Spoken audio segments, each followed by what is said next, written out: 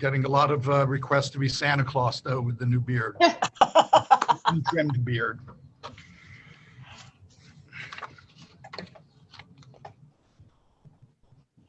It's good to have, different options. That's going right. forward. That's right. It pays better than the legislature, I think.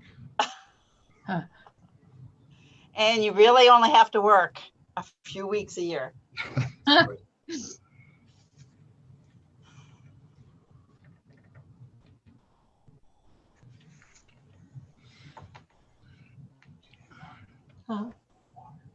Yes. Or actually, I put coffee. I know it's early, but I would like to see a few committee members trickle in. Yeah. Still work on legislative time? Zoom seems to be a little better, Yeah, I thought probably it did, yeah. but it takes a long time. There's Chris. Good morning, Representative Babich. Good morning, Mr. Chairman. How are you? Good. You get the apple for being the first one here. Well, I am. Good morning, Jerry. Good morning, Chair Harnett. Morning, Jerry. Morning, Peggy. Good morning.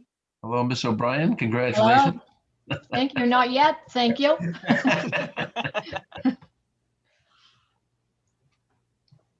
kind of in your court, isn't it? for a very short I time. know.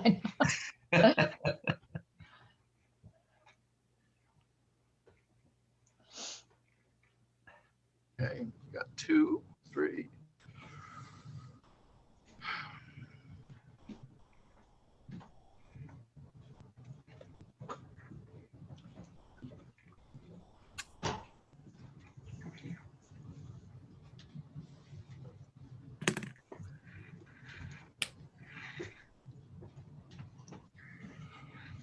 Morning, Representative Moriarty. Good morning, Tom. How are you? I am well, thank you. How are you doing? Not too bad. Not too bad. And good morning to everybody else. Oh, We just need more else's. Very good, Jennifer.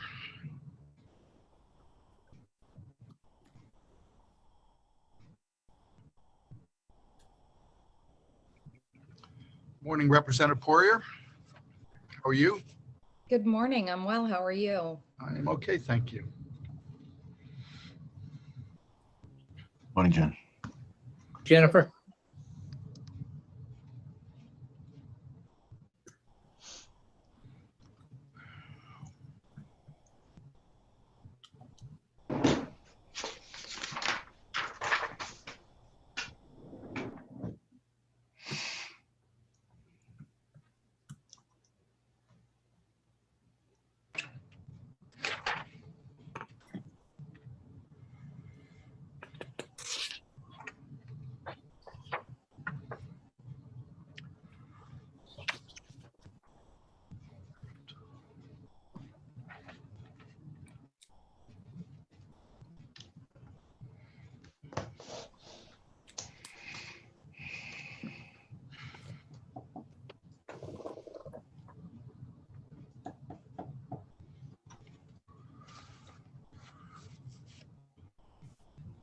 Good morning, Representative Evangelos.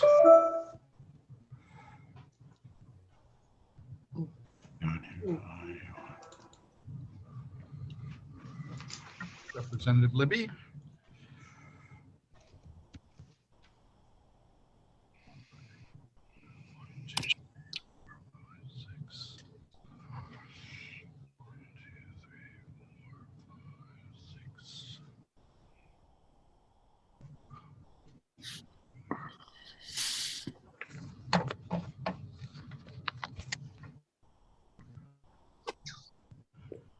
Good morning, Representative Thorne.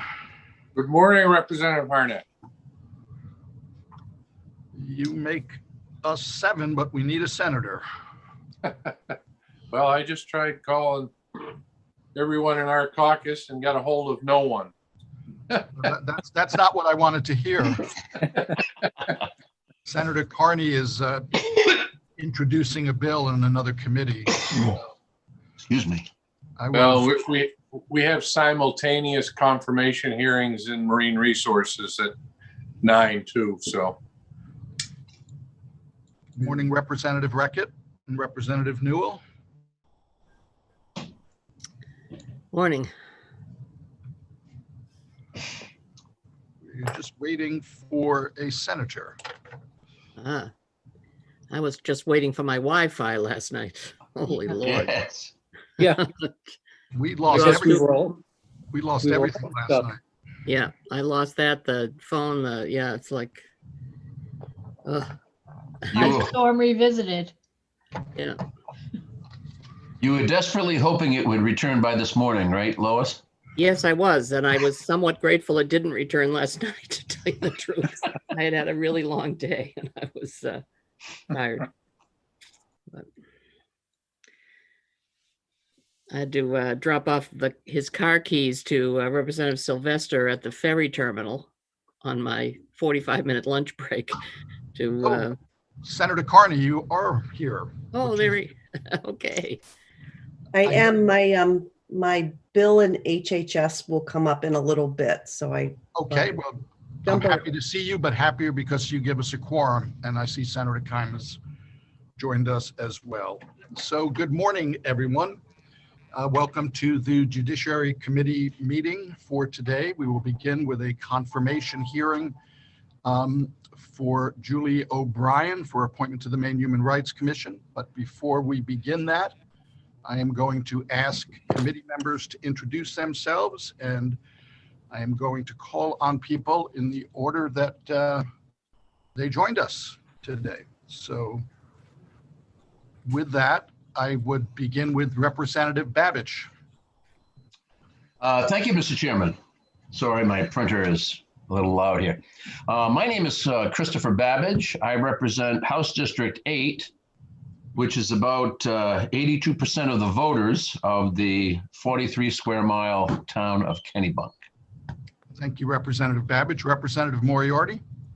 Good morning, all. I'm Steve Moriarty.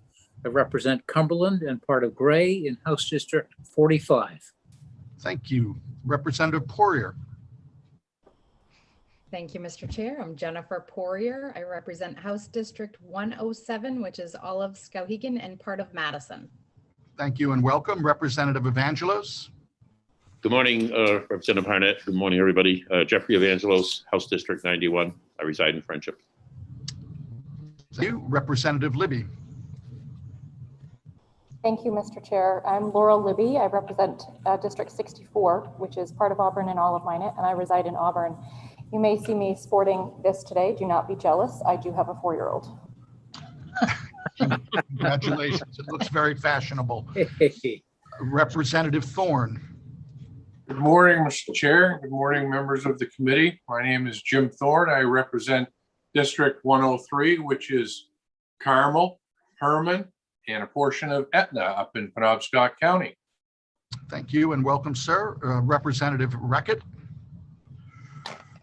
Morning. My name is Lois Reckitt, and I represent the ocean end of South Portland, which is facing panic tonight at its council meeting. So that'll be interesting. Take care. Thank you. Representative Newell.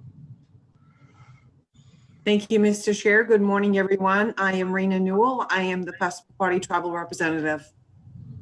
Thank you. Representative Sheehan. Thank you, Mr. Chair. And good morning, everyone. Welcome. My name is Erin Sheehan, and I represent Biddeford's House District 12. Thank you very much. And Senator Kime. Morning, everyone. My name is Lisa Kime, and I am proud to represent Senate District 18, which is Northern Oxford County and 2 communities in Androscoggin. And just so everyone's aware, I have 3 bills this morning at 9, 9:15, and 10. But of course, who knows what those times will actually be. So I apologize ahead of time. I'll be in and out so often for the morning time. Thank you very much, Senator Kime. And last but certainly not least, my co-chair, Senator Carney. Thank you very much. I'm Ann Carney. I represent the people of Senate District 29, which is South Portland, Cape Elizabeth, and a little bit of Scarborough. And I too will be in and out today for bill presentations in other committees. Thank you. And again, welcome all to today's confirmation hearing. This is a public hearing of the Joint Standing Committee on Judiciary for the purpose of considering the nomination of by the governor of the Honorable Julie Ann O'Brien of Augusta for appointment to the Maine Human Rights Commission. Under the law and joint rules of the legislature, this committee is required to hold this public hearing and to recommend confirmation or denial of the nominee by majority vote of the committee members present and voting. As chairs of the committee, Senator Carney and I will then send written notice of the committee's recommendations to the President of the Senate. The committee will hear testimony from and have an opportunity to question the governor or her representative who's here today, the nominee, and any other persons present who wish to speak for or against the nomination. The meeting is currently being live streamed on the committee's YouTube channel. This means that anyone who is a participant in the meeting via Zoom can be seen and also heard if their microphone is not muted. People testifying cannot be seen or heard until they are called upon to speak. This meeting will be recorded and will be available on the committee's YouTube channel after we conclude all of our business for the day. Pursuant to Title III, Section 157 of the Maine statutes, which requires that there be an affirmative motion to recommend confirmation of the nominee, the chair recognizes Representative Babich for the purpose of making such a motion. Thank you, Mr. Chairman. I appreciate the privilege. Mr. Chair, I move that the Joint Standing Committee on Judiciary recommend confirmation of Julie Ann O'Brien of Augusta for appointment to the Maine Human Rights Commission. Thank you, Representative Babich. And Representative Sheehan? Thanks, Mr. Chair. I second the motion. Thank you. A copy of the statutory requirements for the position on the Maine Human Rights Commission has been posted online and is available to the public. To begin the proceedings, the chair now recognizes Jerry Reed, representing the governor, for the purpose of making a statement concerning this nomination. Welcome, Mr. Reed. Thank you. Good morning, Senator Carney, Representative Harnett, and distinguished members of the Judiciary Committee. My name is Jerry Reed. I'm Chief Counsel to Governor Mills, and it's my pleasure to be here this morning to speak in support of the nomination of the Honorable Julie Ann O'Brien of Augusta for appointment to the Maine Human Rights Commission. Julie O'Brien is a native of Augusta and received her Bachelor of Science degree in Community Leadership and Development, magna cum laude, from Springfield College. In 1983, Ms. O'Brien founded the Children's Discovery Museum in Augusta and served as the museum's executive director until 2005. In 1998, she was elected to the Maine House of Representatives, where she represented part of Augusta until 2004. While in the legislature, Ms. O'Brien served on the Joint Standing Committees on Criminal Justice and Public Safety, Health and Human Services, and Appropriations and Financial Affairs. She was also appointed to several select committees, including the Committee on Substance Abuse, the Committee on Children's Mental Health Oversight, the Council on Children and Families, and the Council on Reorganization and Reunification of the Department of Behavioral and Human Services, where she served as co-chair of the Subcommittee on Children and Families. In 2009, she became faculty in residence for the University of Maine's New Women's Leadership Institute. Outside of her work, Ms. O'Brien has a long record of leadership in community service, including serving as the president of the Board of Directors of the National Alliance for the Mentally Ill, board member of the Capital Area Recreation Association, and a member of the Southern Kennebec Domestic Violence Council. On behalf of Governor Mills, I ask for your support for the nomination of the Honorable Julie Ann O'Brien of Augusta to the Maine Human Rights Commission, and I'd be happy to answer any questions the committee may have. Thank you very much, Mr. Reed. Are there any questions from committee members for Mr. Reed?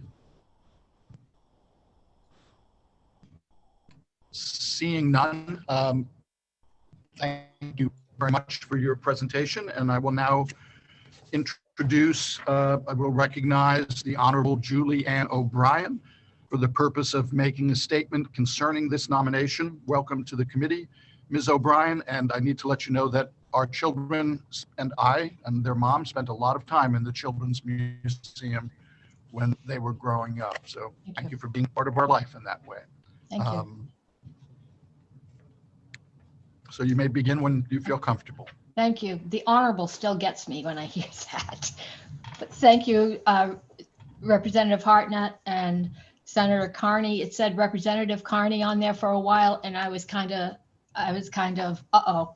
Anyway, thank you very much, members of the committee. I am Julie O'Brien. I'm from Augusta. First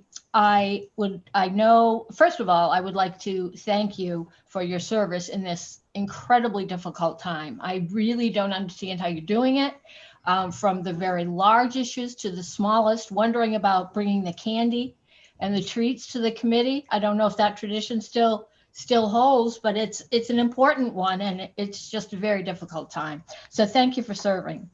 I understand that you have been provided background information on me, so I will not be redundant. But I just want to give you a very personal view of why I would appreciate your confirmation on the Maine Human Rights Commission. I was actually quite surprised and very humbled and honored when I heard that I was being considered as a member. I honestly was not sure that I was the right fit. I hadn't sought this position, and I really had to look at it closely. I researched and I spoke to a very patient committee member. I read a lot of information, and then I discovered, yeah, I can do this, and I think I could do it well. My husband, Mark, and I have raised 5 children, and we have had a very, very full life, very enriching and incredible experiences, as well as some very, very challenging and difficult times. And I think that at this stage of my life, that has provided me with the ability to have a very open-minded, non-judgmental, non-political view of things. I think I have a pretty good perspective. I like to think that I am able to judge and assess situations and individuals very well. I have learned very well throughout the time of raising this family that you never say never. So let me switch over. I am known, those of you who may have remembered me from the past know that I think I'm known as someone who asks the very hard questions. Perhaps that is because I haven't had a lot of patience with kids or staff members trying to beat around the bush, and I say get to the point. And I think I'm able to see that very quickly. So those of you may know that it served me well. Sometimes I've known as too brutally honest, but that's what I am. In conclusion, I will say that my daughter has been doing and is doing some life coaching, psychology, personal development work. And she wanted to test me recently by giving me a personality test. And I said, I've had those. And no, it was a very extensive test. And she did it, and she said, I know what it's going to come out as, and the very dominant trait was that I work on the side of justice. I am very, very adamant that justice be served, whatever the situation. So I was actually pleased about that, considering that this was in the process of confirmation. So I just would like to thank you again for your time and consideration, and thank the governor, and I thank Missy O'Neill and Jerry Reed for all of their help and helping me through this process of Zoom meetings and not used to this. So again, thanks a lot. Thank you very much, Ms. O'Brien, and thank you very much for your willingness to serve and your past service in this body. I will now open it up for questions, and I see that Senator Keim has a question for the nominee. Senator Keim.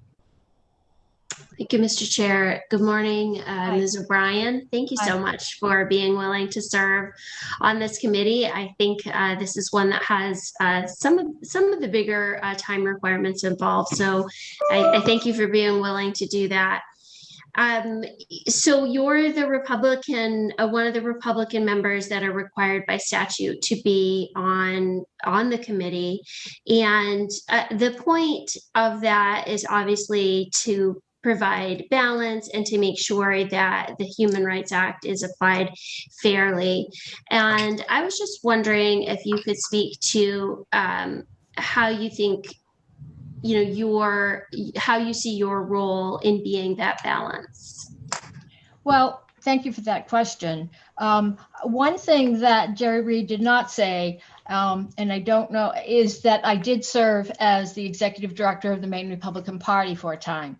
And I do want to say that's why some of the things that I said in my remarks is that I do have, I will say ideologically, I come from a conservative bent, but I also, for those who knew me in the past, very often I was the lone Republican vote with all Democrats when I served. I think I have, I vote with my conscience. And again, it comes from a conservative bent, but it's not a political bent. And I know that's probably difficult to believe considering my past, but that's what I feel. I don't know if that answered your question.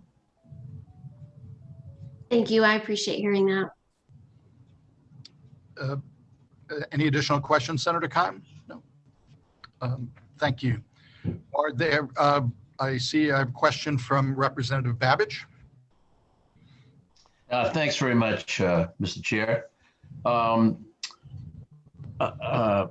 Ms. O'Brien, I congratulated you first thing this morning, actually on earning the confidence of the governor. And I just wanted to say, and give you an opportunity to reflect, Senator Kime talked about balance, and actually, I'm not sure I agree, because what I think the balance that may be achieved may be a perspective or an experience that you bring to the commission, but I'm not sure that should be a conscious goal in application, because I think everybody on the commission should look at things independently. Do you see what I'm saying? Rather than it be a conscious, my job here is to do this. I just wondered if you agreed with that or not. I totally agree with that. Thank you for saying what I'm trying to say. That's exactly what I think. With my experience, life experiences, that has led me to that. I'm not always on a partisan line, but I come from more of the conservative. So no, I don't see it. As a matter of fact, I asked one of the commission members about that, talked about the fact that I knew I was coming on as, and I have to say, honestly, on several things in the past, several commissions or committees, I have been a token Republican. And I asked him about that specifically. And he said, honestly, I don't know. I don't think I know the makeup of this committee. He said, I'm not sure who's the Republican and who's the Democrat. True or not, I don't know, but I don't see me coming on as a Republican member to specifically fill a Republican seat, although I know technically I am, but I don't see it that way. Thank you. Thank you very much. Thank you. Thank you. Thank you, Representative Babbage. Representative Thorne. Thank you, Mr. Chair. Ms. O'Brien, thank you for addressing the elephant in the room. And I certainly do appreciate your candidness in addressing that, and for everybody, and getting that out in the open and clarifying that. My one question for you would be, what do you feel the primary role of the Maine Human Rights Commission in today's climate should be focused on? Well, from what I am able to tell, it is a very, very difficult and unprecedented climate, I think. From what I'm able to assess is that the investigators will look at the cases that come before them, whether it's for discrimination in housing, discrimination in employment, and they will do their investigation and bring it to the members for a recommendation. And I think that, and I'm not sure, but I think it's going to hit on transgender issues. I think it's going to hit on, sexual identity and race, and it's going to be difficult. But that's how I see it at this point, and I'm up for it. Thank you. No follow-up questions, Mr. Chair. Thank you, Representative Thorne. Are there additional questions from committee members? Seeing none, I will move on. Thank you very much for your statement, Ms. O'Brien. The chair will now take comments from persons attending this hearing who wish to speak for or against the nomination. Anyone who has a written statement but who does not wish to speak should have submitted the statement with the committee clerk prior to today's hearing. All such statements shall contain the name and residence of the person who prepared the statement. A copy of each written statement presented to the committee at this hearing will be made available to the nominee prior to the committee's vote, and the nominee will have an opportunity to respond to the written comment. Those who wish to speak in person registered with the committee clerk prior to the start of this hearing and will be called upon by the chair, at which time they will be promoted to panelist status in our Zoom meeting, and they will be seen and heard. When it is your turn to speak, please observe the following. State your name and place of residence prior to beginning your testimony. Only comments concerning the suitability of this particular nominee for this particular position will be considered in order. All other comments will be considered out of order. After you are done speaking and there are no more questions from the members, you will be returned to attendee status and the next person will be called. We had one person who signed up to testify today, Chad Salvis, but I've just been notified that he is not in the attendee room. Is that accurate, committee clerk? That is accurate, Mr. Chair. Okay. I would then ask if there are any members in the attendee portion of our Zoom meeting that want to testify on this nomination. Is there anybody, Soupy? I am not seeing anybody raising their hand. Okay, thank you. Then all public comments having been taken, the committee will now proceed as follows. We will review any additional written comments on the nomination that have been received by the committee. Are there any such documents? Soupy? There are none, Mr. Chair. Thank you. We will vote on the nomination and notify the President of the Senate pursuant to Title III MRSA, Section 157, and the joint rules. The vote must be taken within 35 days from the date of the governor's written notice, and we are within that time period. The hearing by the Joint Standing Committee on Judiciary for the Honorable Julie Ann O'Brien of Augusta for appointment to the Maine Human Rights Commission is now closed. We will move to taking the vote. In accordance with the law, the committee may not take the vote on this nomination sooner than 15 minutes after the close of the public hearing, unless all committee members who are present agree. At this time, therefore, I will ask whether any member present objects to proceeding to take the vote immediately. If you do so, please raise your electronic hand. Seeing no objection, The pending question before the committee is that the Joint Standing Committee on Judiciary recommend to the Senate of the 130th Maine Legislature that the nomination of the Honorable Julie Ann O'Brien of Augusta for appointment to the Maine Human Rights Commission be confirmed. In accordance with 3 MRSA, Chapter 6, Section 157, and with the joint rules of the 130th Legislature, the vote will be taken by the yeas and nays. A vote of yes will be in favor of recommending the confirmation. A vote of no will be against the motion to recommend confirmation. Is the committee ready for the question? I would ask the committee clerk to call the roll. Thank you. Senator Carney. Yes. Senator Carney votes yes. Senator Sanborn. Senator Keim. Yes. Senator Keim votes yes. Representative Harnett. Yes. Representative Harnett votes yes. Representative Babbage. Yes. Representative Babbage votes yes. Representative Galgay-Reckett. Yes. Representative Galgay-Reckett votes yes.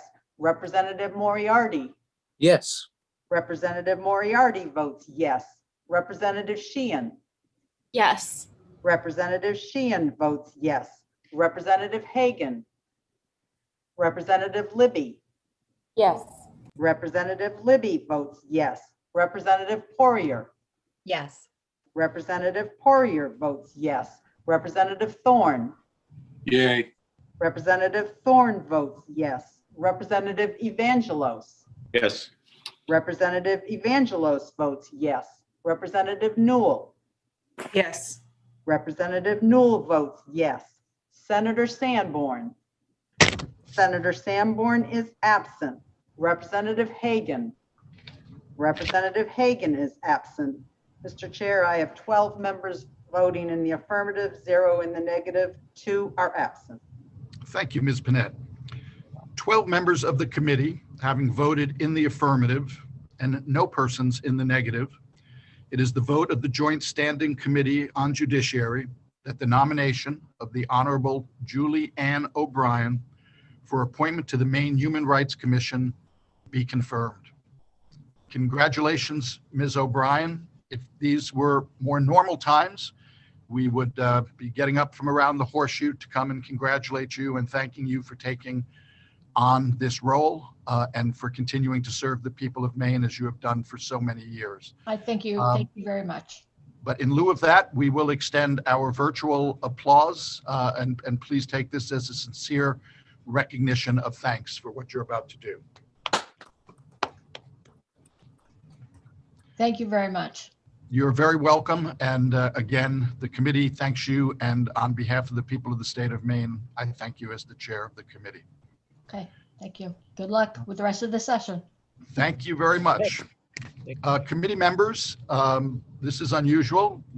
Our public hearings on our bills that we will be considering today are scheduled to begin at 10 o'clock. So if we could join a couple of minutes before 10, so we could start on time, that would be greatly appreciated. Remember that the YouTube channel will still be running. So I advise folks to shut off their microphones and to shut off their video as well. See you all at 10 o'clock. Thank you. You then.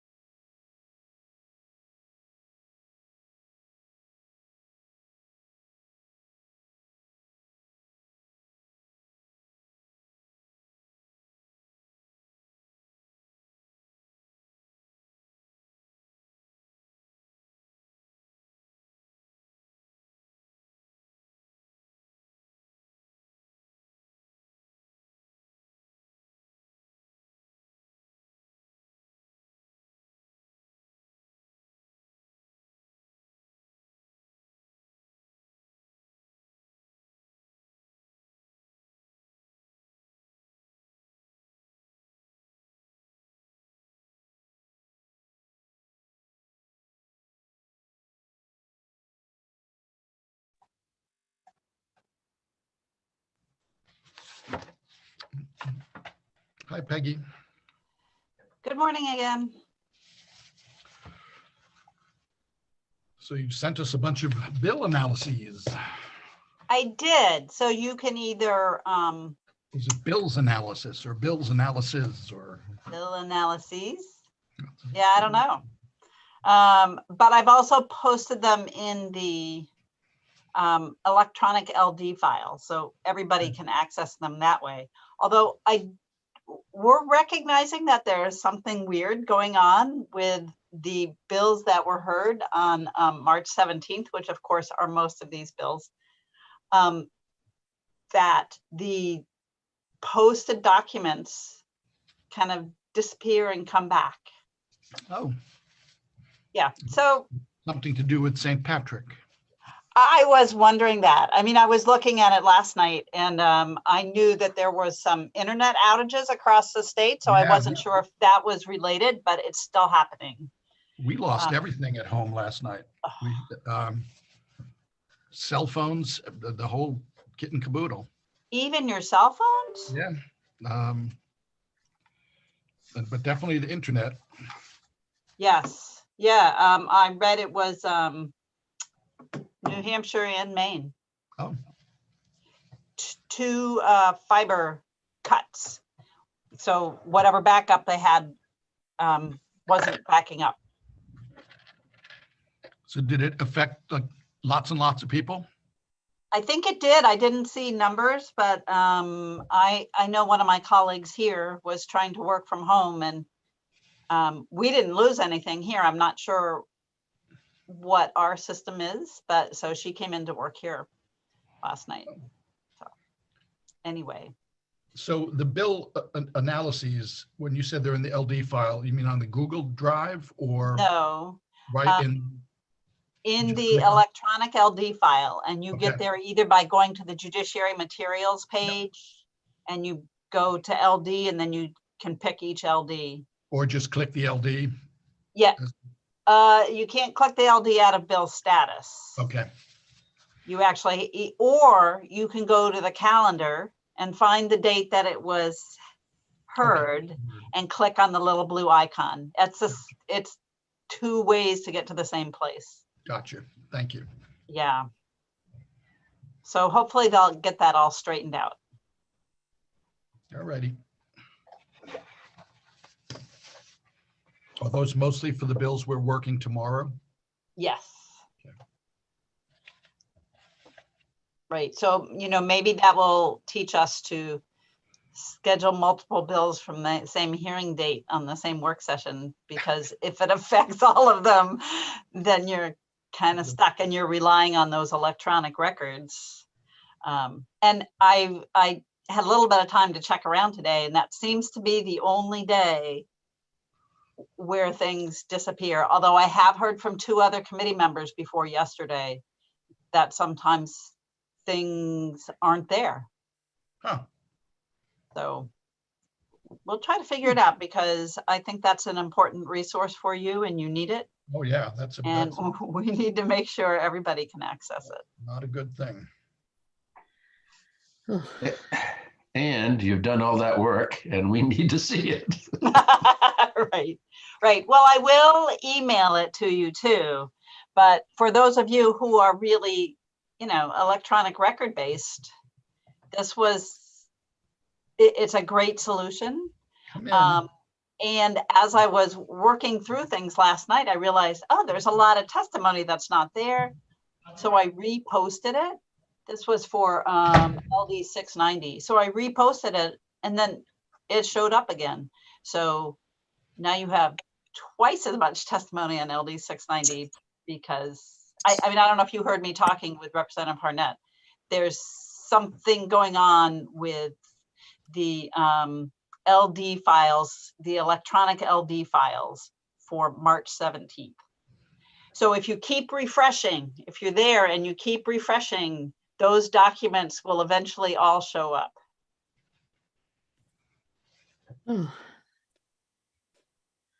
That was quite a sigh there, Lois. Well, I just raced from here to the middle of South Portland and got my registration replaced, which I had lost at the last session in Augusta.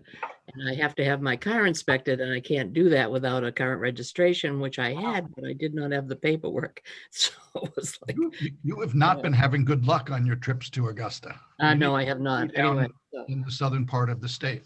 yeah. So anyway, in 30 minutes, I got from here to the next district over where the finance office was, and got my new registration and got home, which was pretty darn amazing, I have to say.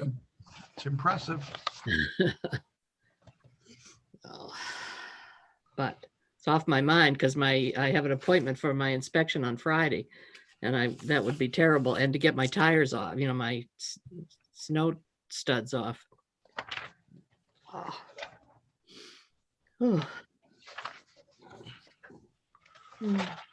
Are we all ready to resume? It's 10 o'clock on the nose. Think so. And this is a continuation of the hearing we started this morning with the nomination for the Human Rights Commission. And so we don't need to do quorum or introductions or anything like that. I'll just give a brief reminder that this is a series of public hearings on bills that will be presented. It's our opportunity to hear from the bill sponsors and any members of the public and other advocates who wish to provide testimony in support, in opposition to, or neither for nor against the bills. The bill sponsor will have unlimited time to speak about his or her bill. However, members of the public and others who wish to speak will be limited to 3 minutes, and I'll run a timer. And with that, we can start with our first bill. This opens the hearing on LD 1030, which is being presented by co-chair Tom Harnett. And you can proceed when you're ready. Thank you, Madam Chair. Good morning, Senator Carney and fellow members of the Judiciary Committee. My name is Tom Harnett, and I represent House District 83, which includes the town of Farmingdale and the city of Gardner. I'm here today to introduce LD 1030, an act to expand courts' authority to protect children when a parent has been awarded sole parental rights and responsibilities. This bill expands courts' authority to protect children when a parent has been awarded sole parental rights and responsibilities. First, it amends the main uniform probate code to ensure the court has authority to appoint a guardian for a minor upon the death of the parent who was awarded exclusive parental rights and responsibilities. Second, it provides a process to allow, in very limited situations, one parent to file a petition to terminate another parent's parental rights and responsibilities outside of an adoption proceeding. I submitted this bill on behalf of the Family Law Advisory Committee, also known as FLAC. FLAC has been working on this bill for a number of years now. Professor Deirdre Smith will be testifying on their behalf, and I am ceding my time to Professor Smith and would request that you hold any questions that you might have when she has finished her testimony. I thank you very much for your time and attention. Thank you very much, Representative Harnett. And I see that Professor Smith has joined the panel. Welcome to the Judiciary Committee, and you may begin whenever you're ready. Thank you. Good morning, Senator Carney, Representative Harnett, and other members of the Joint Standing Committee on Judiciary. My name is Deirdre Smith. I'm an attorney. I'm a member of the faculty of the University of Maine School of Law. And I'm testifying this morning at the request of the Maine Family Law Advisory Commission, FLAC, in support of LD 1030, an act to expand courts' authority to protect children when a parent has been awarded sole parental rights and responsibilities. LD 1030 is a bill submitted by FLAC. It addresses the standards and procedures a district court must apply to petitions for termination of parental rights and responsibilities filed by another parent of the child outside of the adoption context, an aspect of family law that FLAC identified as needing substantial statutory clarity. During the development of these proposals, FLAC also concluded that the Maine Uniform Probate Code should address when a court may appoint a guardian of a minor after the death of the minor's custodial parent when there's a surviving parent who had few rights and responsibilities under a prior court order. FLAC's April 2nd, 2021 report details its recommendations for amending Maine's family laws. I'll briefly outline here some of the thinking behind those recommendations and then answer any questions you may have about the bill. I'll also be available for the work session. With respect to termination of parental rights or TPR petitions, it's important to understand that FLAC is not proposing a new cause of action or new remedy. Rather, under existing law, TPR petitions are being filed by one parent against another in district courts all over Maine, and apparently with increasing frequency. FLAC members themselves have presided over or litigated some of these cases, and FLAC heard from several judicial officers and practitioners about their experiences with such matters as well. In some instances, petitions to TPR are filed as a post-judgment matter after a divorce or parental rights and responsibilities order has already been in place through an earlier proceeding. But in some of these TPR petitions, some of these petitions are the initial family matter proceeding concerning a child before a court. That is, a parent files a TPR petition before any other family matter order has been in place. FLAC also learned that some of these petitions are being filed as a precursor to an adoption proceeding to terminate a parent's rights in district court so that the other parent's consent or TPR is not needed when the adoption petition is filed in probate court. Existing Maine law neither prohibits TPR petitions by one parent against another, as the law court held in the 2006 opinion in Austin T, described in FLAC's report, nor does Maine law currently spell out the standards and procedures a court must apply in such matters. FLAC's recommendations, as reflected in LD 1030, are intended to fill that void and specifically to provide clarity to judicial officers, court clerks, practitioners, and litigants, and to ensure consistency in how these cases are adjudicated. FLAC had hoped to bring a set of proposals to the 129th legislature after it had already worked on this project for several months, but decided to continue its careful consideration of the options. That time was well spent, and FLAC feels confident that it has arrived at a set of recommendations that will appropriately address the needs of children, parents, and courts. So I'll briefly note here just 4 important rationales behind FLAC's recommendations. First, FLAC's recommendations reflect its conclusion that TPR petitions by one parent against another should be rarely filed, and that such petitions should be granted only in extraordinary circumstances. There are already many ways that Maine's family laws and courts can address a child's safety, including divorce or parental rights and responsibilities orders that allocate all or nearly all parental rights to one parent. Such orders may preclude all contact, even phone calls and letters between a parent and a child, if such restrictions are in the child's best interest. FLAC believes that those kinds of measures are the preferred way to protect a child and should be given a chance to do so before a TPR petition can be filed by a parent. If a highly restrictive order has been in place for 12 months or longer, the parent to whom all parental rights have been allocated can bring a petition alleging that, notwithstanding that order, TPR is necessary to protect the child from serious harm or the threat of serious harm from the other parent. And before the court may enter a TPR order, such allegations must be proven by clear and convincing evidence, and the court must also find that the TPR would be in the child's best interest. This is unquestionably a demanding standard for petitioners to meet, as the restrictive family matters orders themselves are uncommon, but it ensures that this extraordinary measure, one which permanently severs a parent-child legal relationship and implicates a parent's constitutional rights, is used sparingly and only when needed. Second, FLAC was careful in making its recommendation to preserve the existing law in Title 19A, Section 1658, regarding the ability of one parent to file a TPR petition against another when the child was conceived as the result of a sexual assault. That law has been in place for more than 20 years and was expanded in 2016 to bring Maine into compliance with the Federal Rape Survivor Child Custody Act. Under Section 1658 now, a court may enter a TPR order either on proof of the parent's conviction for the sexual assault, which conviction, of course, would be based on proof beyond a reasonable doubt, or in the absence of a conviction, clear and convincing evidence that the conception was the result of sexual assault. Third, FLAC thought it was important to specify and ensure the consistent implementation of rigorous procedural protections for the parties and the child in petitions for TPR brought by one parent against another on the basis of serious harm. The parent who's the subject of the petition is entitled to counsel, including court-appointed counsel if needed. This is already the practice of the district court, but FLAC thought it was appropriate to spell this out in the statute. A guardian ad litem should be appointed for the child in all cases. Also, if the parent who is the subject of the petition wishes to consent to the termination of their parental rights, the court may not accept it unless it was knowing, voluntary, and in writing, and the court must nonetheless ensure that there is sufficient evidence to support the allegations of serious harm or threat of serious harm, and that TPR would be in the child's best interest before entering the TPR order.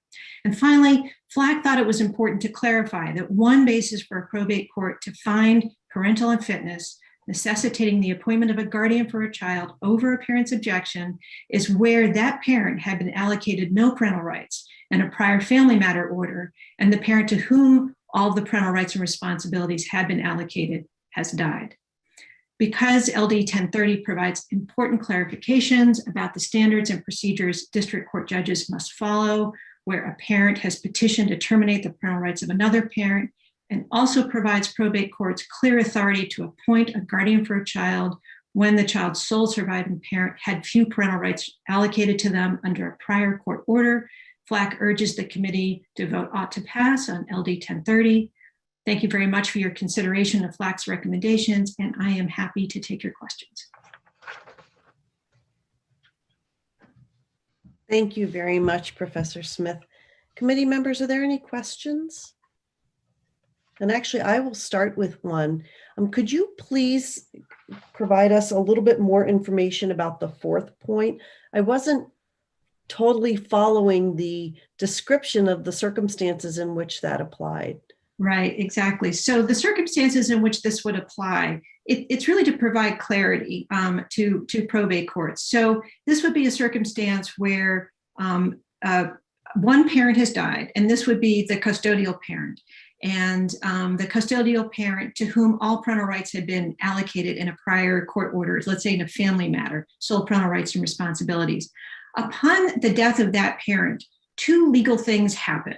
First of all, that prior court order that allocated all the parental rights and responsibilities to that parent essentially is null and void, right? Because it's between two parties, one of whom has died.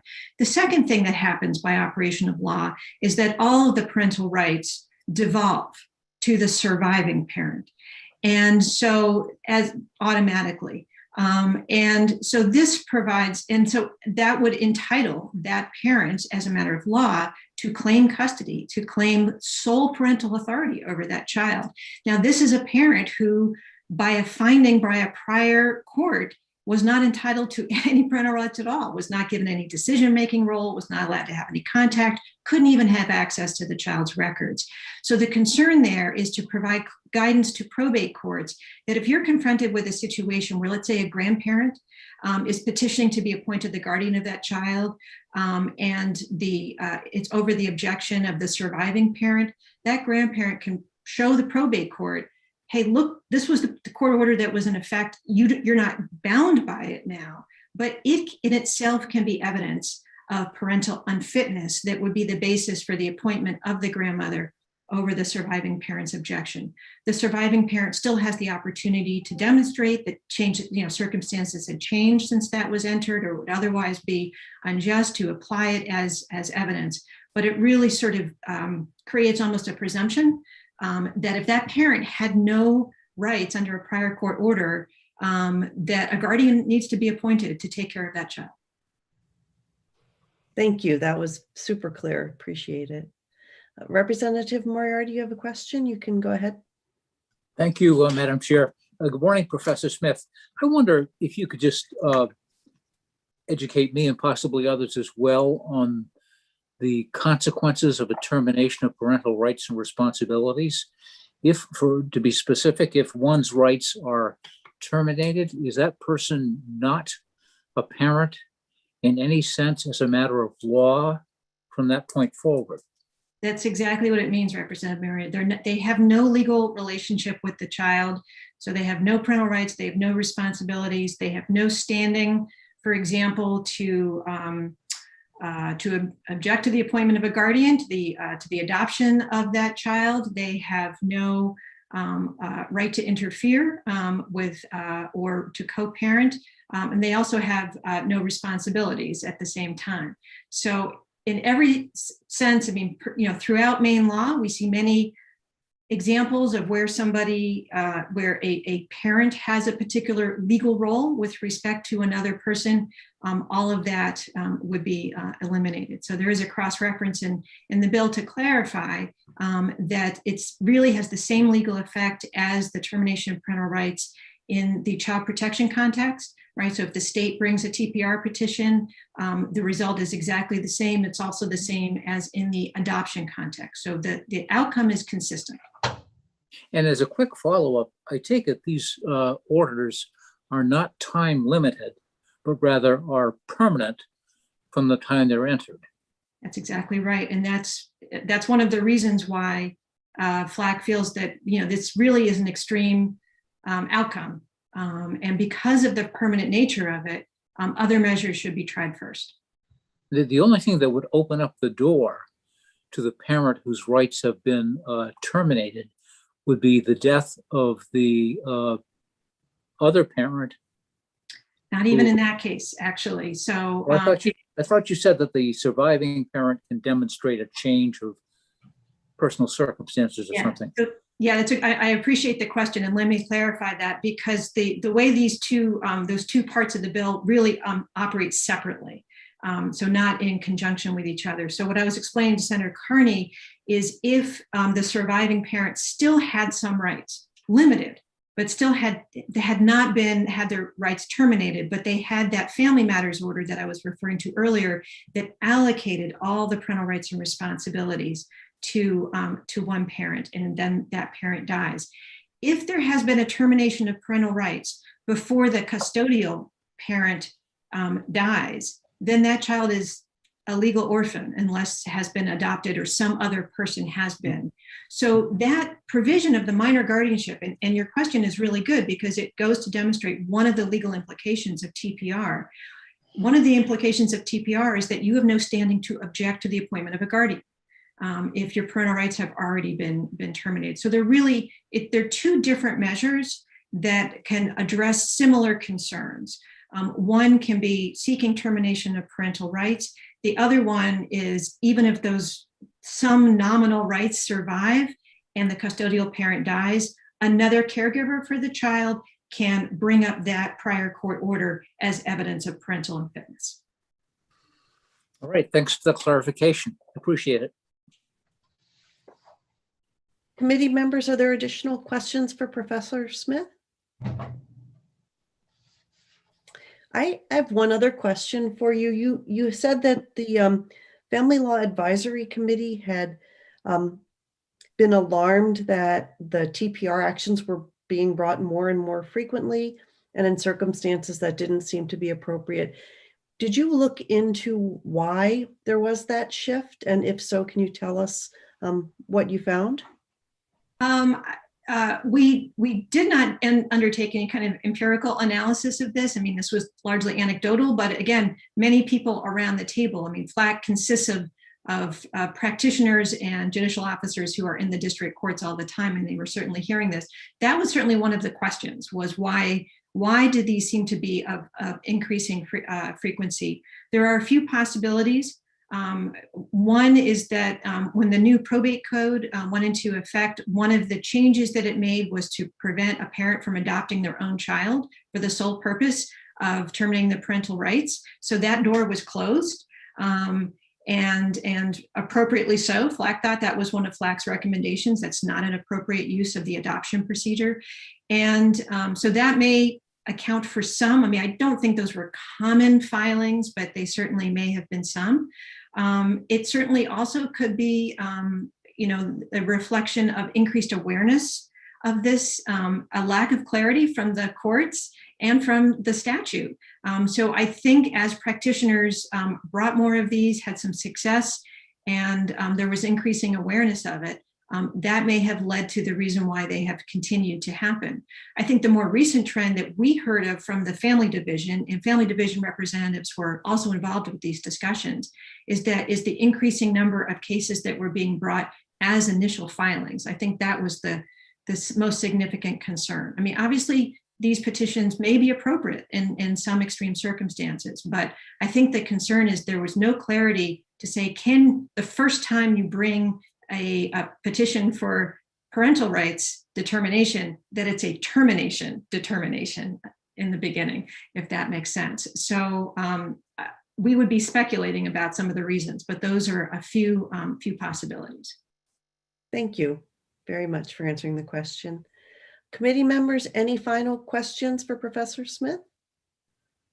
Not seeing any. Thank you twofold. One, for being here today and offering such a thorough explanation of the bill, and also for all of your work bringing it to us. Thank you. And now we'll move on to others who wish to speak in support of LD 1030. And I'm just going to look into the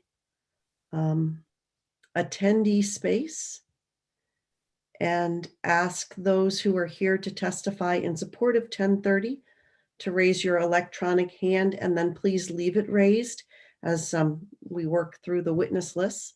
And our the first person here to speak, or the next person, excuse me, to speak in favor of 1030 is Julia Finn on behalf of the Judicial Branch. Welcome, Ms. Finn, and you can proceed when you're ready. Thank you. Good morning, Senator Carney, Representative Harnett, members of the Joint Standing Committee on the Judiciary. I'm Julie Finn, and I represent the Judicial Branch, and I am here to testify in favor of LD 1030. The Judicial Branch is not taking a position on the part of the bill that amends the probate code, but the Judicial Branch does support the passage of the bill of the portions that recommend amendments to Title 19A, Section 1658.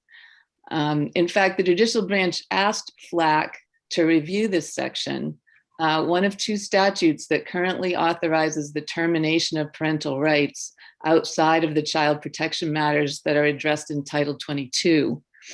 We asked FLAC to review this section because our case law concerning these types of TPRs creates a need to clarify the statute. In addition, some inconsistent practices have developed across the state, which also needed to be addressed in order to protect the rights of both parents and their children. The legislation does not create a new cause of action. It provides much needed procedural guidance in these cases. The Judicial Branch would also like to propose an amendment to the section of the bill addressing Title 19A, Section 1658. As I mentioned, child protection matters are governed by the Child and Family Services and Child Protection Act, which is within Title 22, and it contains multiple provisions regarding confidentiality. Within Title 22, Section 4007 provides that all proceedings and court records shall be closed to the public unless a court orders otherwise. Section 4008 provides that all DHHS records connected with those cases are confidential and only subject to release under very limited circumstances. Petitions to terminate parental rights filed by DHHS in the Title 22 matters, and as a result, the proceedings and records produced are confidential now and not open to the public.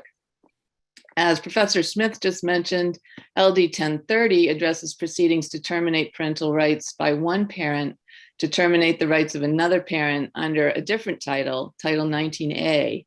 DHHS does not file these petitions and generally is not involved in these cases.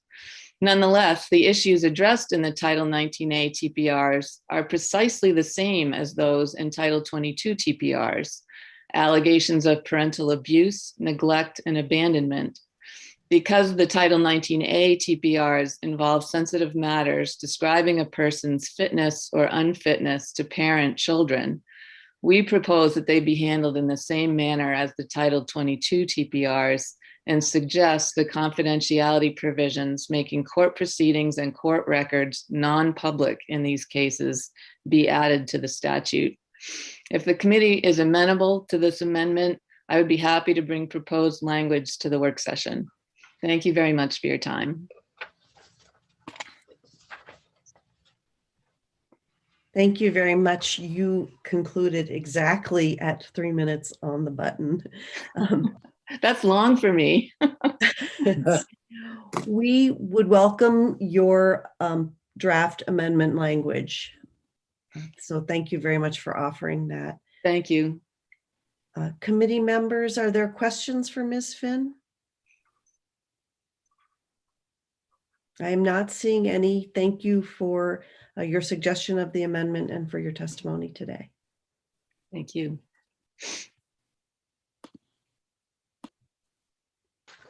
And I believe our next, let's see, next person here to speak in favor of the bill is Janine Oren, and I am going to move Janine into the panel.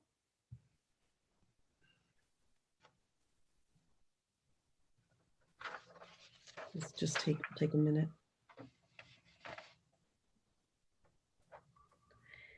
And Janine, if it looks like you've joined us, when you are ready, could you please activate your audio and video, and then you can begin your testimony when you're ready.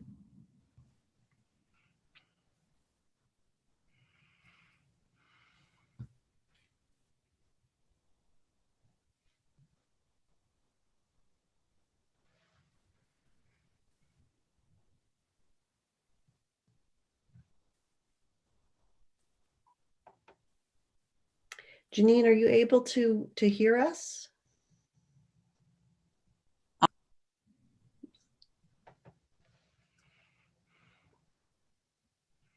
Oh, yeah, we can unmute. Can you hear me? We can hear you and see you now. Thank you very much. Welcome to the Judiciary Committee. Great. And you can proceed with your testimony. Great. Thank you. And to the committee, my name is Janine Oren. I live in Casco, and I'm here seeking support for LD 947.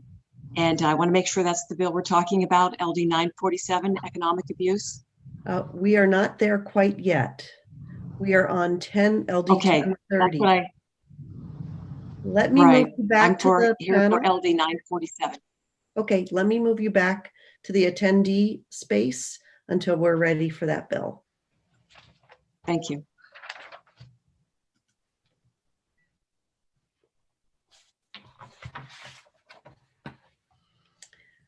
All righty, so at this point, I'm looking at the attendee list and asking if there's anyone in the attendee list and part of the attendee part of this meeting who is here to speak in favor of LD 1030.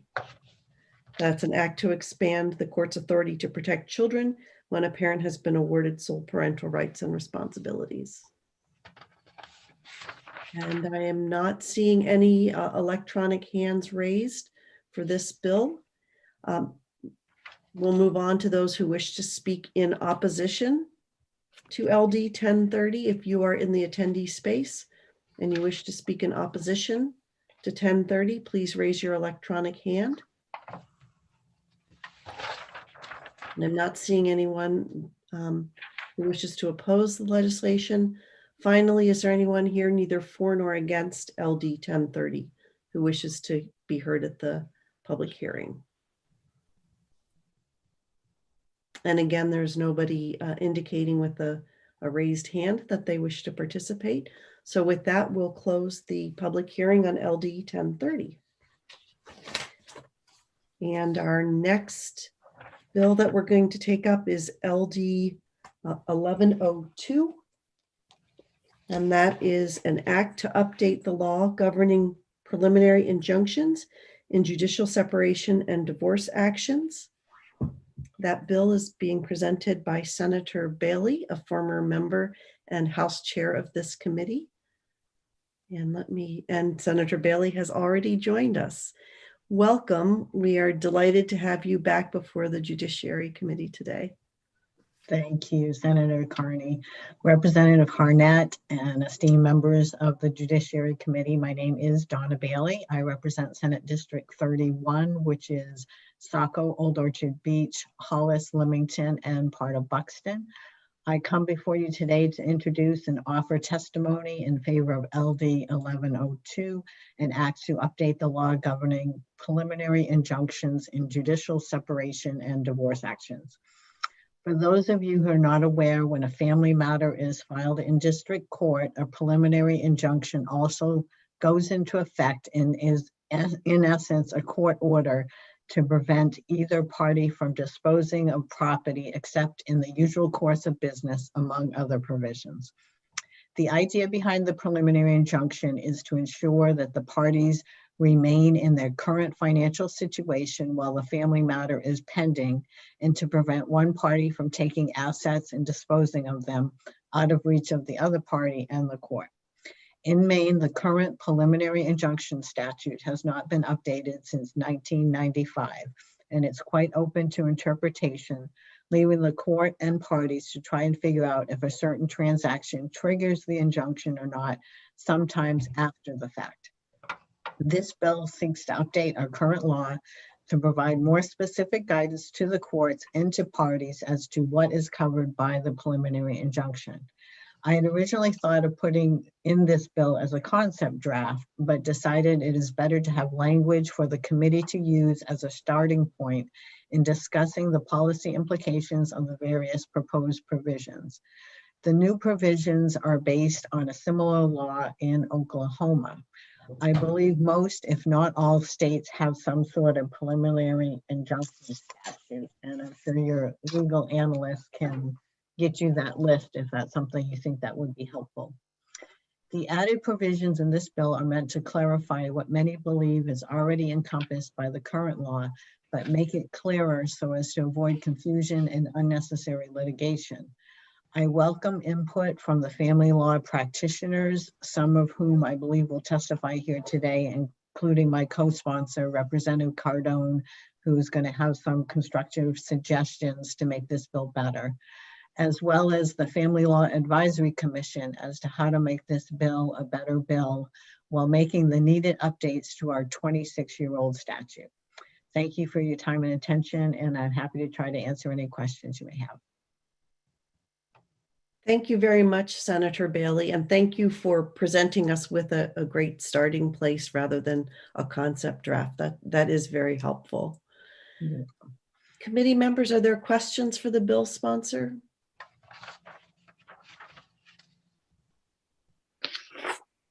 I am not seeing any questions. Thank you very much, Senator Bailey, for presenting the bill today. Thank you. Next, we will hear from Representative Barbara Cardone, who has just joined our meeting. Welcome, Representative Cardone, also a former member of this committee. We're happy to see you, and you can proceed with your testimony whenever you're ready. Thank you. It's nice. Oh, it's always nice to present before you. And I particularly want to thank the lead sponsor, Senator Bailey, for this bill. She is right. It is a long overdue revision of the bill, of the original wording of the statute. And although that wording of the original statute is fairly broad, it's also fairly vague and has led to a lot of misconceptions or wrong assumptions about, and a lot of open-ended questions too, about exactly what this preliminary injunction really means. Also, the expanding of the insurance coverage, the mandatory insurance coverage, not just to be health insurance, but all other insurances that a family had the benefit of before a divorce was final or leading up to a divorce. The fact that should remain in place has been a big issue, at least for that I've encountered over the years. I'm very glad to see that it's that's being expanded in this bill. I did submit written testimony for you, and as you'll see, the written testimony is generally favorable, but I wanted to concentrate. I'm not going to read the testimony. I wanted to concentrate my oral testimony here today on the portions of the bill that I think really do need to be looked at closely. And the single biggest problem that I have with the bill as drafted is subsection 8 of the bill. And that it says basically nobody can withdraw any money for any reason from a pension account or a retirement account or a 401k, or it lists all the various types of retirement accounts. And I understand very clearly that the reasoning behind that, as Senator Bailey had said, is to prevent somebody from going in and raiding the retirement accounts and putting that money, and often there's a fairly sizable investment there, maybe one of the bigger assets that a family may have, or maybe only second to a house or something. But preventing somebody from raiding that account and putting that money beyond the reach of the court or the other party, because frankly, even though there are remedies that a court can impose when somebody's done something like that, as a practical matter, you almost never see the assets. You can't get them back, and the other party is going to be suffering from the diminution of the marital estate. The problem with the way that it is worded is that it doesn't take into account valid reasons why somebody might be withdrawing from the accounts while the divorce is going on or as the divorce starts. The most obvious one to me is somebody's already retired. They're a retired teacher. They're in a Maine state retirement plan. They're already drawing on their pension, or they're a retired postal worker. It's not clear to me that those things can be even be stopped. If you, much less, how is this person going to live? Maybe they're supporting the family on that. How's the family going to live? There are certain plans where if you reach age 70 or 72 now, I think it's some of the 401ks or maybe IRAs, where there are mandatory withdrawals. You have to withdraw so much per month or year on according to a federal law. And Representative Cardone, I just wanted, we do have a 3-minute time limit, and I just wanted to let you know you have reached that. And if you want to pause, I think there will be some questions for you related to other concerns that you might have. So let me just turn to committee members at this point and see if there are questions for Representative Cardone. Go ahead, Representative Moriarty. Thanks, Madam Chair. Representative Cardone, just one quick question. I take it that Section 1 is exclusively devoted to judicial separation, and by contrast, Section 2 is related to the divorce context.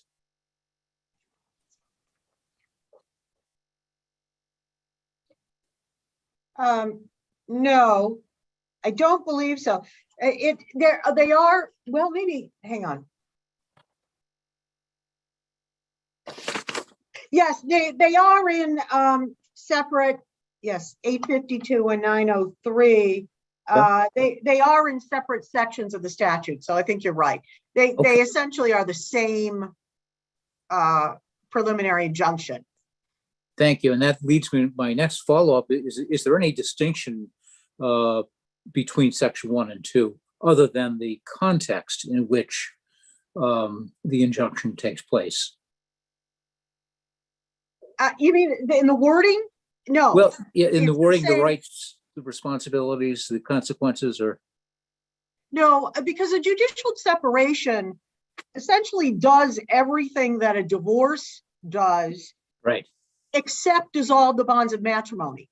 Yes. So it would be addressing all of the same financial issues and leaving families in the same situation. So no, there isn't, and I don't think there should be any difference in how those two are treated. So in a nutshell, these are parallel revisions to a relatively old statute. Okay, that's helpful. Thank you very much. Committee members, are there additional questions? Representative Harnett, go ahead. Thank you, Madam Chair. Thank you, Representative Cardone. In your written testimony that you submitted, you raised some issues about the term extraordinary expenditure. Yeah. And you point out that it is not defined in the statute, and it seems to be up to the court to define it in the injunction itself. Would you propose a remedy for that? Could you just touch on that issue for me? Well, I think it should be defined in the statute. That's the beauty of these preliminary injunction languages, that they that everything is spelled out. That's the whole idea. Everything's spelled out and it's actually in the divorce summons. So everybody knows clearly what it is. You don't go to the court after the fact and say, was this an extraordinary expenditure? So yes, I do think it needs to be defined. I didn't have a chance to talk to Senator Bailey about it. I don't know whether there was an issue with the drafting of our statute, whether there was a definition kicking around someplace and it was inadvertently left out. I don't know if perhaps the Oklahoma statute on which it was based has a definition of extraordinary expenditure. But I do think that the language just seems somewhat incongruous to me as you read section 1. And I do think it needs to be spelled out. I don't have a proposal here now, but that's something that if somebody else isn't working on, I'd be happy to take a look at and offer my suggestions. Thank you for that explanation. I appreciate that. Thank you, Representative Cardone. Representative Babbage, you can go ahead with your question. Thank you, Madam Chair. Well, good to see you, Representative Cardone. I just wanted to ask if you had finished your oral presentation about Section 8. My understanding is you're concerned about interrupting the flow of retirement funds from somebody who's already withdrawing, or perhaps allowing a person who reaches retirement age during the proceeding to initiate that process. Is Right. that pretty much it? All of those things, I believe, are technically contrary to the language that appears in the bill in Section 8. They certainly aren't what the preliminary injunction was intending to do. And frankly, the other issue that I had was, and I've had this arise more than once, that somebody will come in and want a divorce, and really the only asset they have to pay for attorney fees is an IRA that they have. Or something. They may not be 59 and a half or whatever it is you need to withdraw, but they choose to use that to hire legal counsel. So I think all of those things, that we need to take a wider look at the implications of Section 8. I suggested 3 things in my testimony. The first one was to delete the whole subsection, which is not what I recommend, honestly, because I think that the underlying intent of preventing somebody from raiding accounts that would otherwise have been untouched is an important one. But either perhaps deferring to or allowing withdrawals from a retirement account under the same terms as someone can dispose of property under subsection 1. That would create a parallel situation, or the possibility of crafting some special language for subsection 8 that says this doesn't apply here, here, and here, or does apply here. And again, I'd be happy to work with the bill sponsor or whatever other entities, FLAC, perhaps, whoever's going to be looking at this to help provide the committee with a remedy. But I do think it's a problem. I do think it's going to create problems if we enacted subsection 8 as it's written. Thank you. Thank you both. Are there additional questions?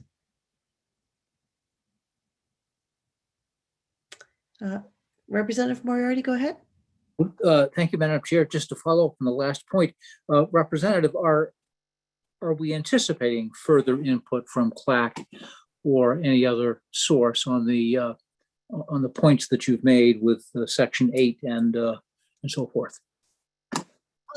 Well, that's up to the committee. I don't know, and perhaps it's a better question for Donna Bailey. I don't know whether FLAC is going to weigh in without being asked, but I wouldn't think it's a bad idea for the committee to ask FLAC to weigh in on some of these things. I mean, they may see issues that I haven't seen or that Senator Bailey hasn't seen.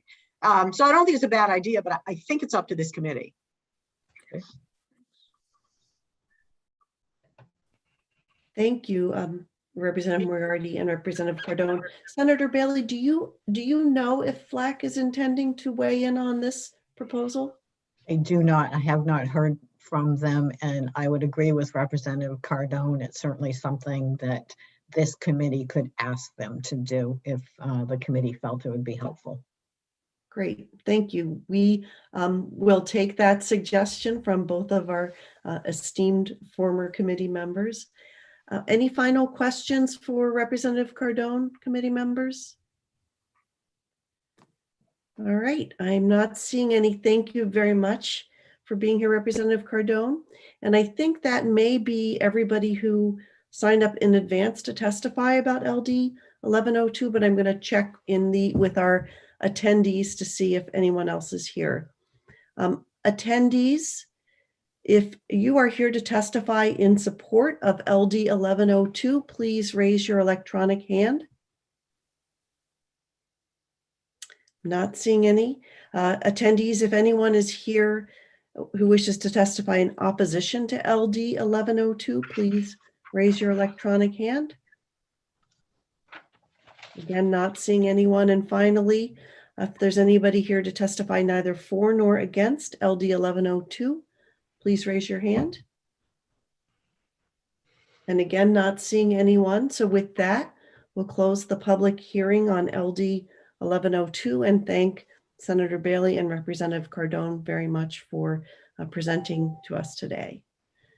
And with that, the hearing is closed and we'll move on to our next bill, which is LD 947. I actually need to head to the Health and Human Services Committee. And so I'm turning the virtual gavel over to you, Representative Harnett, and I will be back as soon as I'm able to. Thank you very much, Madam Chair. And I will now open the public hearing on LD 947, an act to address the long-term impact of economic abuse by a spouse. And I would ask the committee clerk to move the bill's sponsor, Representative Supika, as a panelist. And I see that Representative Supika has joined us. As soon as you are ready to present your testimony, just unmute your mic and turn on your camera. And welcome to the Judiciary Committee. Good morning. Thank you. Thank you, Senator Carney, Representative Harnett, and honorable members of the Joint Standing Committee on Judiciary. I am Representative Laura Supika, and I represent House District 126, which includes a portion of Bangor. I am here today to present LD 947, an act to address the long-term impacts of economic abuse by a spouse. And this bill first came to me after talking with a constituent who has been abused by a spouse. There will be several survivors who come after my presentation, and their stories will speak to the deep need for this legislation. I want to ensure their experiences have plenty of space and attention here today. So I'll keep my remarks focused on what this bill does on a macro level and a look at that need. The committee has been aware of the issue of economic abuse since the 128th, when it requested a report by the Maine Coalition to End Domestic Violence on this very subject. Those of you who served in this committee in the 129th may recall a bill by Representative Fay. She introduced as a follow-up legislation in response to the findings of that report. Her bill had two main parts. The bill defined economic abuse by a spouse, and it dealt with credit restoration in instances of economic abuse by a spouse. My bill utilizes that definition, but takes a different approach to the issue. LD 947 explicitly empowers the courts to consider economic abuse as now defined in statute when ordering spousal support and dividing up property. This is crucial because the impacts of economic abuse can dramatically derail a survivor's economic, emotional, and physical well-being for years to come, even after the abuse has stopped. It is imperative that these lasting consequences are considered when evaluating spousal support payments or asset division in legal separations. A 2019 Maine-based study found that almost all survivors of domestic abuse and violence in Maine experienced economic abuse. Specifically, 81% of survivors in Maine cite economic abuse as making it difficult to separate from their abusers. Over half reported their abusers accrued debt in their name during the relationship.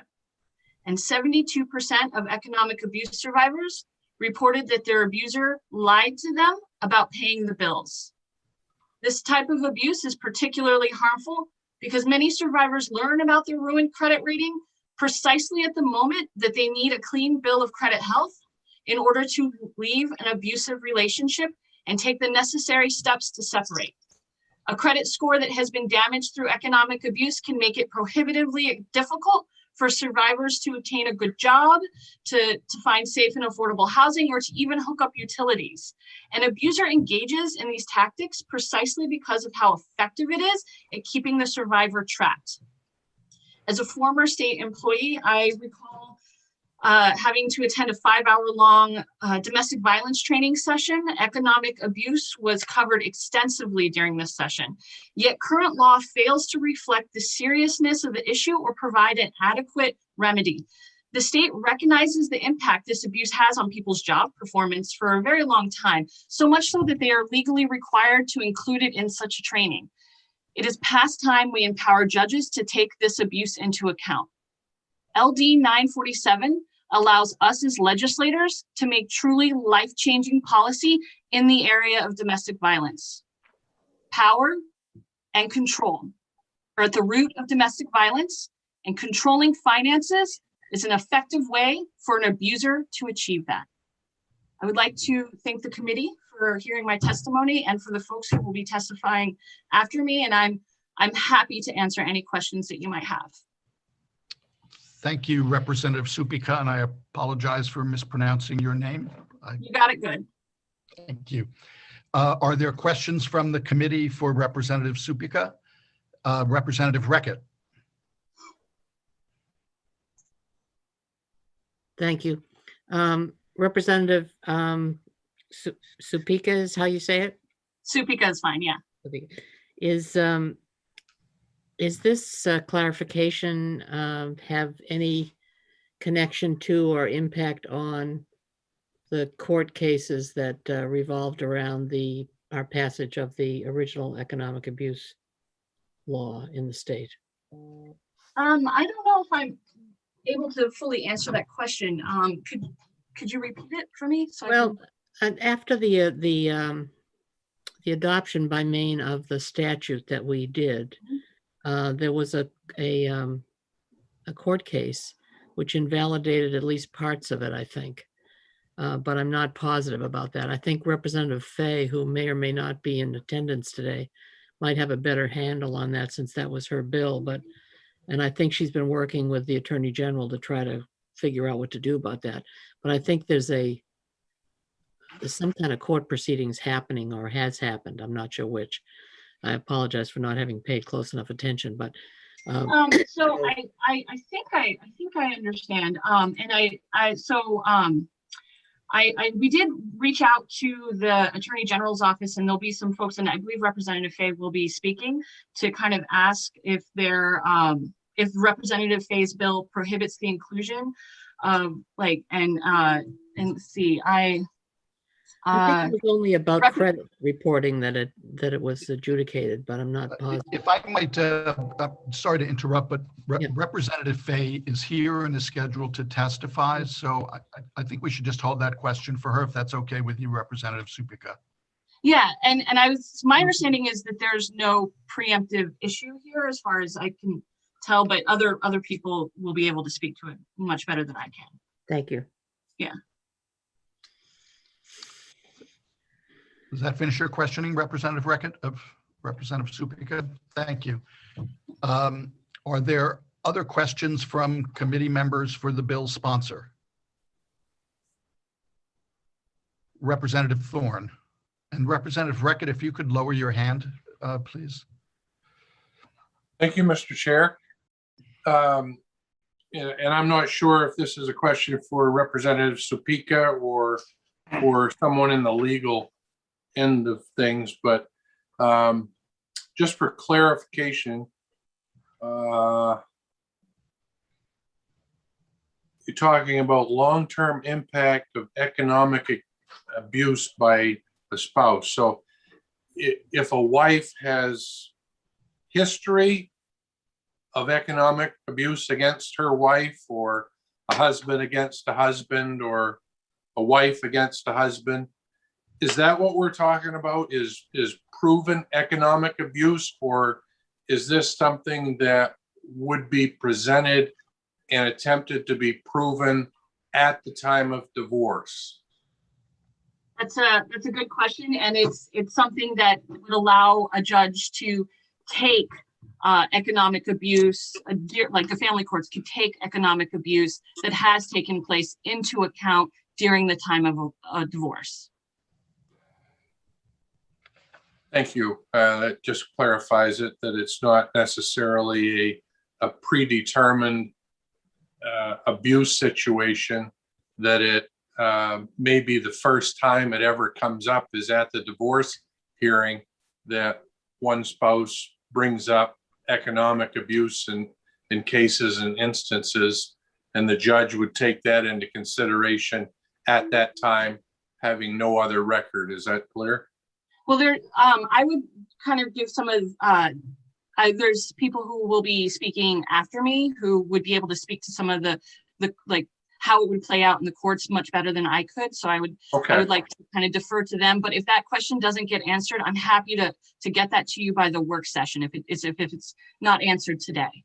Sure. And that was my only question, was it the intent to have it a predetermined factor, or a continuation of the divorce proceedings, and have the judge make a ruling on the spot whether or not he deemed any economic abuse in the past? So thank you. Yes. Thank you, Representative Thorne. Representative Moriarty. Thank you, Mr. Chair. Good morning, Representative Sapika. Good morning. You may have listened into the previous hearing, which was a bill involving both judicial separation and divorce. And I'm wondering whether you intend the concept of economic abuse and distribution of property to apply to those two fundamentally different situations.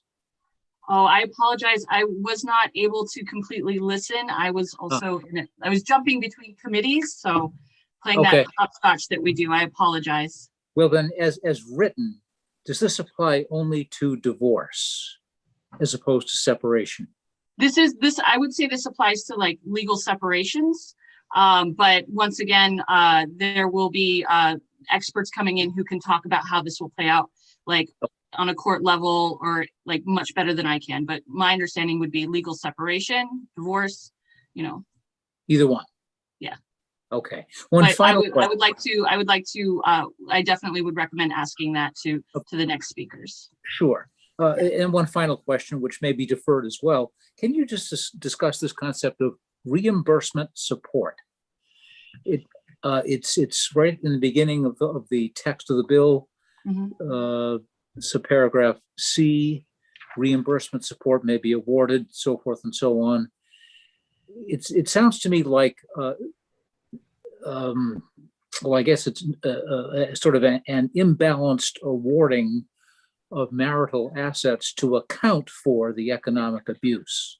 Yeah, so that my understanding is that language already exists. That's not a language that I'm adding. So no, it's not new, but it's just a term I'm not familiar with. Reimbursement support may be awarded to achieve an equitable result in the overall distribution. Yeah. So you're trying to what is reimbursement support? You're asking me to define reimbursement support? Right. Okay. Once again, I'm going to defer that question because my understanding is it's, when kind of looking at the bills and the finances and the assets, it's sort of like that's how it becomes separated between the two parties. But I would also defer that to somebody who has a much better legal mind than I do.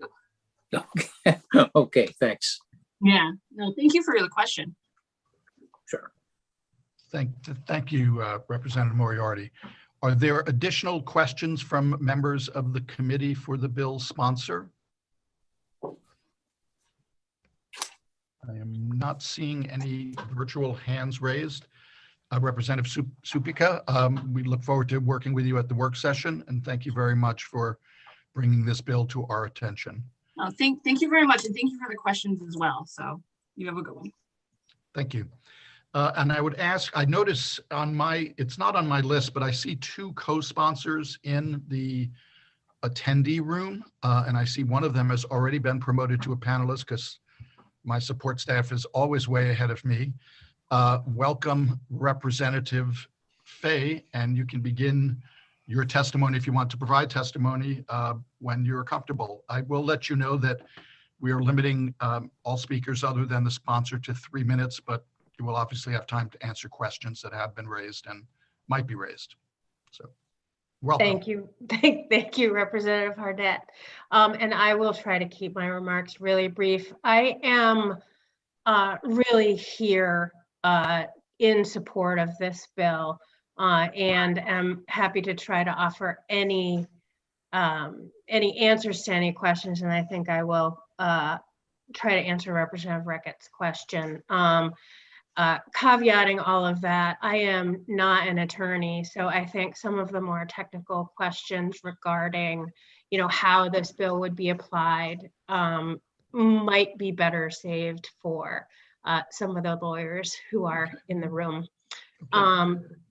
So I'm just here to provide a little bit of background, and I don't want to talk too long because I do want to give the survivors a chance to talk as well. As many of you know, Maine has recently recognized economic abuse as a form of abuse. The bill passed by this committee and signed by the governor in 2019 allows economic abuse to be taken into account in a protection from abuse order. That bill was the result of a study of the issue of economic abuse in Maine, and LD 947 builds on that work. The story behind the way we brought economic abuse to the legislature was when I visited the home of a constituent in 2016, she invited me in to tell her story of abuse. And she explained to me the impact that economic abuse had on her and her children. And I apologize, my dog is ringing the bell. He wants to go out, so he'll have to wait a minute. The concept of this type of abuse seemed so clear, yet why had I never heard of it before? She encouraged me to learn more through the Purple Purse Project. And if you want to understand economic abuse better, that's a really good place to start. I made a promise that I would work with her and anyone who was willing to listen to make sure that this type of abusive control was recognized by our laws. Economic or financial abuse comes in many forms. When money is used as a form of control of one partner over another, that's abuse. Whether incurring debt in a partner's name, withholding funds, or preventing a partner from working or learning the impact of this type of abuse has a long reach. Lack of access to money is one of the significant reasons why survivors of domestic abuse stay in an abusive relationship. When a divorce happens, it only makes sense that if this type of control and abuse has occurred, the court should be able to take that into consideration. And I thank you very much for the opportunity. And I don't know, I guess I'll just answer Representative Reckitt's question. The short answer is I don't think that this bill has an impact. That lawsuit is actually being appealed by the Attorney General's office, and we don't have a current disposition on what will happen with that. But I don't believe that anything in this bill would either impact that case or that case would impact this bill. Thank you, Representative Fay. Representative Reckitt, did that respond to your question, or did you have an additional question for Representative Fay? No, that really was my question, and I appreciate the clarity with which you answered it, Representative Fay. Thank you. Are there other committee members who have a question for Representative Fay? Seeing none, I think we're going to make your dog happy, and you can respond to the bell. The bell. Thank you very much. And thanks to the committee for your time. I appreciate it. Thank you, Representative Fay. The next co-sponsor that I have on my list is Representative Melanie Sachs. Representative Sachs, whenever you are ready, you can begin your testimony, and I will be running a 3-minute clock as well. but you'll be able to answer questions. So welcome. Thank you so much, Representative Harnett. And I just left Health and Human Services, so Senator Carney is there, and a hello to her as well when she comes back. So hello to you all and the distinguished members of the Joint Standing Committee on Judiciary. My name is Melanie Sachs, and I'm honored to represent House District 48, which is Freeport and part of Pownell. I'm submitting testimony today, not only in my capacity as a proud co-sponsor and strong supporter of LD 947, but also as a licensed clinical social worker here in Maine with over 25 years of experience. I've worked in many settings over the years, including hospitals, home-based care, community centers, managed care administrative agencies, and indeed organizations which support survivors of violence. I've also, like many of you, volunteered in many community organizations as well. And I can share with you that in every single setting, from Girl Scouts to government, healthcare institutions to home care settings, issues around intimate partner violence have been present. And these events have been recounted not only by clients, but also by community members and coworkers. Indeed, I've been in this job as a state representative for just a few months, and one of the first constituents to contact me was seeking resources to address intimate partner violence. Abuse takes many forms, and as I'm sure you have heard before, can happen to anyone. Intimate partner violence is, in my experience, a pervasive public health issue that takes immense economic, physical, and an emotional toll on individuals and society. But LD 947 is a direct result of the study requested by this legislature in 2017 to examine the issue of economic abuse and of the findings presented to the 129th by, of course, the wonderful Maine Coalition to End Domestic Violence in their excellent report, the report on the impact of economic abuse on survivors of domestic violence in Maine. They cite research that emphasizes that fully 99% of people who experience domestic or intimate partner abuse experience economic abuse, 99%. This committee has the opportunity to support survivors by endorsing this common sense modifications in the Maine statute proposed in this legislation and to allow for the consideration of economic abuse as a factor in divorce proceedings. I urge you to read that report. I urge you to absorb the testimony of the organizations and constituents who will come before you to talk about the impact that economic abuse has as one of the many weapons used in intimate partner violence. And I urge a strong, unanimous recommendation of ought to pass out of this committee for LD 947. Thank you so much for your time this morning, and I'm happy to answer any questions you may have. Thank you, Representative Sachs. You might be new to this body, but you're not new to the 3-minute clock. That was 2 minutes, 57 seconds. Thank you. Are there questions for Representative Sachs from members of the committee? Seeing none, thank you very much for co-sponsoring this bill, and thank you for your testimony today. Thank you for your time to the committee. Thank you so much. And I'm just going to check in the attendee room to make sure I don't have any additional legislators who want to testify. If you're a legislator who's here to testify on this LD, could you please raise your hand? And seeing none, I will then go to the list of people that I have signed up to testify and ask that Janine Oren be promoted to a panelist, please.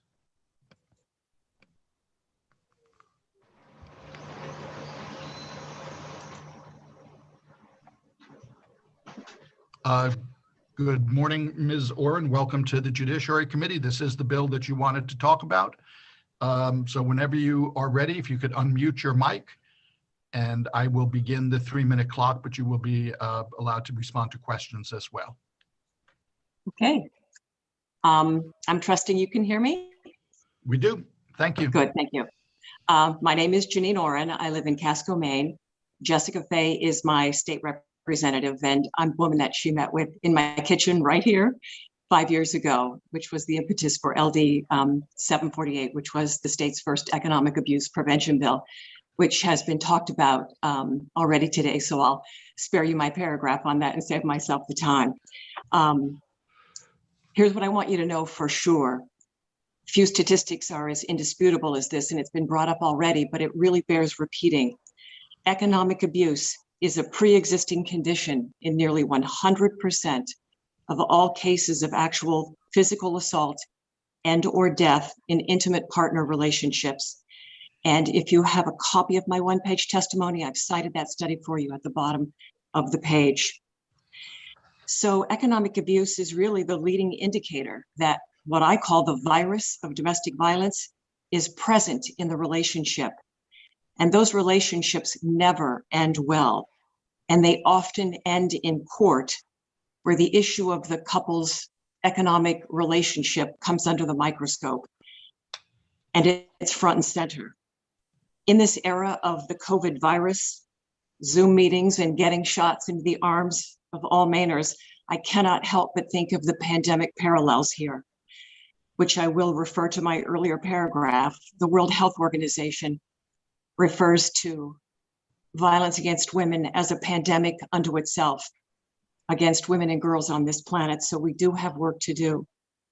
That's why I think of the pandemic parallels. And what I think we need is something like a vaccine, like a legislative style vaccine to help prevent domestic violence, because 1 in 4 women will be infected by this virus at some point during their lifetimes. Some of those women will be killed by it. And as you likely know, we lost another sister 11 days ago on a beach in York County, Maine.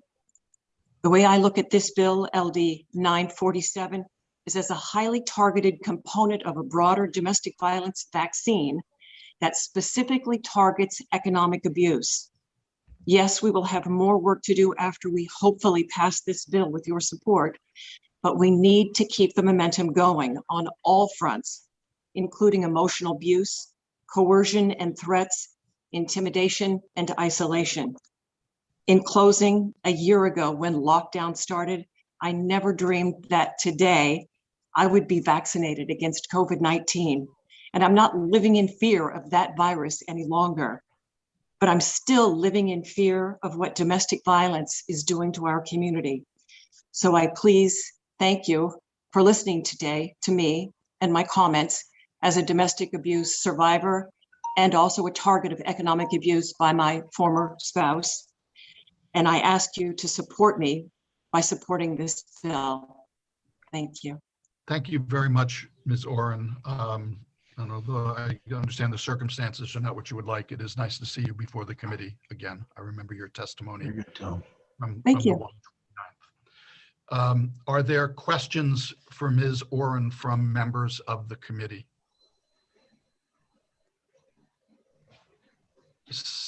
Seeing none, thank you very much again for your heartfelt testimony. We appreciate you being here today. And next person on my list is Andrea Mancuso. Good morning, Representative Harnett, distinguished members of the committee. My name is Andrea Mancuso. I'm here today on behalf of the Maine Coalition to End Domestic Violence in strong support of LD 947. You've heard a bit about the study that was presented to the legislature in 2019. Many of you had to sit through our presentation on that. As this study highlighted that in Maine, as is true across our country, economic abuse is almost a universal experience for survivors. LD 947 proposes building on the work that the 129th legislature did to provide longer term relief for those survivors going through the dissolution process by clarifying for the court that economic abuse is an exceptional circumstance that should be considered when determining equitable distribution of property and when determining the merit of spousal support. Those who perpetrate economic abuse engage in a long list of very common behaviors. Some of those are listed in our written testimony. As a result, for most survivors, financial security and stability remain out of reach for years to come after separation. This is true for survivors who experience abuse in a household where the income was less than $20,000, and it is true for survivors who experienced abuse in a household where the income was more than $100,000.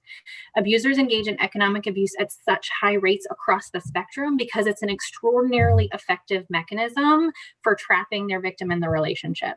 It has the practical effect of creating long-term dependency and real and true concern on the part of the victim that separation comes with the inevitable consequence of long-term economic instability and children living in poverty.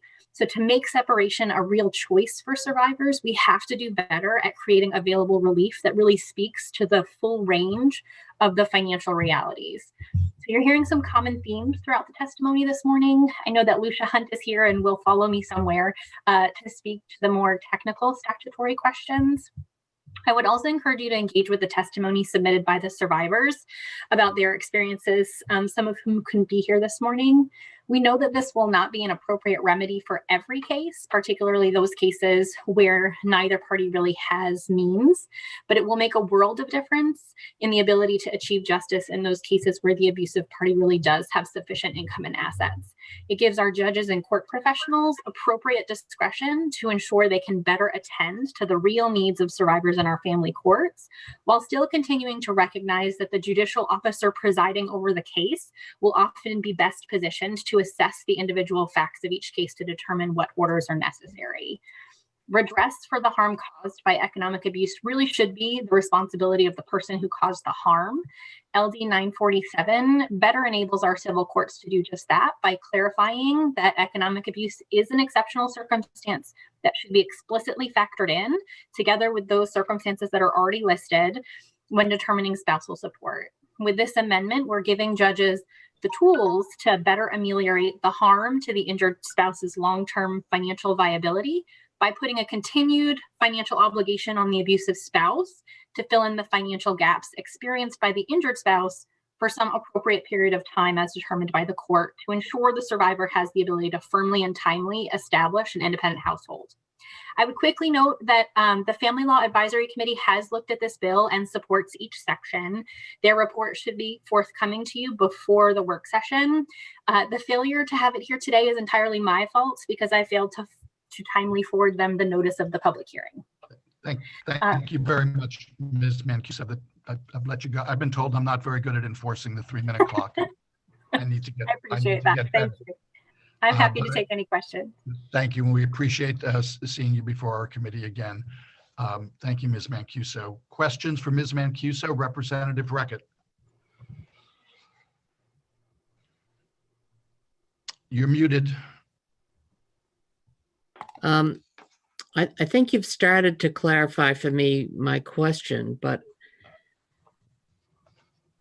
what I'm struggling to figure out is what the difference is between the situation right now or the situation were this bill to pass for individual survivors.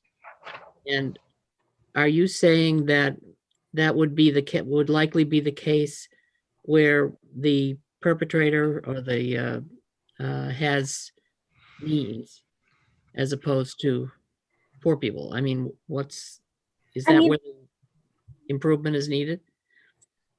This proposal is going to do very little to address those families that don't have the that the court won't find there's capacity to pay spousal support by the abusive spouse, at least the spousal support provision of it. I think the distribution of debts and making sure that we're considering economic abuse as the court is doing that allocation of debt and assets will apply across the board. Specific with the spousal support piece, the court would still need to find that the abusive spouse has the ability to pay. So those folks with fairly lower marginalized incomes wouldn't really have the ability to access it there. But what this does is it recognizes that oftentimes the distribution of assets and debts don't really do justice.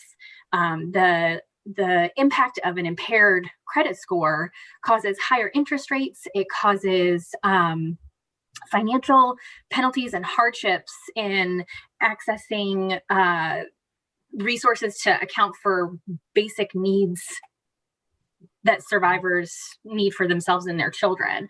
And so this would essentially say to the abusive spouse, you're going to have to kind of contribute financially on an ongoing basis for some predetermined amount of time to ensure that the survivor has the financial means to to really establish an independent household post-separation and post-divorce, to sort of alleviate that real concern that survivors have that divorce means I'm going to live in poverty because of all of the damage that has been done throughout the course of the marriage to my financial well-being. Thank you. Thank you, Representative Reckon. Thank you, Ms. Mancuso, for the answer. Do you have an additional question, Representative Reckon? No, I'm about to lower my hand, though. Okay, thank you. That's my backhanded gentle reminder, apparently. Are there additional questions from committee members for Ms. Mancuso? Seeing none, again, thank you very much for your testimony and thank you for being in front of our committee today. Thank you all for considering this. And the next person on my list, I believe has already been promoted to a panelist, is Lucia Hunt. Ms. Hunt, as soon as you are ready to go, just unmute your mic, and when you start talking, I'll start our clock. Thank you, Representative Harnett, Senator Carney, and members of the Judiciary Committee. My name is Lucia Shomo Hunt. I'm the Directing Attorney of the Family Law and Victim Rights Unit at Pine Tree Legal Assistance, and I'm speaking to you today on behalf of Pine Tree Legal in support of LD 947.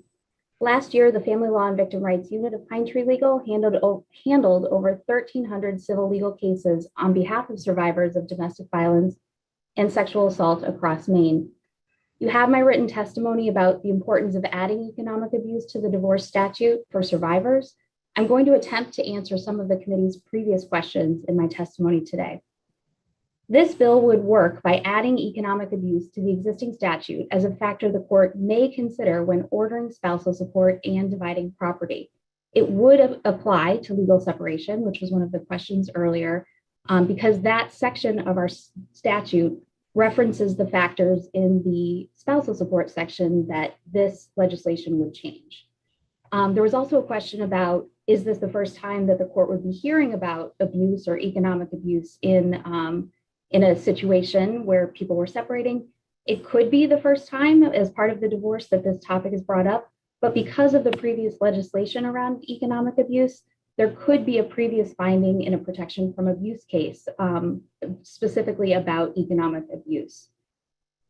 If there is economic abuse in a relationship, this bill allows the court to divide assets to achieve a fair or equitable result.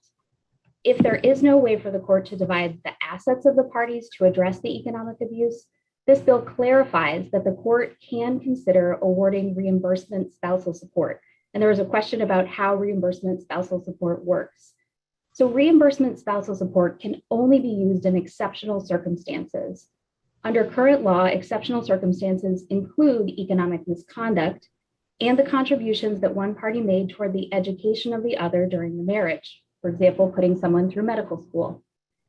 So why do we need to add economic abuse if we already have economic misconduct? The answer is that they're different. Economic abuse is defined, as you've heard, in current statute. It's about actions resulting in financial dependence caused by one party using coercion, fraud, exploitation, or other tactics to maintain control over the other party's financial resources. Economic misconduct is not well defined within existing statute other than conduct that depletes the marital estate. Common examples are a gambling addiction or transfer of real property or a business interest to a family member to avoid including that asset in the marital estate. So it's really different. It's a different focus, and it doesn't address the power dynamic or the financial dependence that you've heard about. I also importantly want to mention that this law will make it easier for survivors to get wages withheld without having to go back to court. A divorce judgment where the court just divides the debts between the parties can be really hard to enforce, especially if all of the debts are in a survivor's name. The survivor. If you could just Thank wrap you up. so much for keeping me on track. Happy to take any questions. Thank you. Thank you, Ms. Hunt. Are there questions for Ms. Hunt from members of the committee? Seeing none, thank you very much for your testimony today. I imagine, oh, that was too quick. Representative Babbage, and then yeah, thank you. I actually was interested in the concluding remarks that you were about to make, Ms. Hunt. If you could help me with that. Thank you so much. Yes, I'd be happy to. So I was saying that when a divorce judgment merely divides the debts between the parties and the survivor has more of the debts in their own name, which is a very common situation, the survivor is going to remain responsible to the creditor for payment of those debts, regardless of what the divorce judgment says. It's very difficult to enforce these judgments, and it involves going back to court, litigating the case all over again.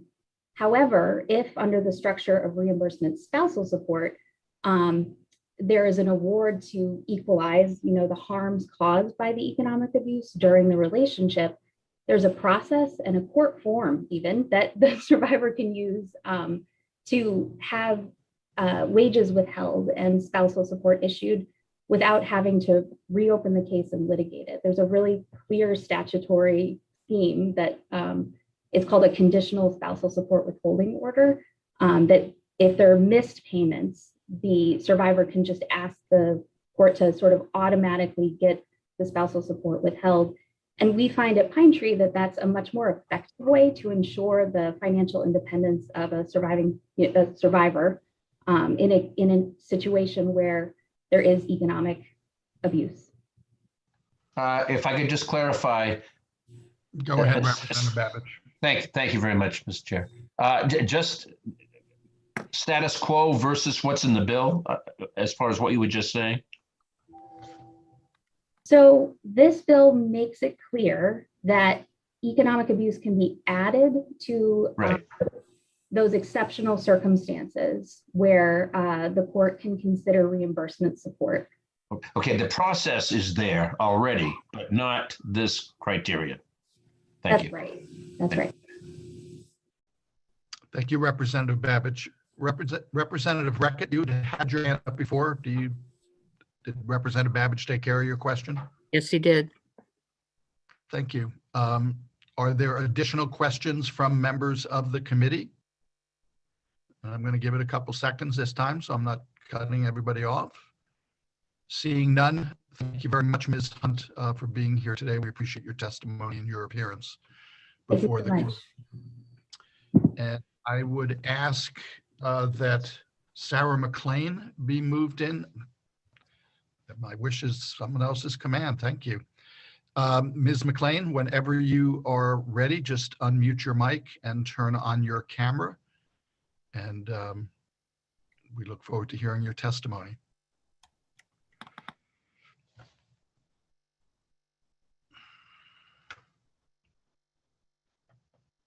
Ms. McLean, can you hear us?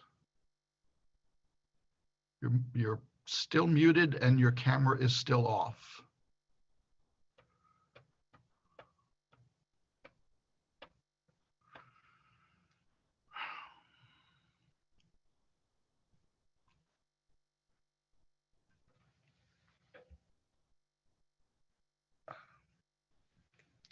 Ms. McLean, I'm going to try once again. We cannot hear your testimony unless you unmute your mic and turn on your camera.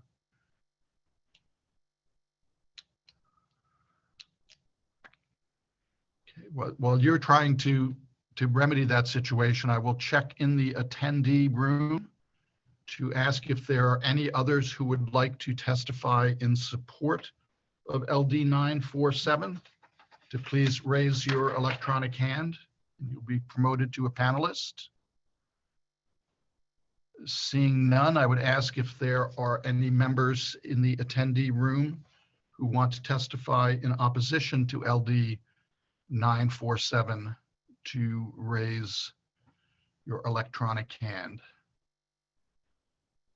And seeing none, I would ask if there are any persons wishing to testify neither for nor against LD 947 to please raise your hand.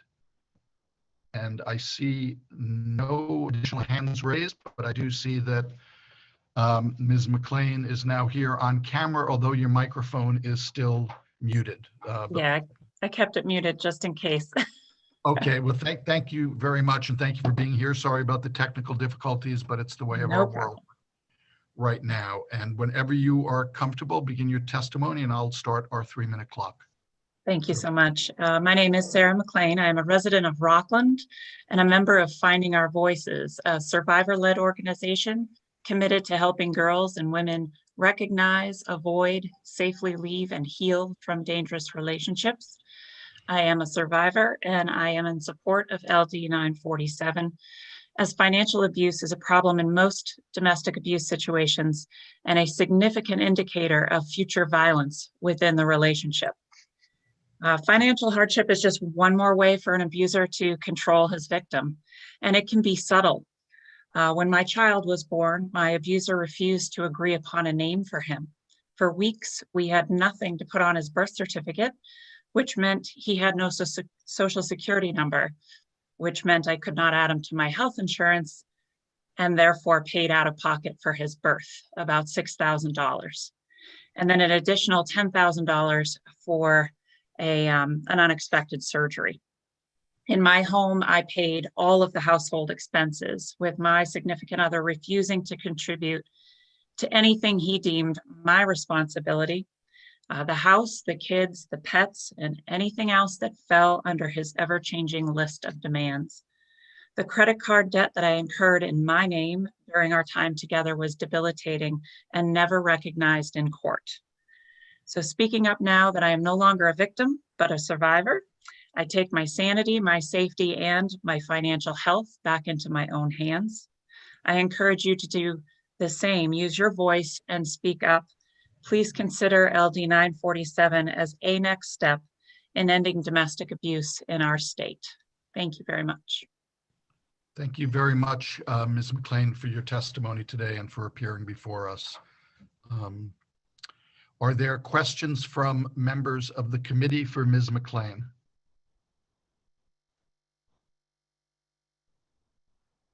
Seeing none, again, thank you very much for being here today. We truly appreciate your input.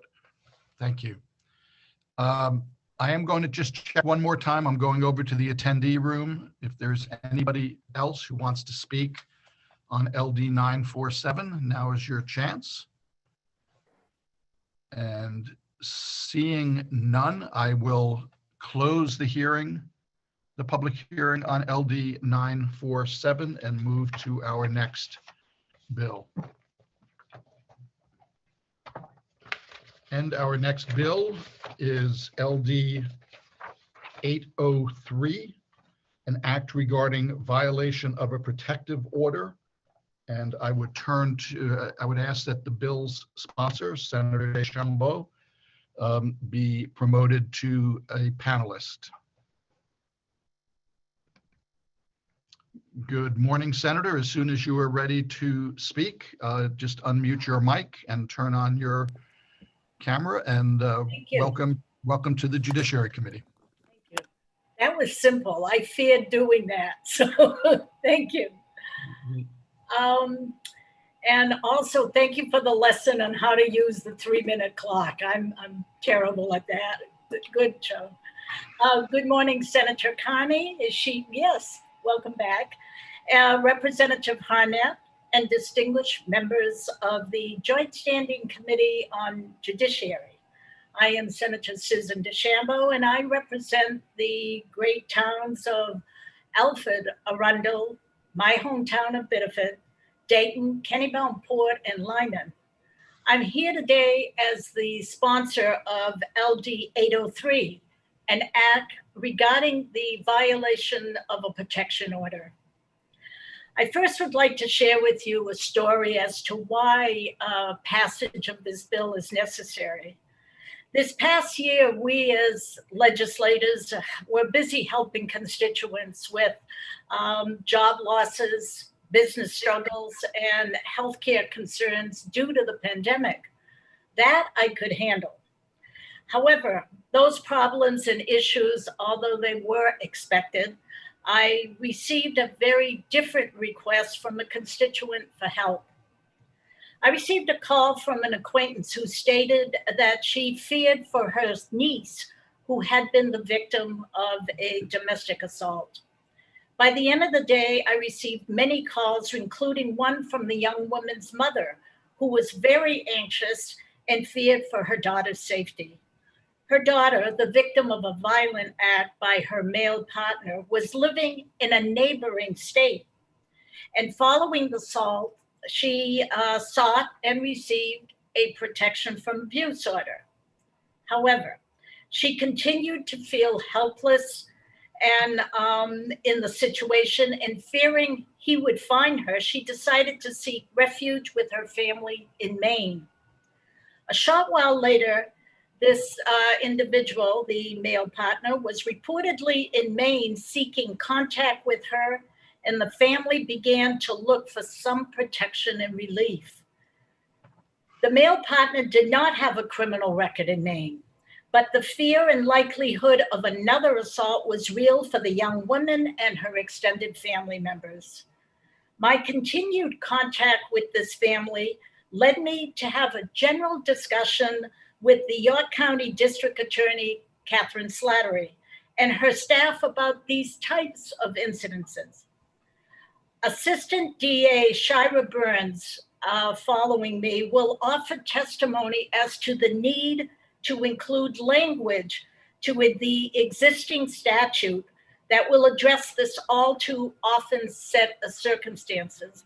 I apologize, I did not type in the statute, but it's Title 19A, Section 4011, number 4. During FY20, the Maine courts had nearly 20,000 filings in the family division, 20,000. Of this total, half were for protection from abuse and family matters post-judgment. It has also been widely reported nearly half of the homicides in Maine involve domestic violence. A Bangor Daily News article on the rise of domestic violence ended with, quote, "Maine's history of domestic violence won't change overnight, but with a better understanding of domestic violence crimes and a concerted effort in support of its many victims, Maine can continue to move in the right direction. I offer to you that LD 803 can help us move in that direction." Thank you. Thank you very much, Senator DeChambeau. We appreciate your time in front of the committee today and bringing this bill forward for our consideration. Thank you. Are there questions from committee members for the senator? I see Representative Lois Reckett.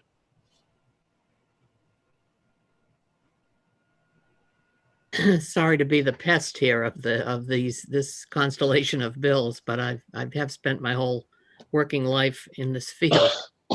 My question to you is the intent of this bill to bring to the possibility of state of Maine action on cross jurisdiction protection orders?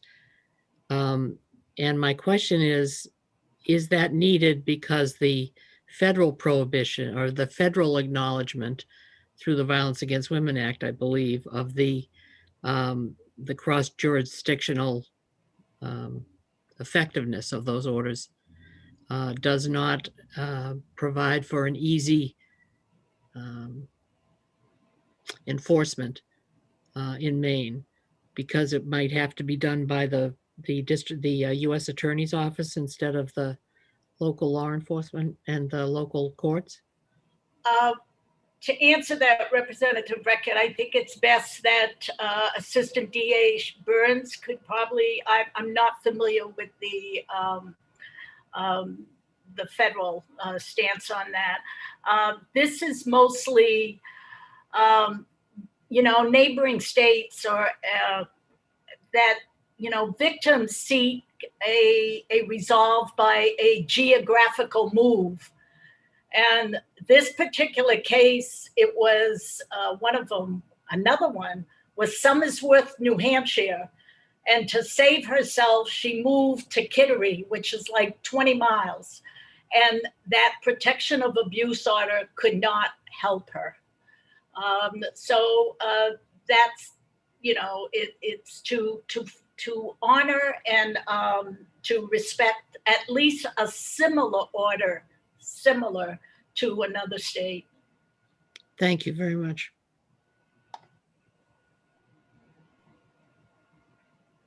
Thank you, Representative Reckett. Representative Thorne. Thank you, Mr. Chair.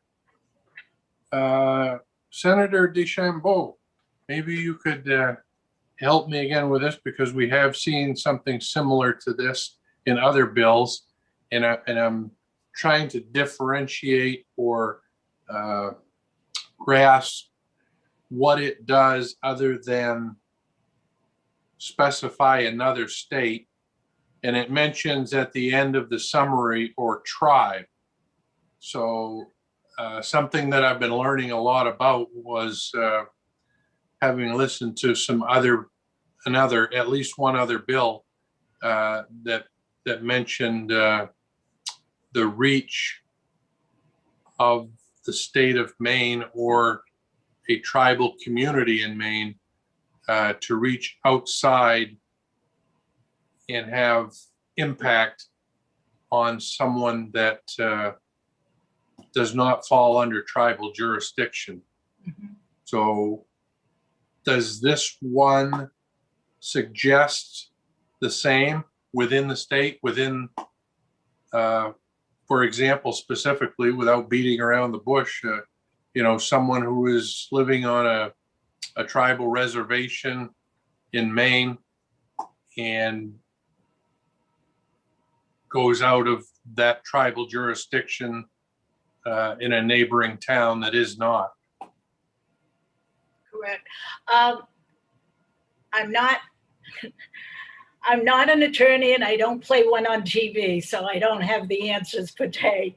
But I believe the language in the statute does delineate does talk about tribal also. So I think it would apply, and that's true of the whole statute. And again, I just want to refer that maybe Assistant DA Burns, who specializes in domestic violence crimes and sex crimes, knows this inside out. And what it does basically is to, if someone just moves to the state, that victim would have to wait till he assaulted her again in Maine before she could go get another protection from abuse order. That's the issue. At least the individual should realize that that particular victim still has rights. And if the protection of abuse order, let's say, was given in New Hampshire, by coming into Maine and us honoring that, and when the police arrive, that there's a valid protection of an abuse order, and that he has violated that. It doesn't add a felony, but it is a felony in the state of Maine if you violate that protection order. That should still hold true. Other than that, she would have to call the police and have been assaulted. May I ask a follow-up question, Mr. Chair? Yes, sir, Representative Thorne. Thank you. So let's say, for an example, a wife has got a protection from abuse order on her husband, or her husband has it on his wife, and that person comes to the state of Maine. What you would suggest is that by virtue of having a protection of abuse order in another state, that Maine should automatically issue that in this state without provocation or assumption other than that has been issued in another state? I've not gotten as far as saying it needs to be reissued. That doesn't seem that. I've not talked to any judges if that's even possible, but to honor that so that the individual, if he came into the home and there was a protection of from abuse order, not to be in the home or harass her, or that the police would at least know that, and to honor that as a valid protection of abuse order. Now, that's Thank- my interpretation. Again, I hope, you know, Thank if I'm you. really that good, I really will have a law degree pretty soon, so. Thank you. I would look forward to asking that of the legal mind to see Thank you. if that is the case. But I thank you for your attempt at the answer, Senator. Anything to do with criminal justice, I can help you. That's it. Thank you. Thank you, Representative Thorne, and thank you for the answer, Senator Deschamps. Thank you. Are there additional questions from members of the committee? Seeing none, again, thank you very much for bringing this bill forward, and we look forward to seeing you at the work session. Great, thank you. Thank you. And although not on my list, I did note that there was a representative who had asked about when this hearing was going to be held. So I would ask that Representative Lydia Bloom be promoted to a panelist at this time. I know that's out of the order of the list that the committee clerk has.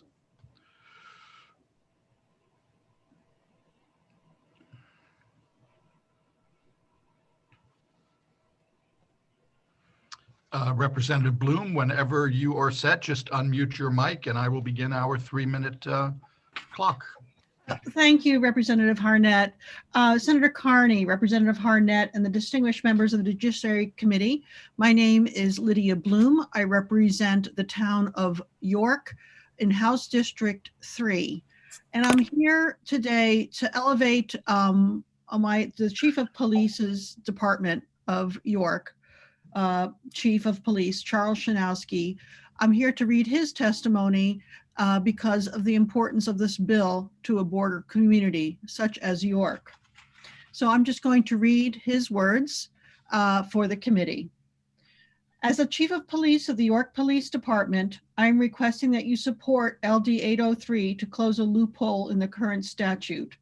Currently, the way the law is written, a victim who has obtained a protection order from an out-of-state court and then is assaulted in the state of Maine, the perpetrator can only be charged with a Class D misdemeanor.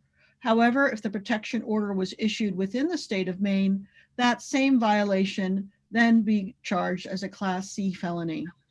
As a border community, as well as a destination for many out-of-state travelers, it is crucial for us to have this bill passed. This will allow us to hold abusers accountable for the crimes they commit in our community, regardless of where they are from. Unfortunately, we have seen a dramatic rise in domestic violence over the past few years. The peacefulness of our community was recently shattered by a domestic violence homicide that occurred in broad daylight, which you may have read about. This homicide was perpetrated by an out-of-state resident. Holding offenders accountable, especially criminals that are base enough to violate a protection order issued by the courts, must be charged to the fullest extent of the law. A crucial step in breaking the cycle of domestic violence is holding offenders accountable and ensuring victims know the courts and law enforcement agencies are committed to their safety. By passing this bill, your legislative efforts will support victims' rights and could possibly save lives. Again, I respectfully request that you support LD 803 so that we can hold domestic violence offenders accountable while also supporting and providing safety to victims of domestic violence, signed by Charles Shinowski, Chief of Police of York.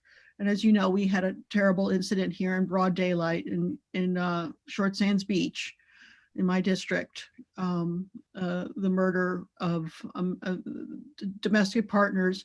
The man murdered the woman in broad daylight, 4 o'clock in the afternoon on a public beach. Truly horrific and truly shocking for our community.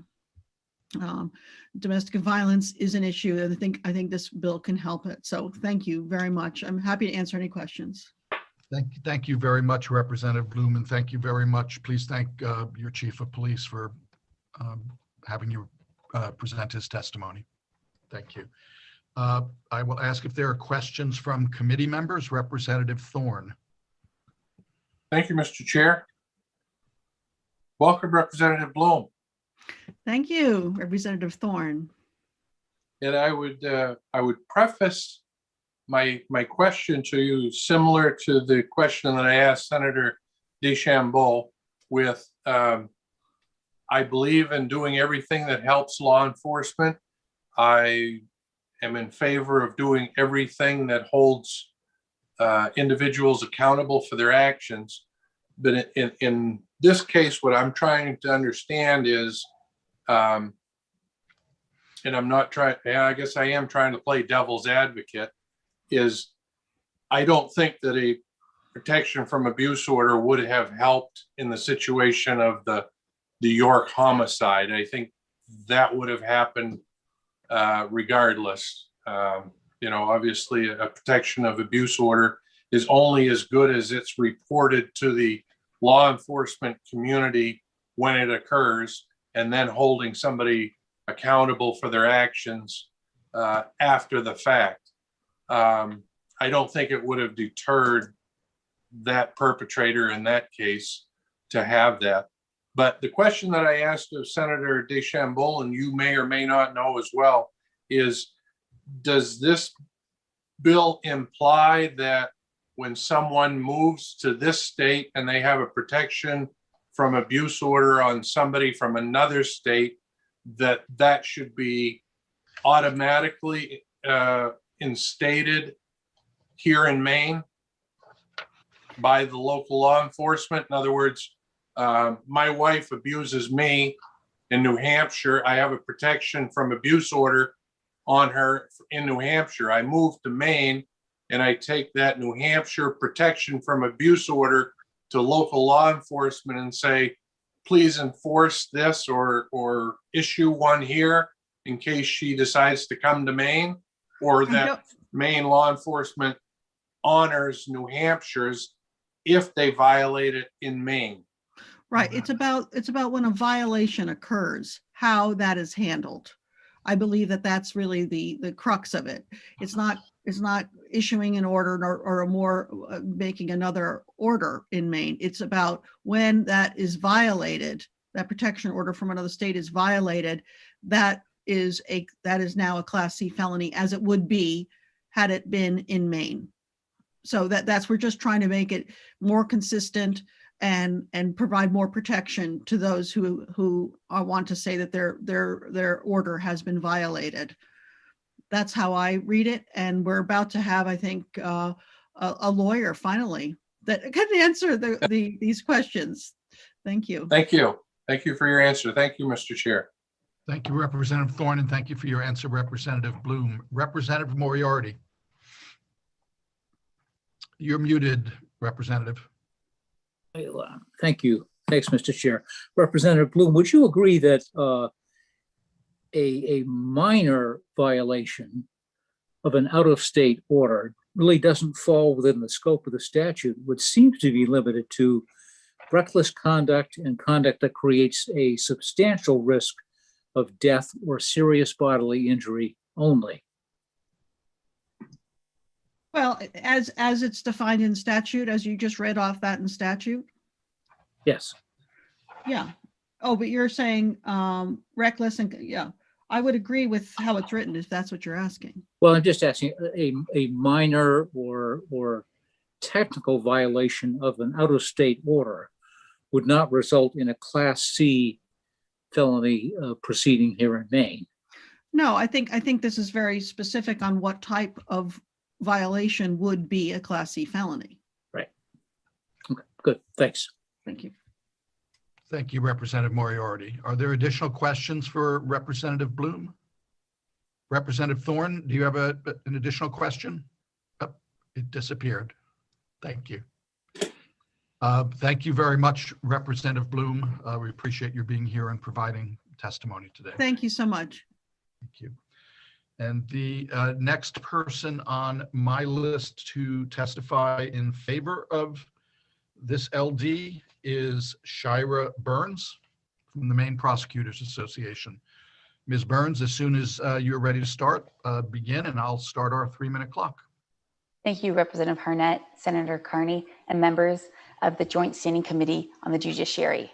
My name is Shira Burns. I'm an assistant district attorney in York County that specializes in prosecuting domestic violence and sexual assault crimes.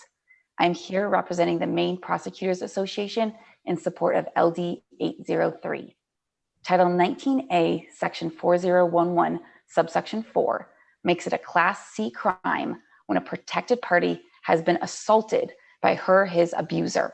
However, it only applies after a final Maine protection order has been granted. This is the only instance throughout Title 19A where the term protection order is not followed by the words or similar order in regard to a criminal charge. The statute limits Class C crimes to just those protected parties that receive their protection orders through the Maine courts. This is in stark contrast to the foundational principles of the Violence Against Women Act, the Full Faith and Credit Clause, and all other sections of Title 19A, where the consistent message is to treat all protection orders equally. The only modification being sought by LD 803 brings consistency to the statute and equity to victims of domestic violence. This disparity in the law came to my attention a few years ago when a woman and her children moved to Maine after leaving her abuser and settled into a house in York County. Before fleeing her abusive situation in another state, she was able to get a protection order.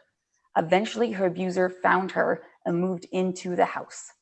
It was not long before 911 was called after a domestic violence assault. Had she obtained her protection order in Maine, the abuser would have been charged with a Class C crime under Section 4011, subsection 4. But because of the inequity in the statute, the conduct resulted in a misdemeanor charge. Victim safety and offender accountability are on the forefront of every domestic violence prosecutor's mind.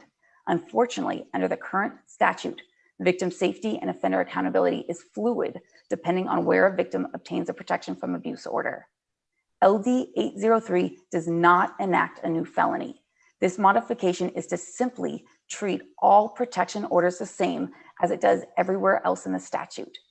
Thank you for your opportunity to be heard today regarding my personal support and the Maine Prosecutors Association support of LD 803. I'd be happy to answer any questions you may have.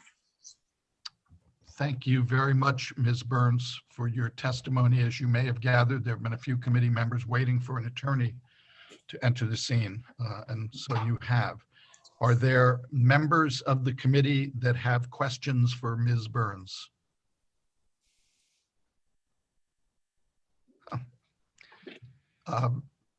Okay, yes, Representative Babbage. Well, actually, Mr. Chair, I just wanted, this is the first time I've met Ms. Burns, and as a York County representative, I wanted to welcome her to Judiciary today. Thank you. Thank you, Representative Babbage. Representative Reckett.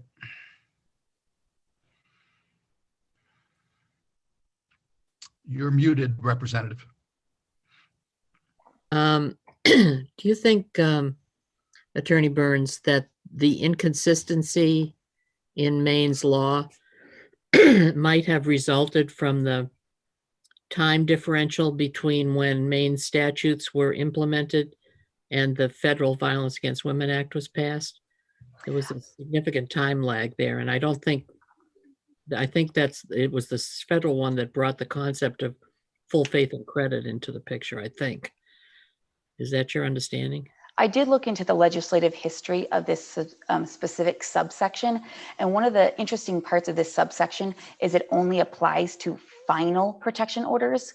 So if you look otherwhere in the statute, they usually talk about temporary orders, other things. So I think it actually was just something that was missed, because if you look through the history, they never talk about them. It's just wanting to be a main order. They wanted it to be a final order. So that's why they put in the specific language that it has to be issued pursuant to Section 4007, which is a final order. But in doing that, they missed the similar final orders from other states. Thank you. Thank you, Representative Reckett, and thank you for your answer, Ms. Burns. Are there additional questions? Representative Reckett, is that a new hand? Okay. Thank you. Are there additional questions from committee members? Seeing none, thank you very much for presenting your testimony here today. And we appreciate the work that you do. Thank you. The next person that I have listed to testify in favor is John Pelletier of the Criminal Law Advisory Commission. Mr. Pelletier, whenever you are ready, just unmute your mic, turn on your camera, and I will begin our 3-minute clock. Thank you, Representative Harnett and Senator Carney and members of the Committee on Judiciary. My name is John Pelletier. I'm the chair of the Criminal Law Advisory Commission. I want to thank Senator DeChambeau for presenting this bill. This is a CLAC proposal. It came to us from Ms. Burns. And the thing to understand is subsection 4 that's addressed by the bill is a special set of violations of protection order. A general violation of protection order generally is a Class D crime. If you have 2 instances under Maine law and for a Maine order, if the violation consists of reckless conduct creating a risk of death or serious bodily injury, or if the violation consists of an assault, for those 2 particular violations of a protection order, it's a felony crime. It's a Class C crime. So for most orders, there's a whole bunch of ways you could violate. But if you violate on those 2 particular manners, it's a Class C crime rather than a Class D crime. The Class D crime has in it the language you see in the bill, that a person can be prosecuted if they violate a Maine order or if they violate an order that is similar and issued by a court of another state or the United States or a Commonwealth or a tribe. So if there's an existing order issued outside of Maine and you violate it in Maine, it's already a crime. It's a Class D crime. That language was not present in this special Class C variant of violating a protection order. So that was an oversight. And so this language is added to make it consistent so that if you're in Maine and you violate a valid order issued by another state or Commonwealth or tribe, you can be charged with a violation of that order. And you can, if it is one of these special violations, you can be charged with a felony crime rather than a Class D crime. So we're just making it consistent. The original was an oversight, and this will give the prosecution enhanced authority to charge a more serious crime if the violation of the out-of-state order consists of reckless conduct creating a danger of serious injury or an assault. With that, I'd be glad to answer any questions. Thank you very much, Mr. Pelletier. Are there questions for Mr. Pelletier from members of the committee? Seeing none, thank you for having this bill brought forward, and thank you for your testimony here today. I would ask, I'm going to go into the attendee room to see if there are any additional persons who want to testify in support of LD 803. Seeing none, I will turn to those who would be interested in testifying against LD 803, and I have one person on my list, and I would ask for Jonathan Martell to be promoted to a panelist. And Mr. Martell, as soon as you are ready to testify, if you could begin speaking. Can you hear me okay? I can hear you. I can't see you. Do you have a camera that? Oh, now I can. Now I can. Oh, okay. Okay. Go I can ahead see and myself, but you never know with Zoom sometimes. We see you as well, and I'll begin the clock now. Thank you. Okay, thank you. So I just noticed this one this morning, but there's another protection from harassment bill that we'll be talking about a little bit later. And I didn't know if this was stemmed from anything to do with that. But anyway, I had a statement. I said, thank you for your time today. I urge you to vote against LD 803. While I can understand the likely intent of this bill, it can be easily abused as the standard for approving such an order will vary from state to state. Even the standard in Maine is very low, as an argument with your neighbor on several occasions is considered grounds for protection from harassment order. The timing of this bill with LD 1068, an act to restrict access to weapons pursuant to court order in cases of harassment, is especially concerning as this combination is ripe for abuse. Cancel culture and those that disagree with someone could easily abuse this combination to disarm a person that may be in fact the victim of violence. As discussed in red flag laws, these are used as tools by abusers to disarm their victims, many of them women, and I have seen this abuse in the justice system many times. I know I can't really ask a question, but maybe a rhetorical question. If someone has a protective order in New Hampshire, for example, I fail to understand why an incident in Maine would not be something that could be prosecuted there. So just a little food for thought. So that's all I had, and thank you very much for your time. I appreciate it. Thank you, Mr. Martell. Are there questions for Mr. Martell from members of the committee? Seeing none, we appreciate you taking the time to testify today, and it sounds like we might be seeing you later in the day as well. Yes, thank you.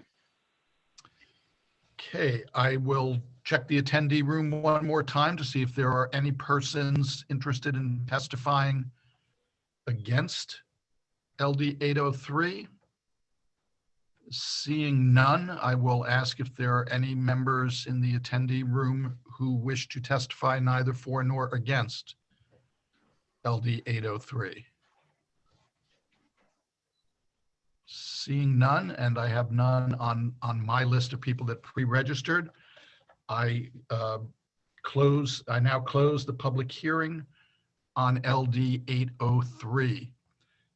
We have one more bill to consider. The committee has been going since 9 o'clock this morning. It appears that we have quite a few people signed up to testify on our final bill of the day, which is LD 1068.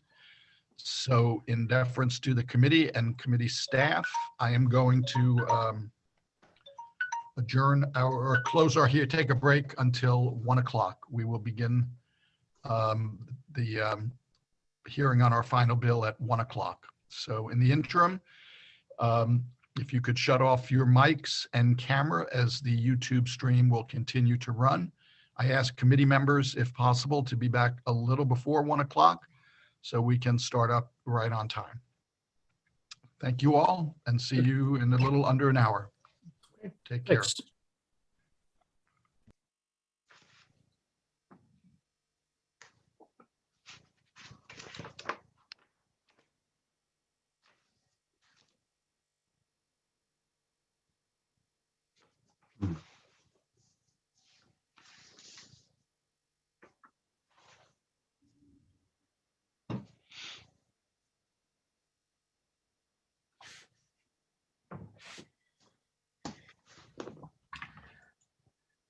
Lois, Yeah, we are public right now, yeah, but sorry, I forgot. One but second. I do have a question for you.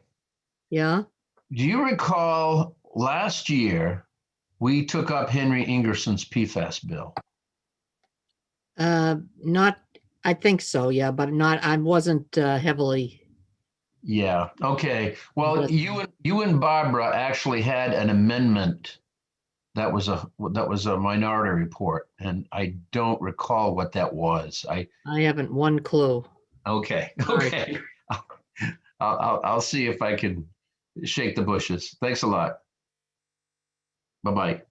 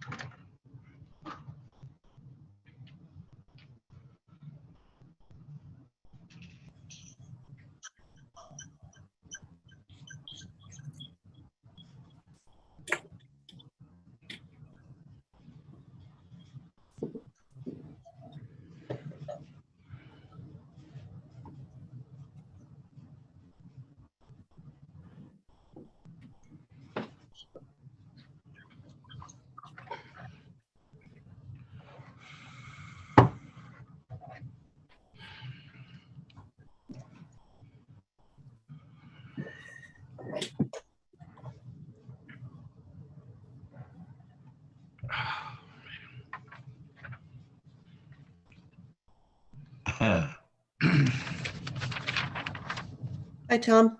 Hey, Ann, how are you? Good. How are you doing? Okay, got to step outside. That was good. Nice. Oh, Is it warm out? Lucky you. It's. I was just going to say, shouldn't have mentioned it. I It's want to not bowl. really warm, but it's not winter, so.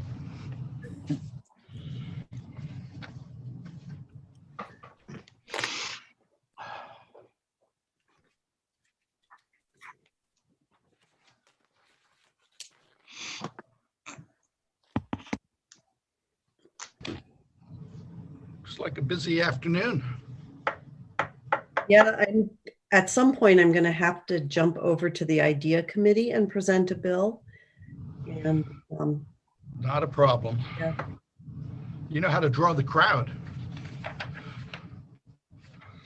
Yeah, actually, both hearings, they're very different bills, but they both have a fair number of folks testifying.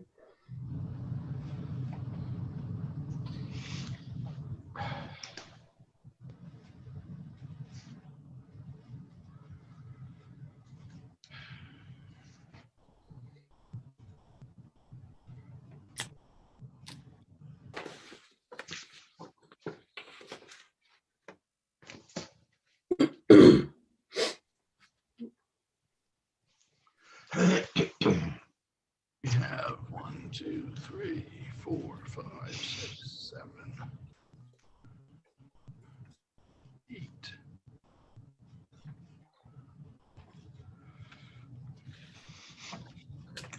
Give people just another couple minutes.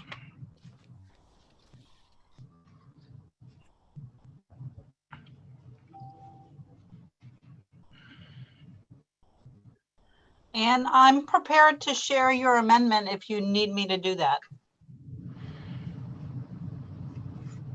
Oh. Thanks very much, Peggy. I think everybody has it. Okay, I did send it to the interested parties and it's posted, so everybody should be able to access it. Okay, but thank you. I may, if there's It's a little technical, and so it may be helpful to have it shared. Thanks. Okay, I'm here. 10.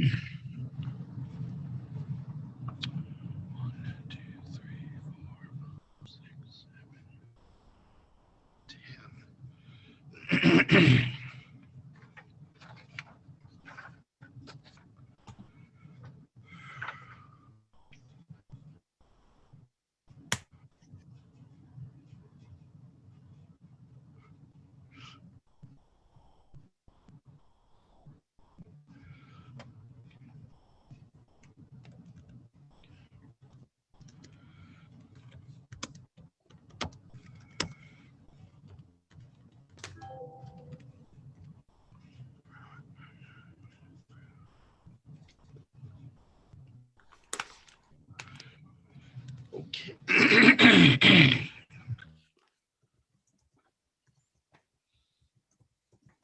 Turn that mic off sooner.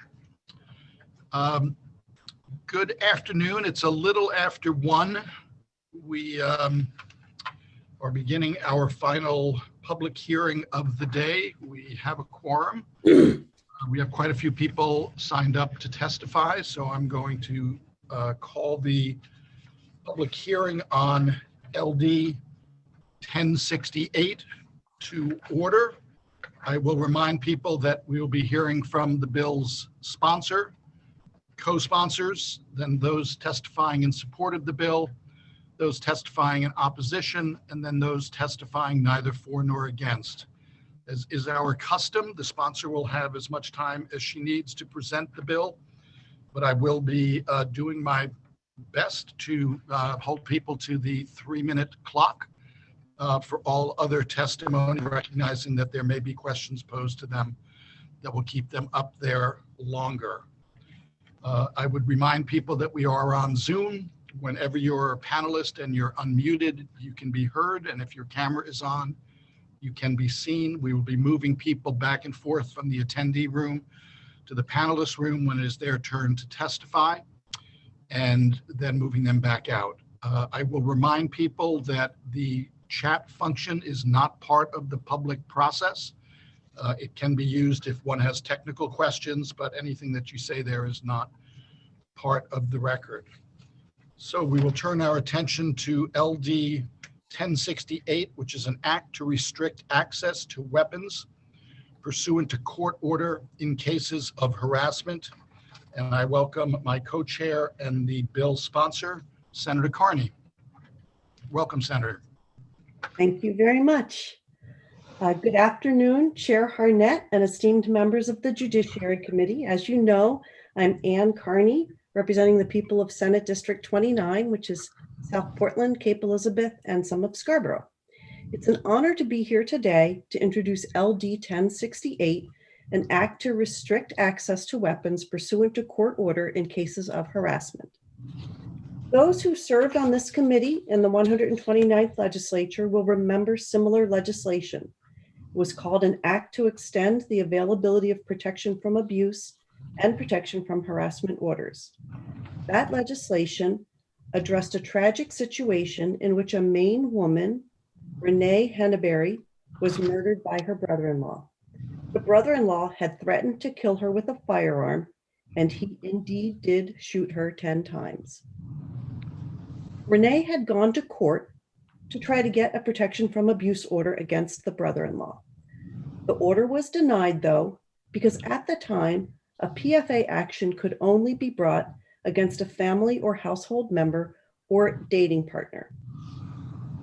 This committee unanimously recommended passage of legislation to add an individual related by consanguinity or affinity, that is, related by blood or marriage, to the list of persons who could be subject to a PFA order. That is now the law. And for committee members' reference, you have in, I believe, a PDF version of the testimony with hyperlinks to the references that the citations that I'm referring to. The bill's sponsor in the 129th, Senator Guerin, said, quote, PFAs are meant to protect people, and she urged passage of the bill to prevent further tragedies. This was an important change in the Protection from Abuse Act and will most certainly prevent future tragedies. That's because the Protection from Abuse Act allows a court to enter a temporary or final order that directs the defendant, quote, not to possess a firearm, muzzle-loading firearm, bow, crossbow, or other dangerous weapon if that weapon was used to abuse the plaintiff or, quote, creates a heightened risk of immediate abuse to the plaintiff. That language comes straight out of the Protection from Abuse statute. Under the new law, Renee would have been able to ask the court to take away the gun that her brother-in-law threatened her with and then used to kill her. I am here today because protection from harassment orders, like PFAs, are also meant to protect people. Maine's Protection from Harassment Act is similar to the Protection from Abuse Act, except that it protects people outside the scope of family relationships and intimate partnerships. A person or a business actually can seek an order if the defendant has committed 3 or more acts of intimidation, threats of physical violence, or actual physical violence against a person, family, or business, or commits a single act that constitutes specified crimes that are indicated in the statute. But the protection that harassment orders currently provide is incomplete. The court has no authority to take away the weapon that is used to threaten the harm. Because I know how thorough this committee is, I want to provide details about the effect of LD 1068. So I'll direct your attention to section 1 of the bill, and that's actually the amendment which you all, I believe, have received. Section 1 applies to temporary orders. It adds subparagraph 2A to the hearings section of the Protection from Harassment statute. The added language is nearly identical to paragraph 2A of the hearing section of the Protection from Abuse statute, except that there are a few adjustments that make it appropriate for application in the business setting in order to protect against workplace violence. Section 1 allows a court after a hearing to issue a temporary order that prevents the defendant from engaging in conduct such as threatening the plaintiff or the plaintiff's employees and being at or near the plaintiff's home, school, business, or place of employment. And with this new language that is proposed in LD 1068, Section 1 also allows the court to protect a plaintiff's employees or a plaintiff by preventing a defendant from possessing a weapon that was used to threaten the plaintiff's property, or the plaintiff's employees. Any temporary order that is related to a weapon is subject to a motion for dissolution or modification, an expedited hearing, and a ruling within just 24 hours of that hearing. I'll turn your attention now to section 2 of the bill, and this is actually line 2 of the original bill. Section 2 applies to final orders and adds subparagraph 1A1 to the relief section of the Protection from Harassment statute. The added language is identical to the subparagraph 1A1 in the first part of subparagraph 1A of the relief section of the Protection from Abuse statute. So I think you're getting the idea that this bill and the Protection from Abuse Act are very parallel. Section 2 of this bill allows a court to prevent the defendant from possessing a weapon as part of a final Protection from Harassment order, along with 11 other types of relief that the court is authorized to give. Finally, Section 3, of the bill, which is on line 8 of the original bill, adds subparagraph 1B to the relief section of the Protection from Harassment statute, and that added language is indeed identical to language found within the Protection from Abuse statute. Section 3 sets out the process for relinquishing a weapon to a law enforcement officer or other individual. LD 1068 proposes changes in the Protection from Harassment Act that will prevent injury and death in schools, workplaces, and businesses.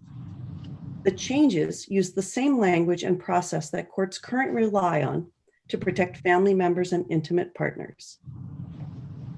With this legislation, students, co-workers, and others who are subject to threats of violence will receive the same protection. Think of the tragic death of 2 young tenants who were killed several years ago by their landlord in Biddeford after an argument in which he threatened to shoot them. They would not have been protected by the current PFA statute because they were tenants and not relatives. And they would not have been protected by the current protection from harassment statute either, because the court did not then and does not now have the authority to take away the weapon that was used to threaten them. Thank you for your thoughtful consideration of LD 1068 and of the testimony you will hear and read today. I'm happy to respond to any questions you have. Thank you, Senator Carney. Thank you for bringing this bill to the committee's attention. And I would now open it up for questions from committee members, starting with Representative Libby.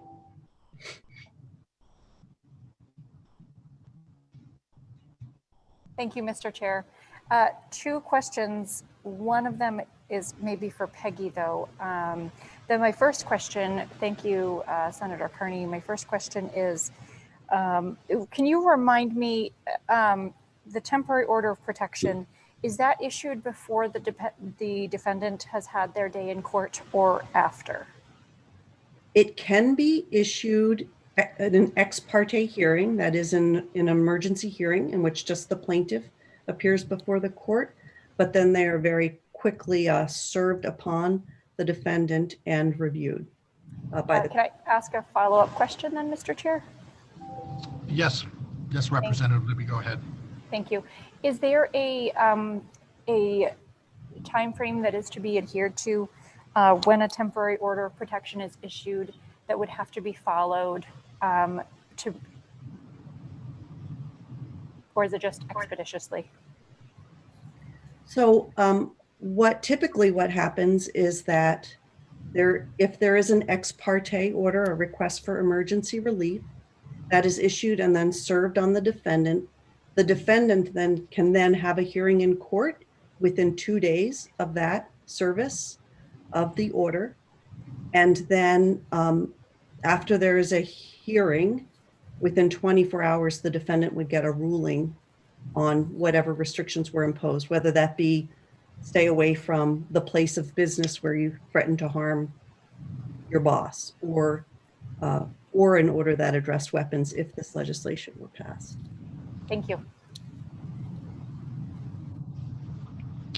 Thank you, Representative Libby. Before I get to our next questioner, I just want to remind people, as I tried to set out at the beginning of the hearing, the chat function is not a means to pose questions. It is not part of the record of the hearing. It is to assist with technical issues. So if anybody is posting questions, they will not be considered. I would now turn to Representative Reckitt.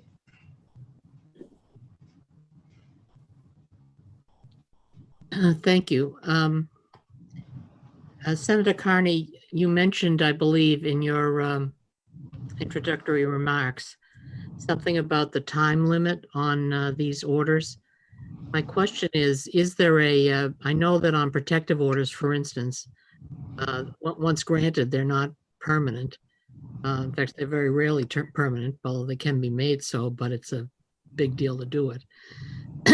They generally are issued for a year or 2. Is there a time limit built into this protection from harassment statute that you're thinking about, or I don't know whether it exists or there was a change? I'm not that familiar with protection from harassment orders. The time limits, thank you for the question. The time limits haven't changed. Really, what this legislation does is it just gives courts in protection from harassment actions the same authority they have in protection from abuse actions. And so everything else about the protection from harassment statute remains the same. And there is a time limit on the duration of orders. I believe it's a year. However, the orders are subject to review and are entitled to expedited review. And so they can last shorter than a year. Thank you. Thank you, Representative Reckett. And I may have lost the order that the questions came in when I was talking about the chat function, so I will do the best that I can. The next person, I had Representative Thorne, but I see his hand is no longer up. Or did you have a question, Representative Thorne? Thank you, Mr. Chair. I'll withdraw my question. Thank you. And Representative Libby, did you have an additional question, Representative Libby? I saw your hand back up.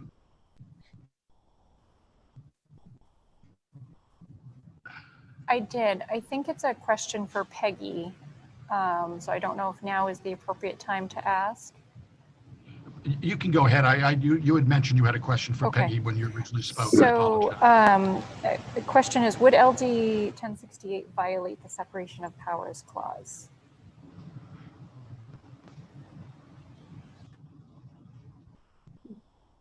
So I'll be providing whatever information for the work session. Thank you. Thank you, Representative Libby. Thank you, Peggy. Next, I had Senator Keim, followed by Representative Poirier. Senator Keim. Thank you, Mr. Chair. Thank you, Senator Carney. I was just wanting to ask you to respond to one thing. So existing law authorizes that a court can oppose any other orders determined necessary or appropriate in the discretion of at the discretion of the court when issuing a protection for harassment order. So I was wondering why you felt it necessary to sort of, actually designate certain things like you are, as opposed to allowing the broad language to cover weapons possession if the court already found that to be a problem. So I asked myself that exact same question. And when I looked at the different circumstances where I think that this LD 1068 would do a lot of good and protect people, I saw time and time again situations where the courts were not offering to take action that would involve restricting access to weapons that were used to threaten somebody. So like the Renee Henneberry case, she went to the court, she asked for protection from abuse order and was told that that didn't apply because the defendant or potential defendant was her brother-in-law and not a family member, not a direct relation. But she was never offered a protection from harassment order. And, to me, it seems that that's because the absence of the similar provision currently suggests that that's not part of the relief that the court could grant. And then I looked at other situations like the case of the two tenants in Biddeford. And again, there was a police officer who had responded to the scene, was told about the threat, and left the scene, and then came back a few minutes later after the shooting had happened. And if that officer had known that a protection from harassment emergency order could be applied for and gotten to protect the tenants, then I think that the whole situation would have turned out differently. And so I do think that the language that you referred to, I looked at and asked myself the same question: could it be used in order to give relief that would include removing a weapon that was used to threaten somebody? And it didn't seem to me that it was being used that way. And then there was the contrast between the two protection statutes, and I thought that in the interests of preventing harm and saving lives, that it was good to make it explicit. And so that's where I took it. So just to clarify, the courts have the ability currently, but you're saying they are not taking appropriate action on the ability they currently have? No, I actually don't think they currently have the authority. After thinking about it and comparing the two statutes and seeing the differences, there are a few other little differences in the types of relief that can be granted.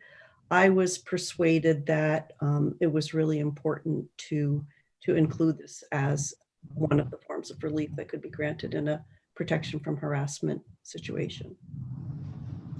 Thank you. I appreciate you answering my questions. Yeah, I had the same question, though. I'm glad you asked it. Thank you, Senator Keim. Representative Poirier. Thank you, Mr. Chair. And Senator Carney, do you have any information on how many harassment orders are filed, how many are granted, and how many actually include weapon issues, I guess you could say, concerns with weapons? Yeah, I don't, and I think we've talked about this a couple of times when we've had different discussions with representatives of the judicial branch, because I believe they're just now creating an electronic records system that could be used to pull out information like that, perhaps. But that does not currently exist. And I know, for example, like in another bill that I'm working on involving evictions, a volunteer has had to go to each individual courthouse and review stacks of eviction files in order to glean similar types of information. So I just think that that information is not available. I wish it were, because I think it would help us make really good policy. Thank you. Thanks. Thank you, Representative Poirier. Representative Thorne. Thank you, Mr. Chair. I'm not sure that I've had the ability to formulate my question any better, but I'm going to give it a shot. And I'm just curious, Senator Carney, as far as the verbiage in the summary and in the lines of where it lists specific weapons, I guess, dangerous weapons, that firearms, muzzle loading firearms, bows, crossbow, and other dangerous weapons. Was that as a result of any type of harassment with those type of items, or was that just a spitballing thing to say these are possible dangerous weapons that a lot of these people that possess firearms might have, so we should take those away just in case?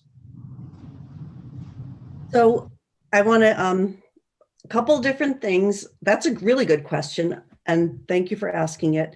The list of weapons is not something that I exercised any discretion over.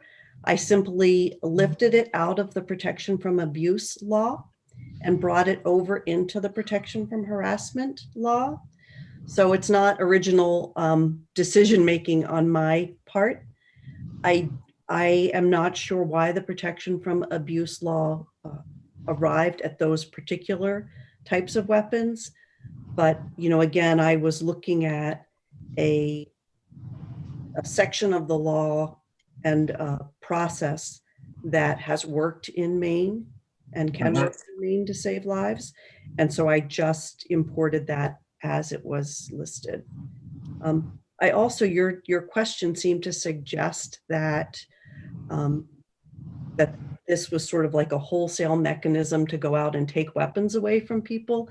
And it's not really that at all. It is about responding to a specific threat of harm by a specific person against a person or a business or a school.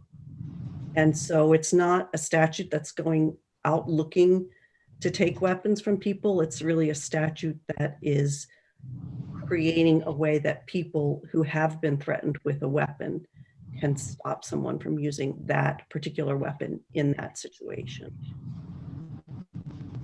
May I ask a follow-up, Mr. Chair? Yes, you may, Representative Thorne. Thank you. Because as I read through it and I put myself in the, I guess I'll put myself in the judge's position. I think about every crime, every violent crime, every murder, every homicide, every assault, every battery, every threatening situation where anything was used to threaten, i.e. a knife, a baseball bat, a crowbar, a pool stick, nunchucks, the list goes on and on and on of the things that were used to threaten. That just seems like a broad brush that, you know, the judge is put in a position to say, what else do you possess that might be used as an assault weapon that I can ban you from possessing, in the outside chance you may use that? Because if someone gets everything conceivable taken away from them, it doesn't necessarily mitigate the possibility that they're going to find something else to use as a dangerous weapon. So it just seems arbitrary to have the list include muzzle loading, bows, crossbows, when I kind of watch the news and I don't know that there's been a rash of assaults with people with crossbows or bow and arrows in domestic situations. So I'm just wondering what precipitated the use of the verbiage from here. And I know you said that it was from another statute or bill that's on the books, but it just seems arbitrary to list some dangerous weapons specific to the categories that are listed, but not others specifically. And from there just says, well, we'll leave it to the discretion of the judge.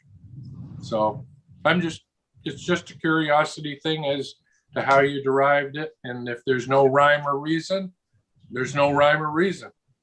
I can accept that. Yeah, I don't think I said there's no rhyme or reason. I did. I'm sorry. I did. But I will, just to help focus the issue a little bit more, because I understand where you're coming from.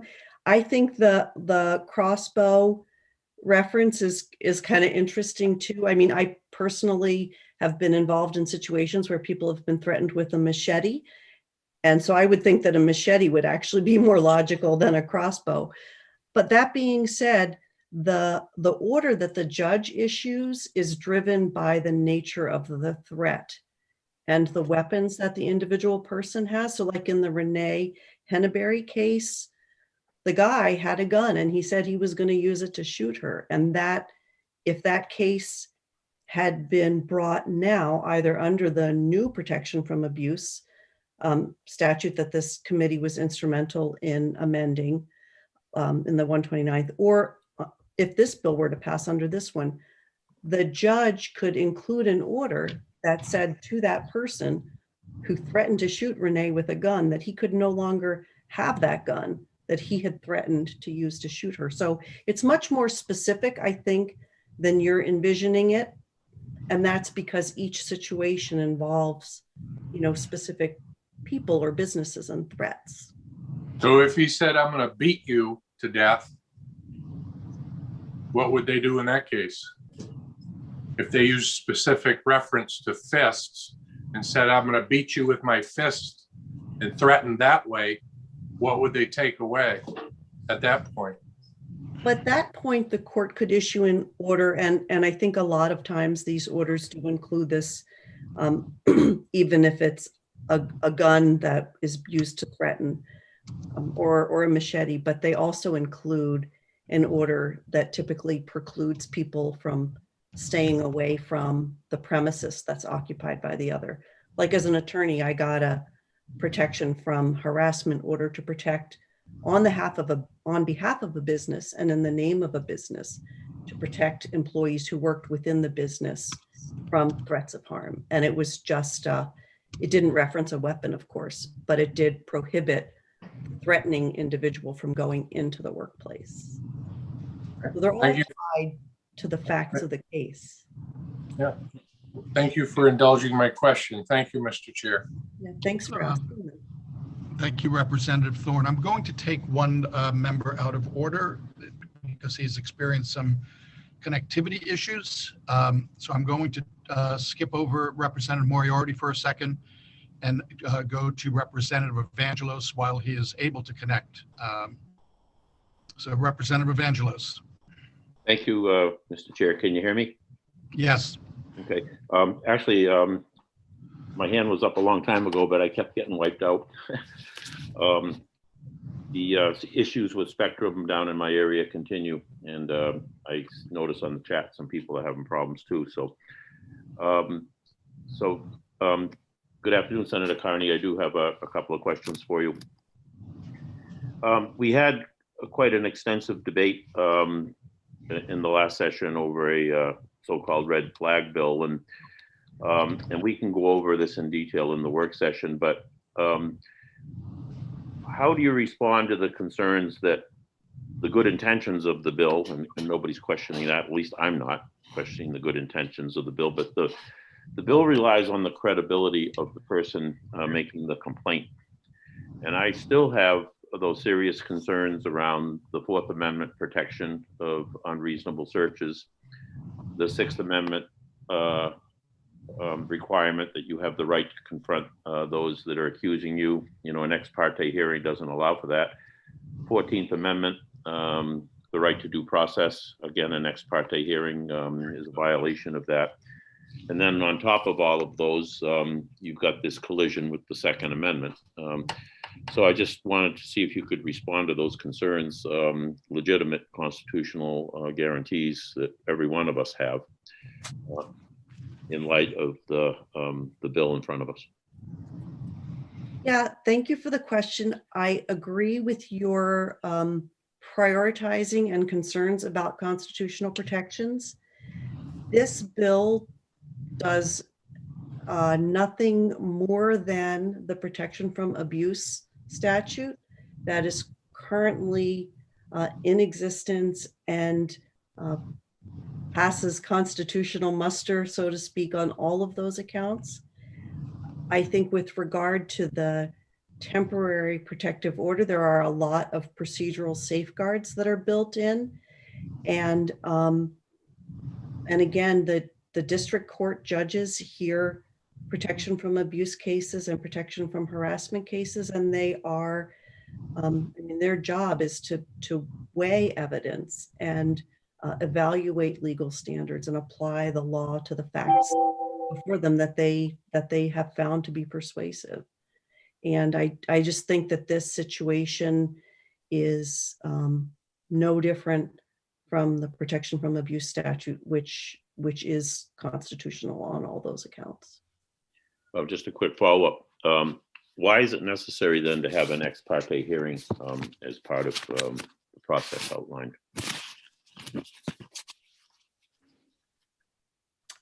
Because there are some emergency situations where a person has been threatened with violence and needs to be protected. And the balance is achieved by having expedited review of the order that is the temporary order that is issued. So what protections are there for the person that's been falsely accused?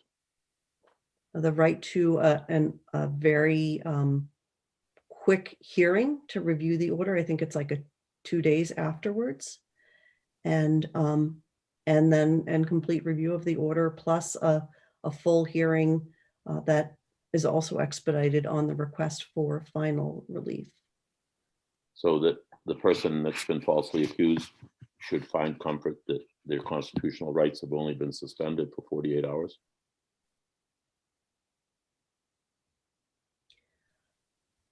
I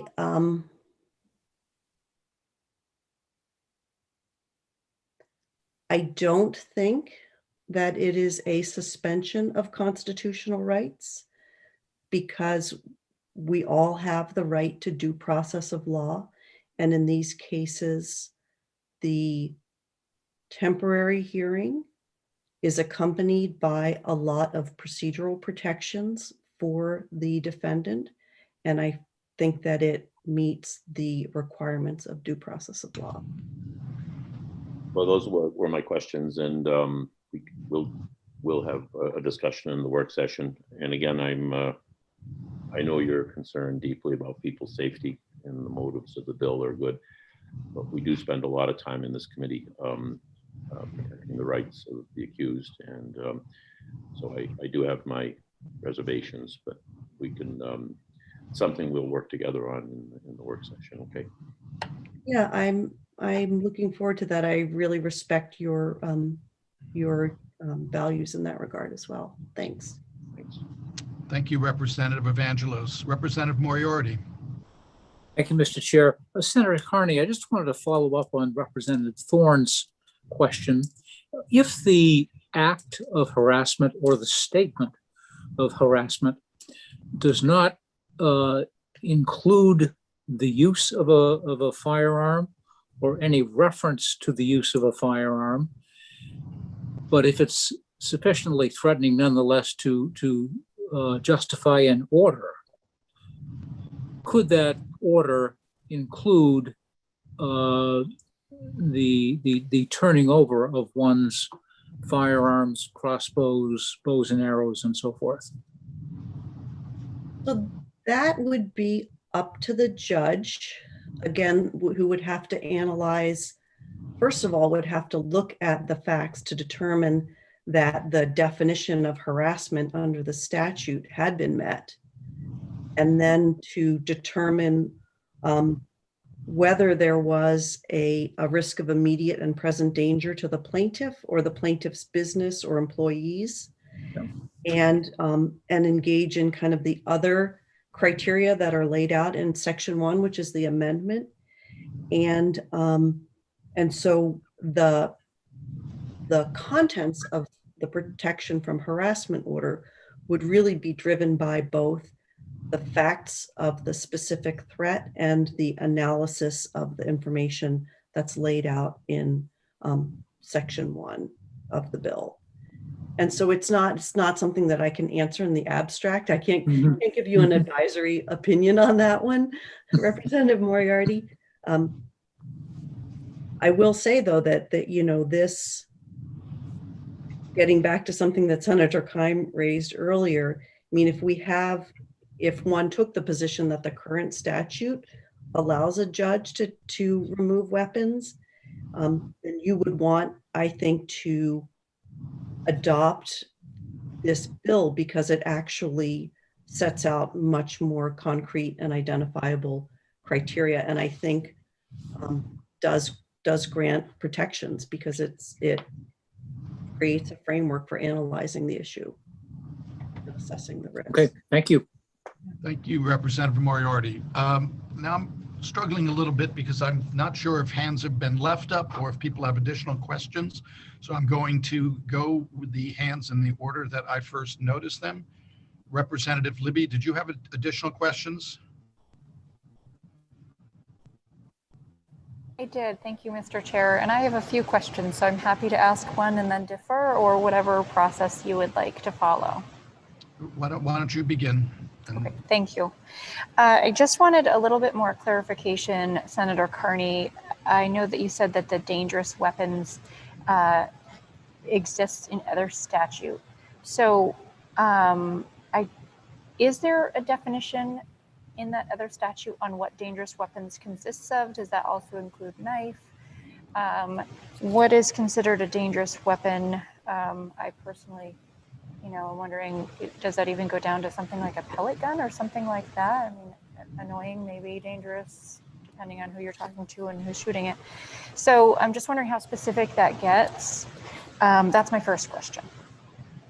Yeah, so the definition, as I said before, comes from the Protection from Abuse statute, and that the citation is linked on the testimony that I emailed you with the live links.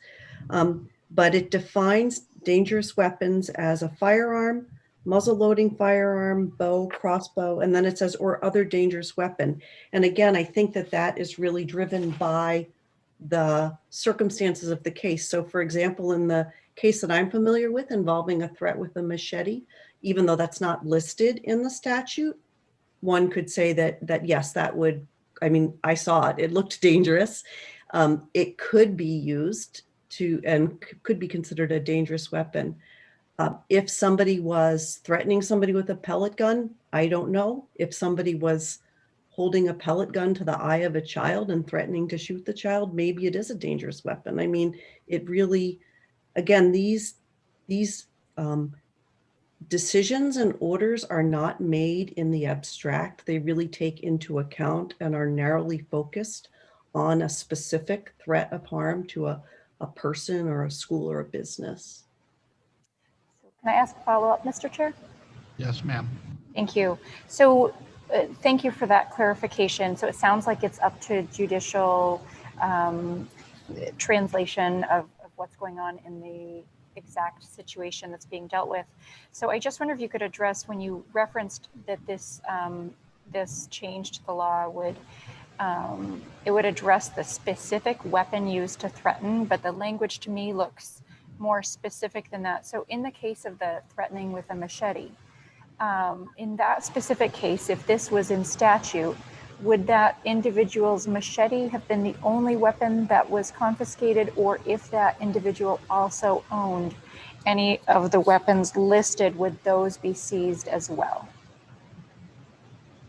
So that is up to the judge. It is not predetermined by the statute, and it would depend on the specific evidence of the case. Because again, it's not like the purpose of this bill is to go out and take weapons away from people. The purpose of the bill is to address a person or a business or a school that's been the subject of a threat.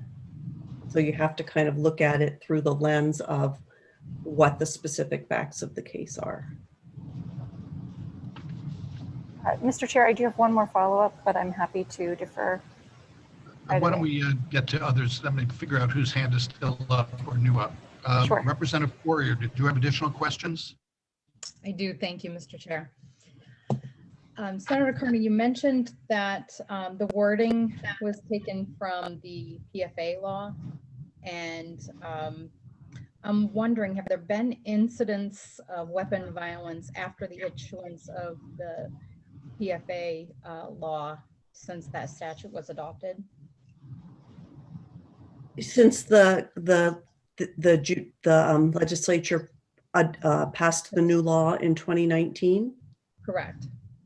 I did not research that because, again, there's kind of this issue with the information not being stored in a way that I know how to access and do the data analysis on. So we don't know if there's been any weapon violence since that was put into effect. So if it's actually working or not.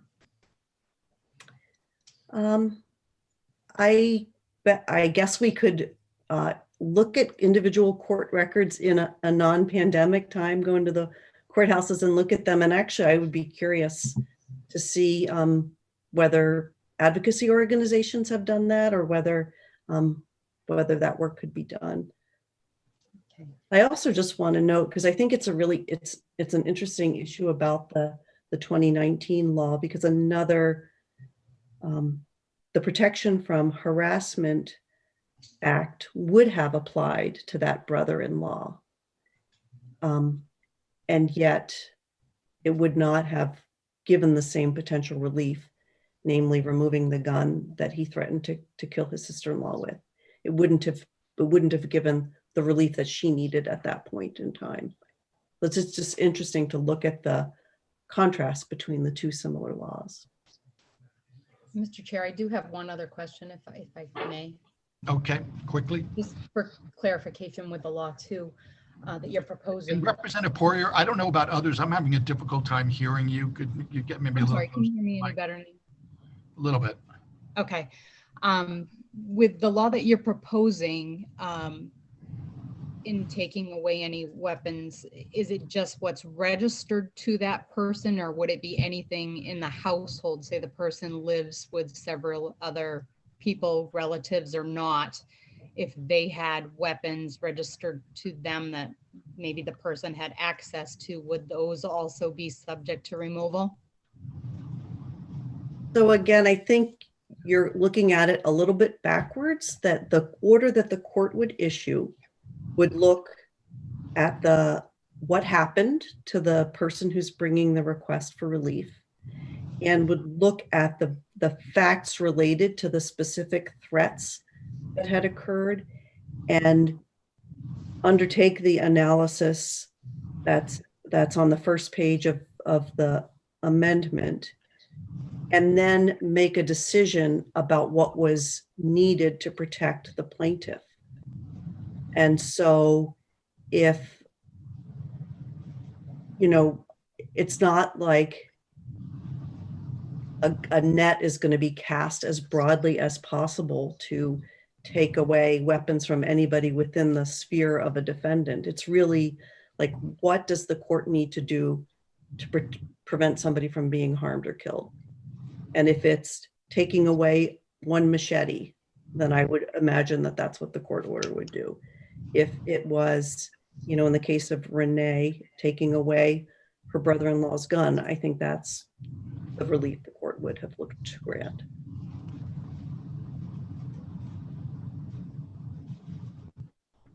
Thank you. Thank you, Representative Poirier. Senator Kine, additional questions? Go ahead. Thank you, Mr. Chair. So Senator Carney, what I'm struggling with is to think of any scenario that of what you're suggesting that wouldn't be covered under the new, what we came to call the yellow flag law that was just more recently enacted and maybe hasn't been fully utilized as well as it should. I share your concern there about laws maybe not being fully utilized, and I think it's something we need to follow up on, you know, to figure out how is the yellow flag law being used.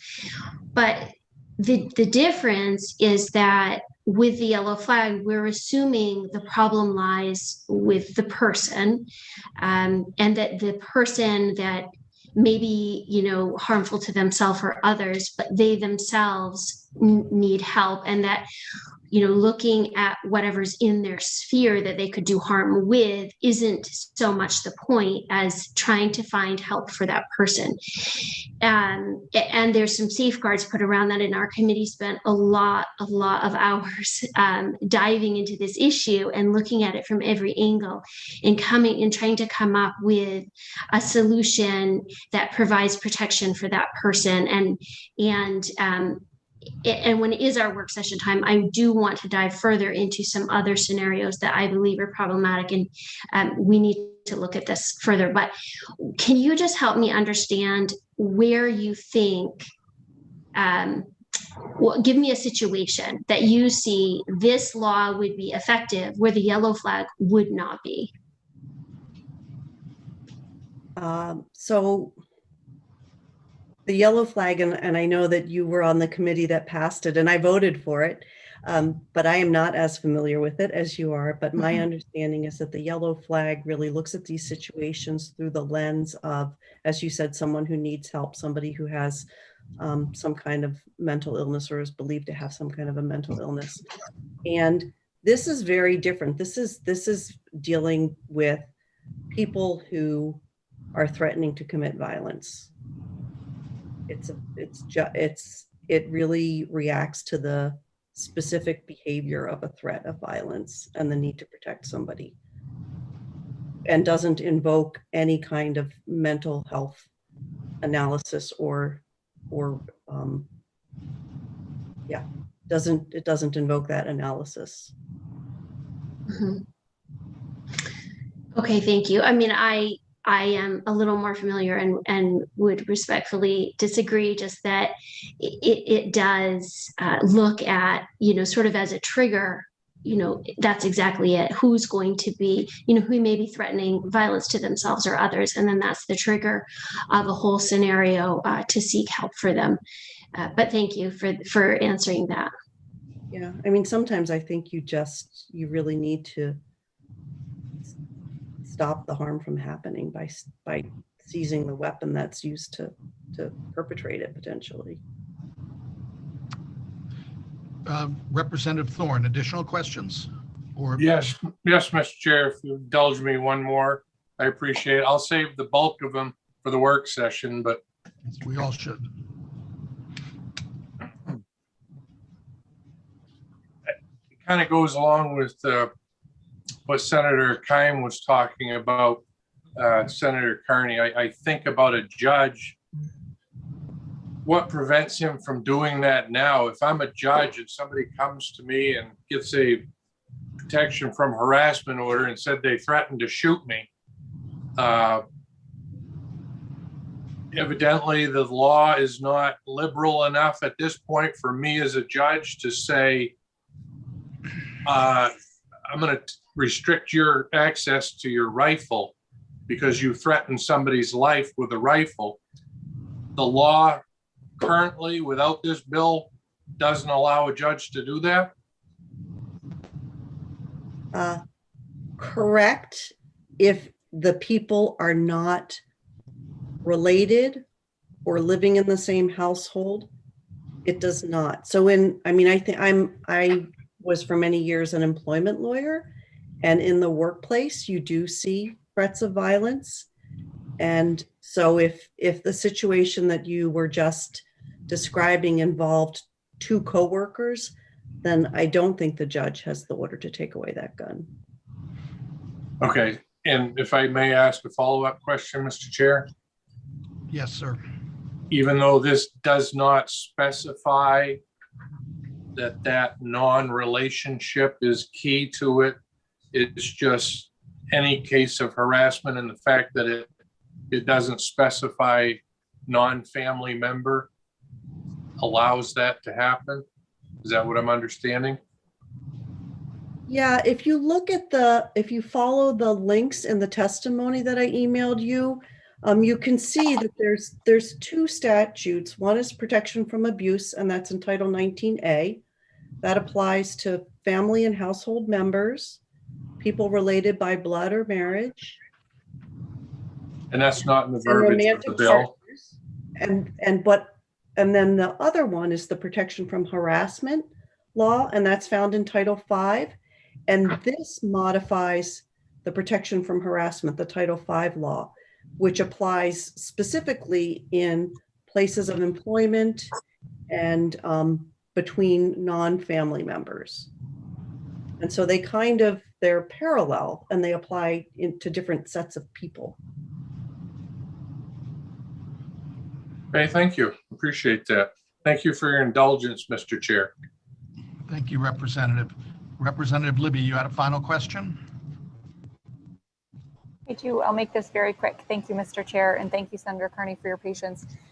Just a quick note, I really appreciate Representative Poirier's question, and I would love to hear a specific answer for that at the work session regarding removing weapons from someone in the same house.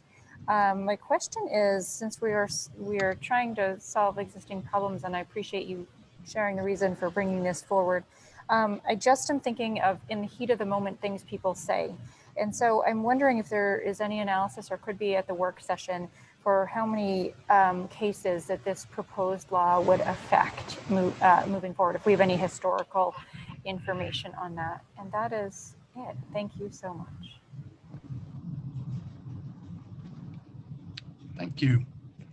I take that as more of a request than a question, correct, Representative Libby? Thank you. Are there additional questions for the bill's sponsor, Senator Carney? I don't have a question for myself. I just wanted to let everybody know that at some point I am going to have to rush into the IDEA committee to present another bill, and I will come back. Whatever I miss, I will watch on YouTube, but I didn't want people to think that I was being rude by leaving the hearing. So I will be back once I'm called away. Thank you. Thank you, Senator Carney, and thank you for seeing no further questions. Thank you for bringing this bill forward to the committee's attention. I will now turn to co-sponsors of the bill, and beginning with Representative Sam Zager. If Representative Zager could be moved in as a panelist.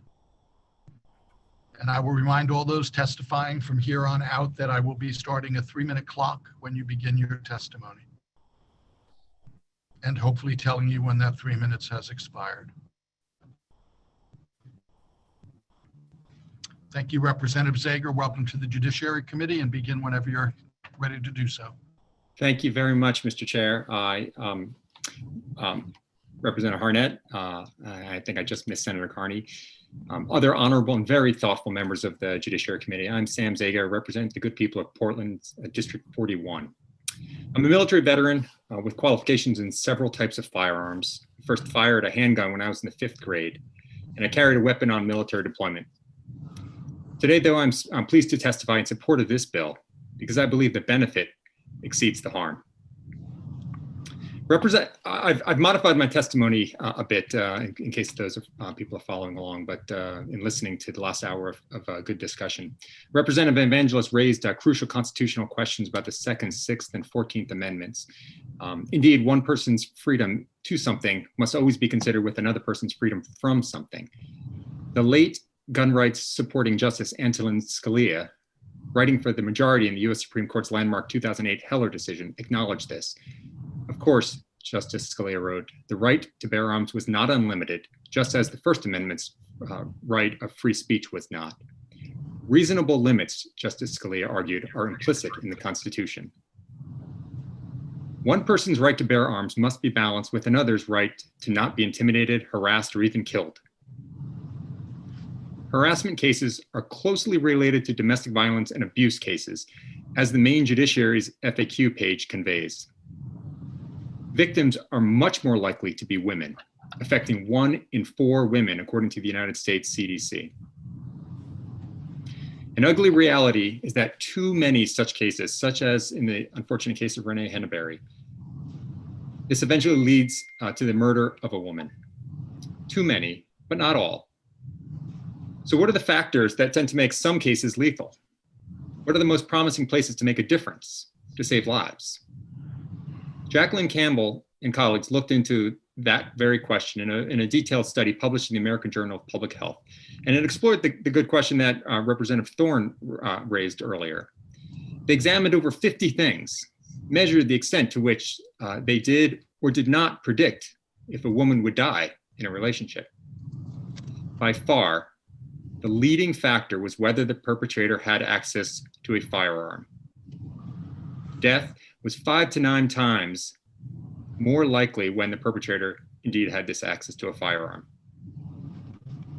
This bill, the question that this bill poses is whether mitigating a significant risk of a Maine woman's death is context for reasonable limitation of constitutional rights. I maintain that it is. That's why I co-sponsored it. And I ask you to please vote ought to pass on this. I really appreciate your attention and your thoughtful discussion. I'd be happy to take questions. Thank you very much, Representative Zager. Are there questions for the representative from members of the committee? Representative Evangelos. Thank you, Mr. Chair, and hello, Representative Zager. Representative Zager, in all due respect, I think you mischaracterized my questioning. My questions involved somebody being falsely accused and their constitutional rights to a fair hearing and due process. I understand Scalia's opinion. He also wrote a lot of opinions I'm sure you don't approve of. But I just want you to know that's what I was getting at. The rights to due process for an innocent individual to obtain a fair hearing, the right to face their accuser, and the right to be protected from unreasonable seizures. I mean, if you're falsely accused, it seems little comfort to me that you're only going to suffer consequences for 48 hours. So I do want you to understand that and respond to that. Sure. No, I very much appreciate that, and I think the basics of our judicial system acknowledges that we don't know at the beginning of a proceeding or of a situation whether a person is falsely or rightly accused.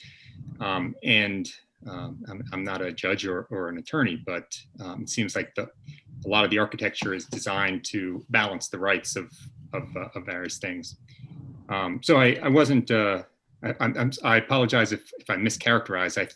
What I was trying to convey was that balancing various rights is difficult, In the case of protection from abuse, it's permitted to put boundaries on somebody else's rights, and so that's what I was trying to get out of my testimony. But you do understand that the whole integrity of our legal system depends on those rights, and you know, these constitutional shortcuts haven't resulted in good outcomes in a lot of places, such as down south against African Americans, many falsely accused, and they got a lot worse than a 2-day penalty. So I hope everybody is thinking deeply about that. You have to put yourself in the position of someone that is the victim of a false accusation and what it does to their lives. You know, and we all know that in these difficult domestic situations, people lose their tempers and they will call in a complaint just because they're mad at the other person. And so I have the same concerns around this bill as I had last year with the red flag bill, but thank you for responding to that. And I think you understand my concerns, so thanks. I do, and I very much respect your concerns, Representative Evangelos. Thank you, Representative Evangelos. Representative Reckett. Thank you. Representative Zager, I'm familiar with the work of Jackie Campbell and I much admire it. My question is, are you aware of any analogous risk factor assessments that have been done around harassment as opposed to domestic violence? I absolutely agree with your your characterization vis-a-vis domestic violence situations. I don't know that I know of studies that have to do with the similar risk factors around harassment. Are you aware of any, or have you? I had, thank you very much, Representative Reckett. I had the same question, and I think that the literature, at least in the public health literature, and what I could see in preparation for this, it shows that it's not as matured as for domestic violence. I think there's an important consideration there, which is that there's a bias in how we do studies towards the studies that we can easily do. So in the case of defining, domestic violence, it's pretty easy to identify the pool of people that can be studied. But as the case of Renee Henneberry shows, it can be there's just so many degrees of freedom. There's so many possible relationships that somebody might have that would fall within a protection from harassment purview. That I think that the literature is not as good for this as it is for protection or domestic violence, but we also have to acknowledge that there's a scientific reason why that might be the case. Thank you. Thank you, Representative Reckett. Are there additional questions for Representative Zager? Seeing none, thank you very much for taking the time out and testifying in support of your bill and for bringing this bill to the committee's attention. Thank you, Mr. Chair. I appreciate it. And thank you, everyone. Much appreciated.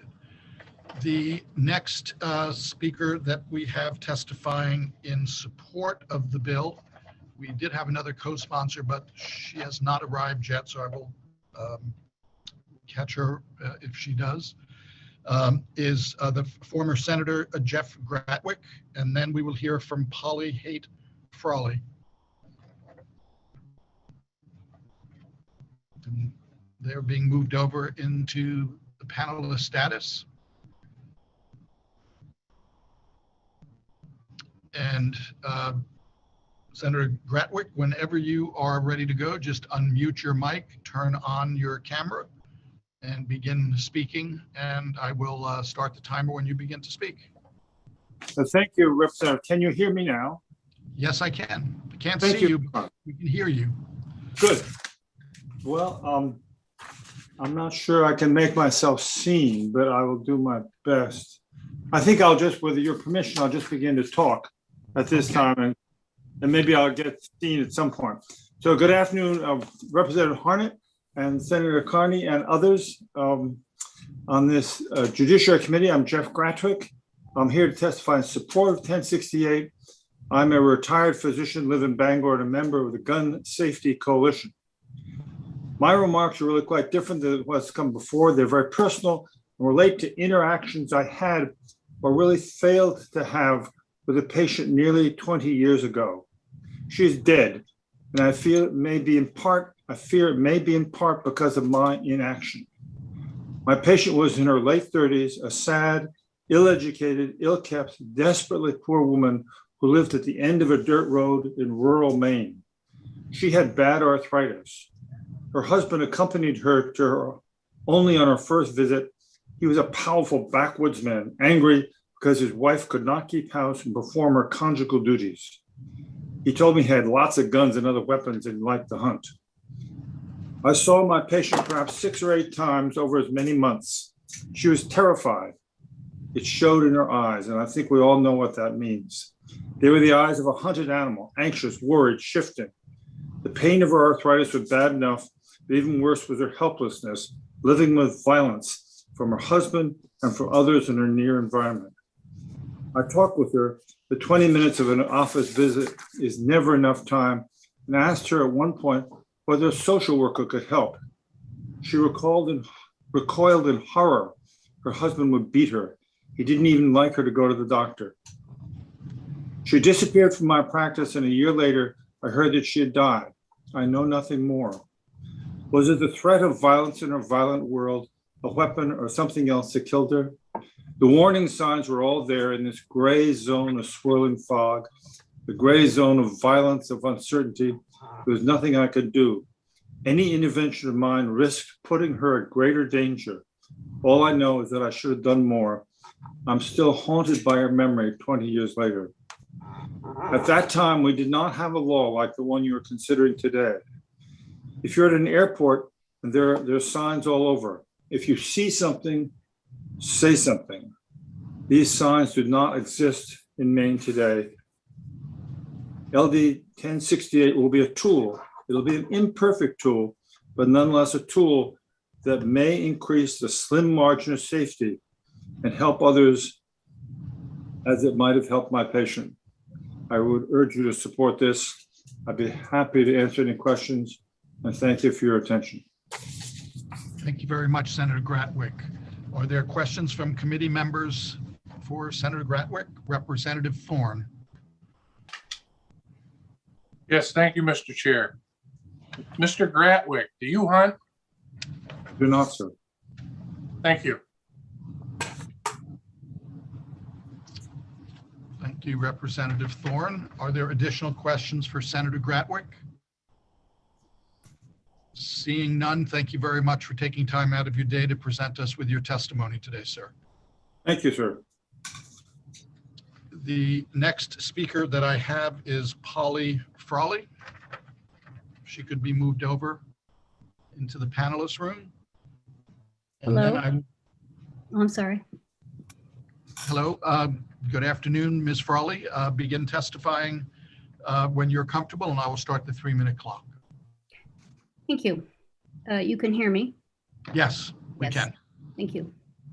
My name is Polly Haight Frawley, and I live in Cumberland, Maine. I'm in testifying in favor of the above referenced bill. I worked as an attorney in the field of behavioral health, mental health, substance use disorder for many years as a chief of operations. Pursuant to state guidance, I developed a fire safety plan for the organization, and I asked municipal officers for input on that plan. And I was told what we really needed was a plan for protection from a live shooter, that in these times of ever increasing possession of firearms, the lives of staff members were a greater risk from a shooter than a fire. I would like you to consider that behavioral health workers are at risk for their lives because a client or other individual may become unhinged and want to do harm to the client, a therapist, or anyone who simply gets in the way. Protection from harassment orders are not uncommon in that field.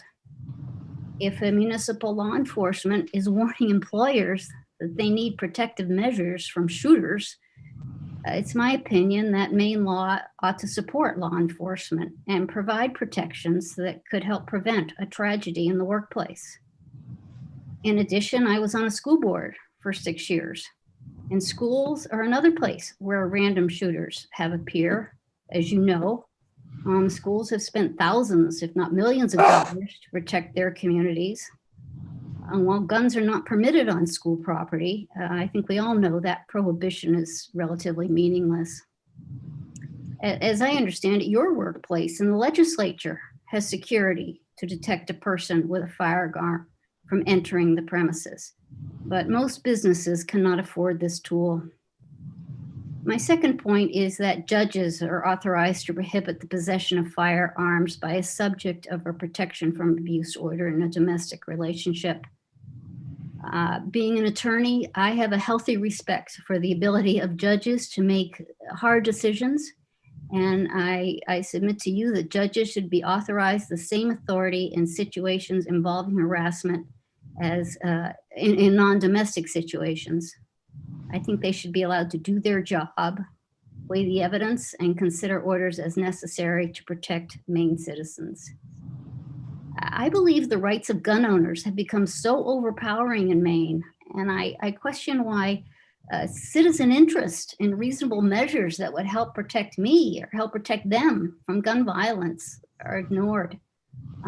This is especially true when reasonable proactive measures could be taken that have no impact on and are even supported by law-abiding gun owners. If someone is unstable enough to be subject of a protection from harassment order, he or she is unstable enough to be denied possession of a deadly weapon during the term of the order. Thank you very much for your consideration. I appreciate it. Thank you, Ms. Frawley. Are there questions for Ms. Frawley? Seeing none, we very much appreciate you taking the time to present your testimony to our committee this afternoon. Thank you. Thank you. I'm now going to, sorry, Representative Thorne, before you leave, Ms. Frawley. Yeah. Representative Thorne? Yes. Ms. Frawley, are you still there? Yes, I am. All right. My question for you was, are you familiar with the Second Amendment? Yes. Thank you. May I respond to that? Certainly. My understanding is that the Second Amendment is not absolute.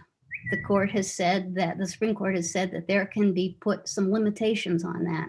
So with due process, if someone is subject of a protection from a harassment order, the judge can use that same due process to figure out whether a prohibition against possession of firearms should be imposed. It's not across the board. It's based upon the due process merits of each specific case. Well, could I ask a follow-up question, Mr. Chair? Yes, but related to the bill, please. Is the Second Amendment related to the bill? The Second Amendment is implicated by the bill, but is it germane to the bill? We'll go ahead with your question and I'll decide. The only reason I asked that is because Ms. Frawley asked how or why Maine has become such a stronghold for firearms. And I was merely responding to her that we have the right to bear arms without that being infringed upon. And that's why Maine is a stronghold for firearms. I was merely answering the testimonial question that she posed, whether it was rhetorical or not. That was all. Thank you.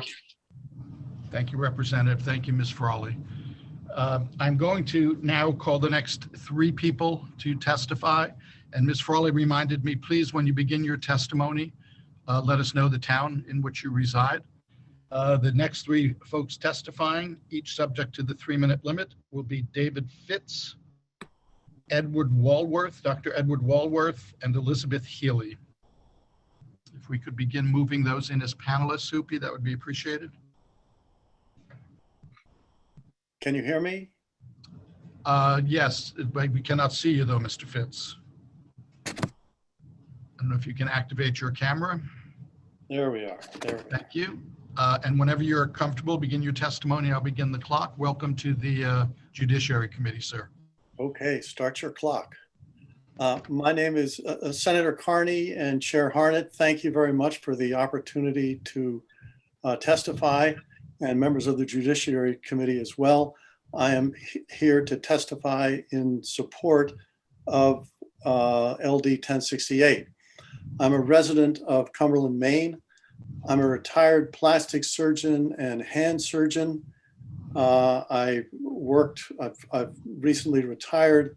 I worked at Maine Medical Center, Mercy Hospital, also North Conway Memorial Hospital, and held appointments at Tufts, Dartmouth, the Leahy Clinic, and in the past, University of Vermont. I'm also a gun owner and a hunter, and I'm certified to be a hunter safety instructor, and I'm a member of the Maine Gun Safety Coalition. I see this primarily as a public health issue, and I see it as over the years in practice, I had the opportunity to take care of people who'd been harassed and beaten up, raped, ended up in the emergency room with severe injuries as a result of domestic violence. And I see this as a broad spectrum of harassment going through the various stages of abuse and violence, leading ultimately possibly to death. And when I saw these people in the emergency room, I would spend time with them, asking them to please get out of the relationship they were in, talk to the police, do whatever they needed to do to get out of it. And occasionally I would have somebody a few years later thank me for spending the time. I think it's important, for this law to be passed, it's an important preventive measure. I think if the word gets out that your guns are going to be taken away if you harass people or are involved in any of this whole spectrum of abuse and violence, then it's like a vaccination. It's a preventative measure.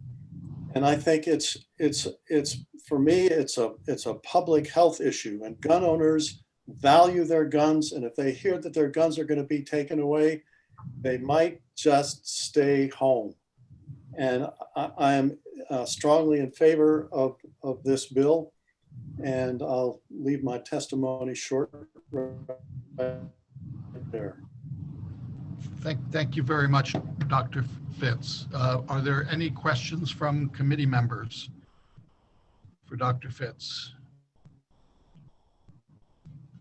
Seeing none, the committee appreciates you taking the time out of your day to testify on this bill.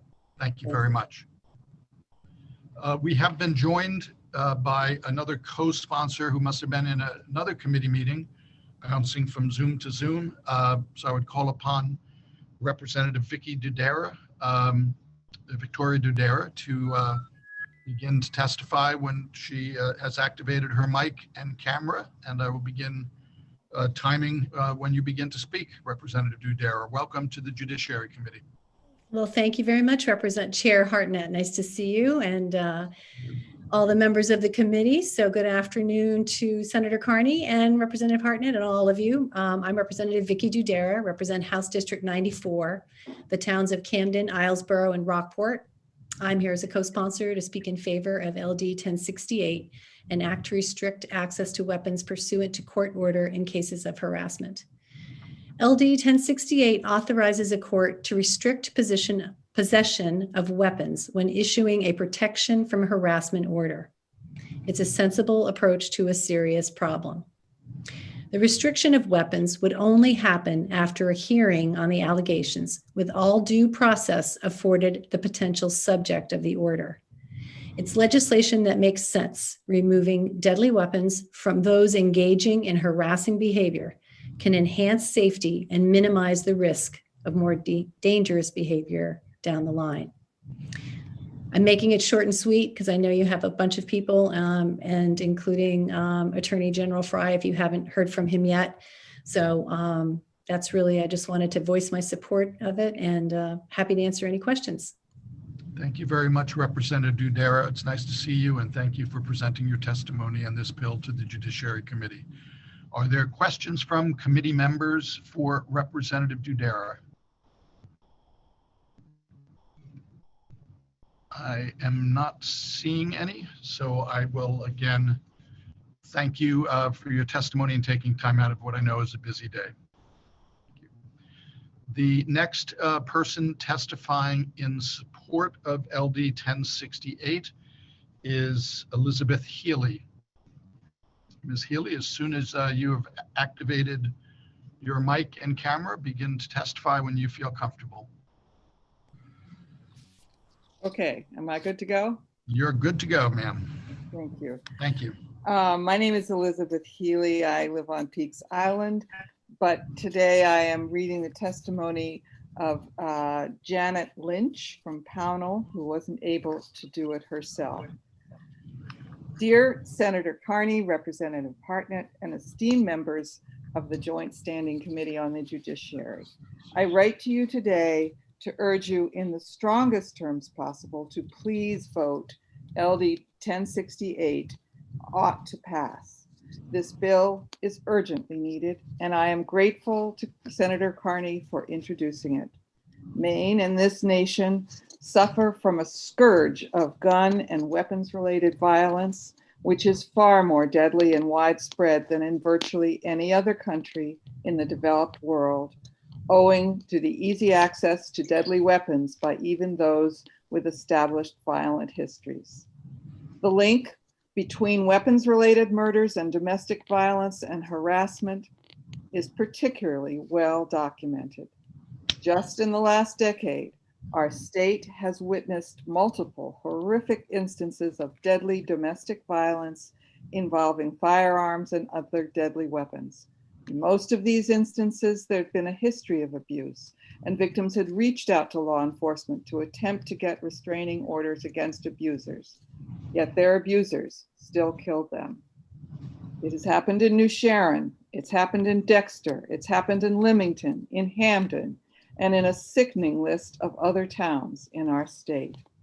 These murders and suicides could have been prevented had persons with a clear history of threatening behavior and of domestic abuse been under a legal, enforceable order not to possess deadly weapons. It's difficult not to become angry and outraged that more was not done to prevent the deaths of so many victims, but hindsight cannot bring back the dead. It can, however, guide us toward better laws to close loopholes and protect the vulnerable from those with a history of violence and abuse. Too often, too little is done to ensure that those with violent tendencies and records do not have access to deadly weapons, and far too often the homes of victims become crime scenes. Maine urgently needs this legislation to protect public safety and to prevent these horrific murders moving forward. We cannot and must not accept such deadly violence as inevitable. And we must protect the families and associates of persons with violent histories. Access to deadly weapons by those with known histories of violence and domestic abuse is a murderous accident waiting to happen. We can prevent such tragic outcomes by ensuring those with histories of domestic abuse do not threaten the lives of others or indeed themselves. This is an urgent public safety issue, and I strongly urge the members of this committee to please vote ought to pass on LD 1068. Sincerely, Janet Lynch, Pownell. Thank you, Ms. Healy. We appreciate you taking the time to read the letter into the testimonial record. Are there members of the committee with questions for Ms. Healy? Seeing none, again, I thank you very much for taking the time to provide the committee with the opinion of your friend. Thank you. The next person on my list to testify, and I hope I am getting the name correct, is Hillary Shendy.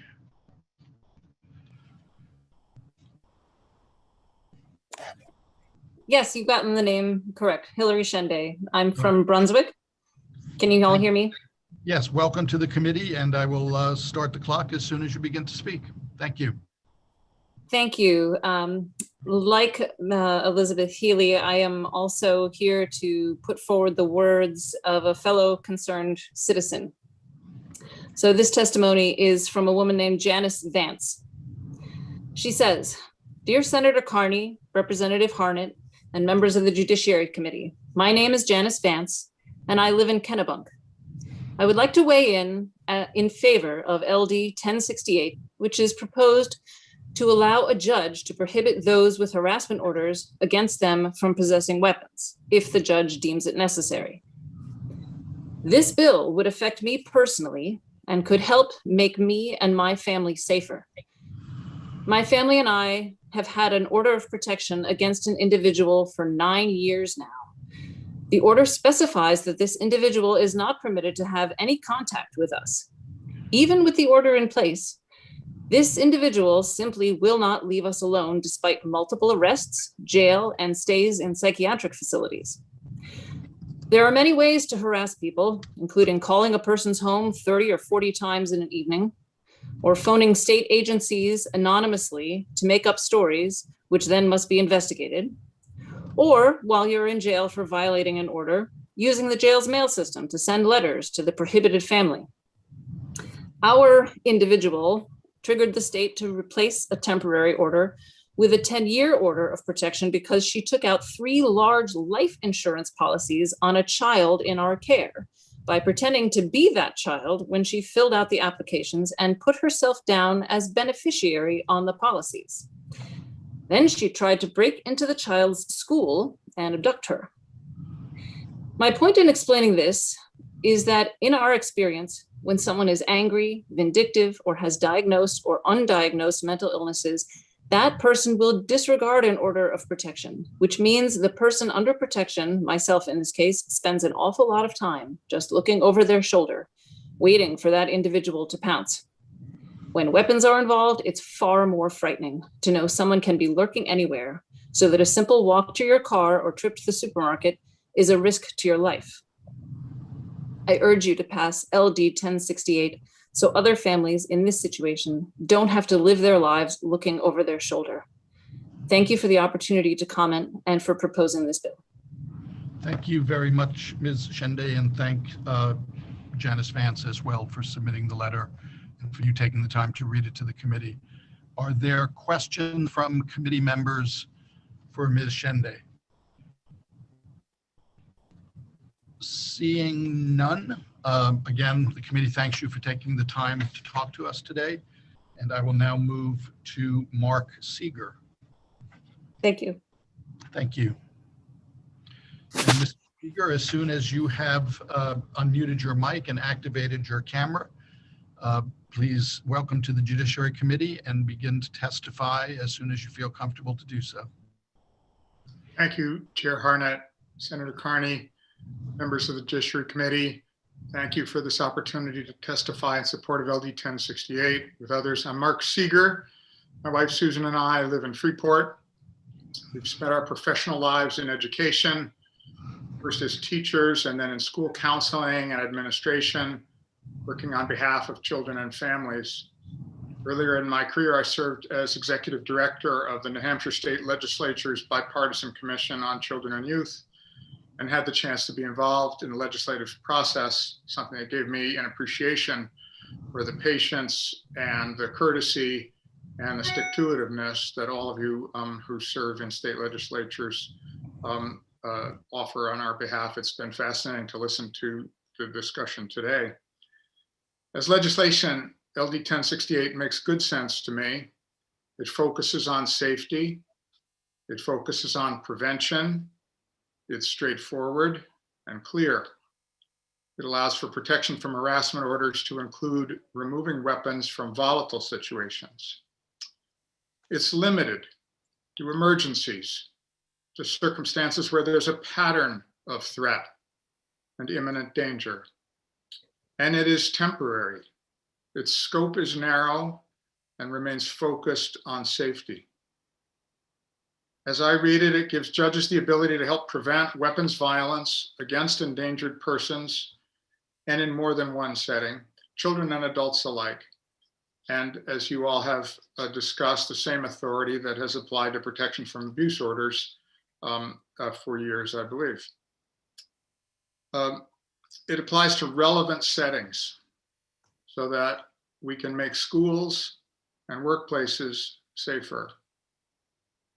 It can help reduce the terrible cost of harm, physical injury, or lasting emotional trauma to children and vulnerable adults.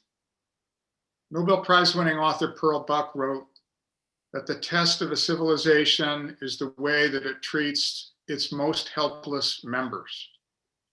And my grandmother taught that an ounce of prevention is always better than a pound of cure.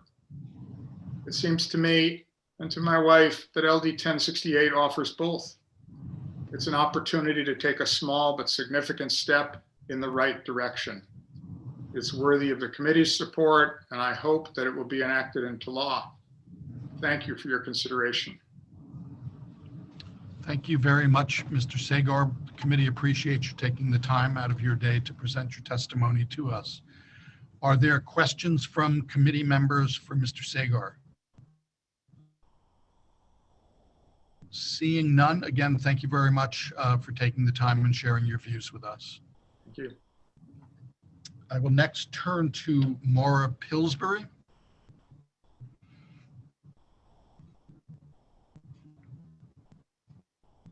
And Ms. Pillsbury, as soon as you are ready to testify, first of all, welcome to the Judiciary Committee. Your mic is on and your camera is working, so please begin. Thank you so much. Good afternoon, Senator Carney, Representative Harnett, and members of the Judiciary Committee. My name is Maura Pillsbury, and I am a gun violence prevention advocate and former public policy researcher from Freeport. For years, I've been an advocate in Maine and a public policy researcher, watching violence impact our communities while our government has sadly taken too little action to protect us. We have already heard several examples today of violence occurring in Maine.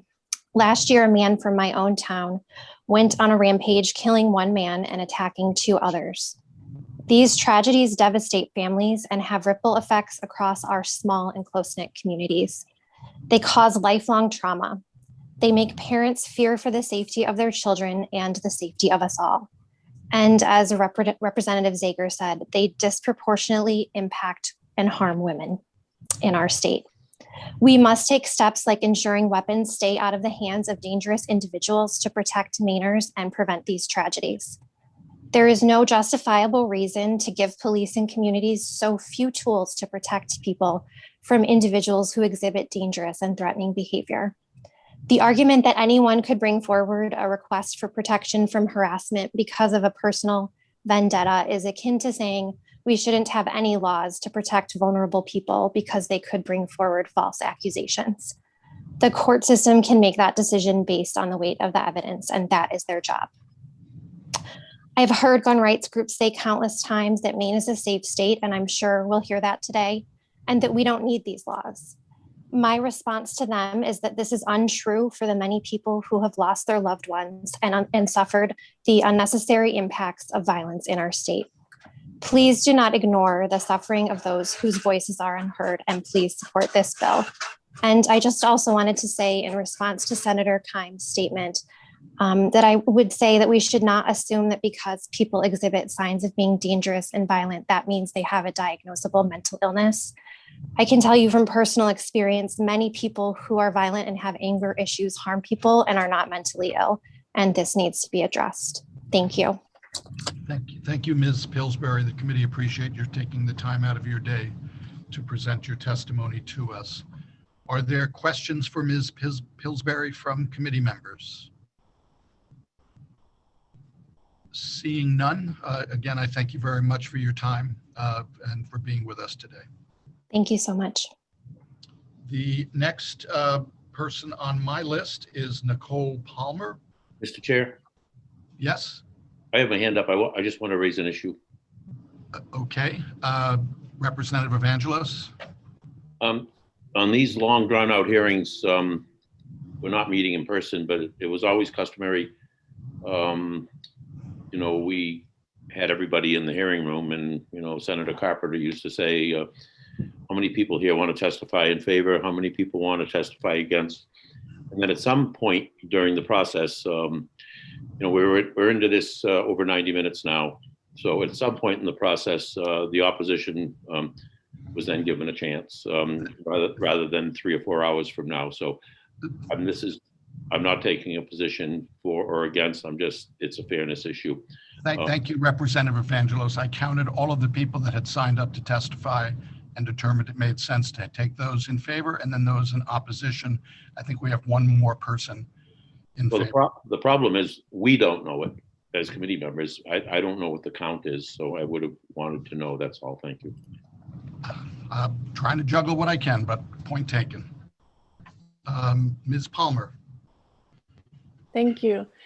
Senator Carney, Representative Harnett, and members of the Committee of the Judiciary. My name is Nicole Palmer and I live in Bowdoin. I've been an educator for almost 20 years and I'm also a professional classical musician. I'm testifying in support of LD 1068 because it addresses a gap that currently exists in our laws.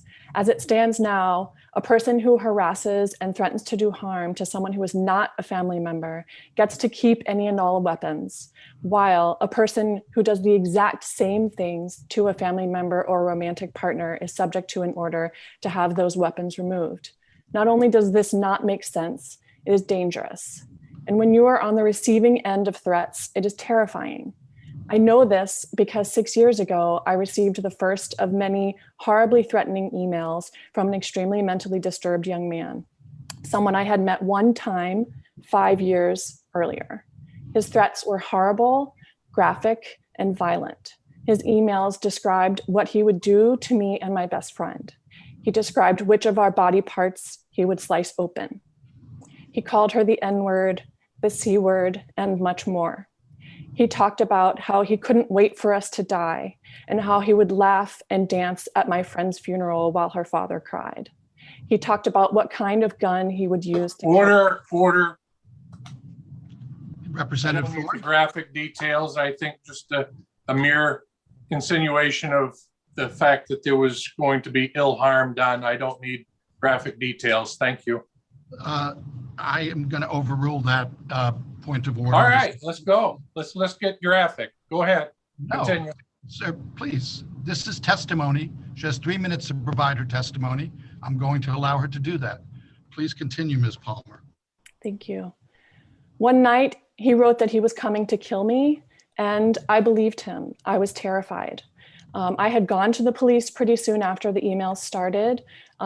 They told me that there was nothing that they could do. The night that he emailed and said that he was coming to my apartment, I called the police and I asked them to please send an officer. They said that they would not do that and to give them a call when he got to my door. Now, it doesn't take a rocket scientist to know that that could very well have been too late. I was teaching school at the time and I was racked with worry that he would show up at my school. So I found a picture of him on Google and I showed it to the security workers at the front door and I told them if he came to not let them in and to call the police right away. I shudder to think what could have happened to me, to my friend, and to my students. And frankly, what could still happen if this guy goes off of his meds and goes off the deep end again. The fact that guns could not be removed from this guy while he was sending daily threats to us to kill us with a gun because of a quirk in the law that says that that power is only granted if the victim is a family member needs to be addressed. And you are the people who can address it. I sincerely hope and pray that none of you ever has a family member or a loved one who experiences anything like what my friend and I went through. But if they did, if it was your daughter or wife or nephew or friend, wouldn't you want for there to be some legal recourse so that a reasonable judge could, if necessary, take the steps to make sure that an unhinged individual could not follow through on threats to harm your loved one? And I just wanted to address a point from Representative Evangelos, I don't believe that it is suffering to be parted from one's weapon for 48 hours, but I do grant that that could be an inconvenience.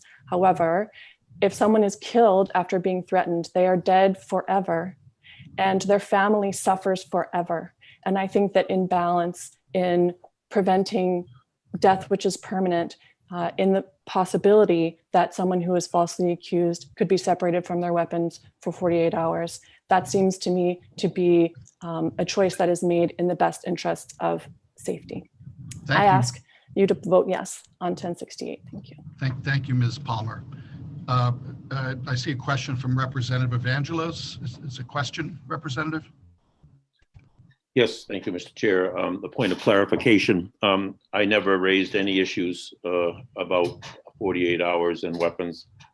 I specifically raised issues about the 4th, 16th, and 6th Amendments to the Constitution. I didn't address the weapon issue at all. I simply addressed the issues of having your constitutional rights taken from you for 48 hours. I didn't address the weapon issue. I want that clear. Thank you, Representative. Thank you, Ms. Palmer. If there are no other questions, again, I thank you for taking the time out of your day to provide us with your testimony. Thank you. That is the end of my list of people testifying in support of LD 1068. Unless I see hands from attendees, I will now turn to those who have registered in advance to testify in opposition to LD 1068. And I will begin with a former member of this committee who I served with in the 129th, and that would be Representative John DeVoe. Representative DeVoe, when you are ready, if you could unmute your mic and activate your camera, and I will begin the 3-minute clock when you begin your testimony. Thank you. Good afternoon, members of the Judiciary Committee. My name is John DeVoe. I am from Caribou, Maine. I'm testifying in opposition to LD 1068. This legislative document does not provide law enforcement with a new tool to help victims of harassment as it's being claimed. If so, it would have been amended. It would have an amendment title in 17A subsection 506 paragraph 1A1, putting it into the criminal code and not under the Administrative Procedures and Services section of the Maine Revised Statutes annotated. Now, law enforcement may get involved once a judge has determined, usually ex parte or without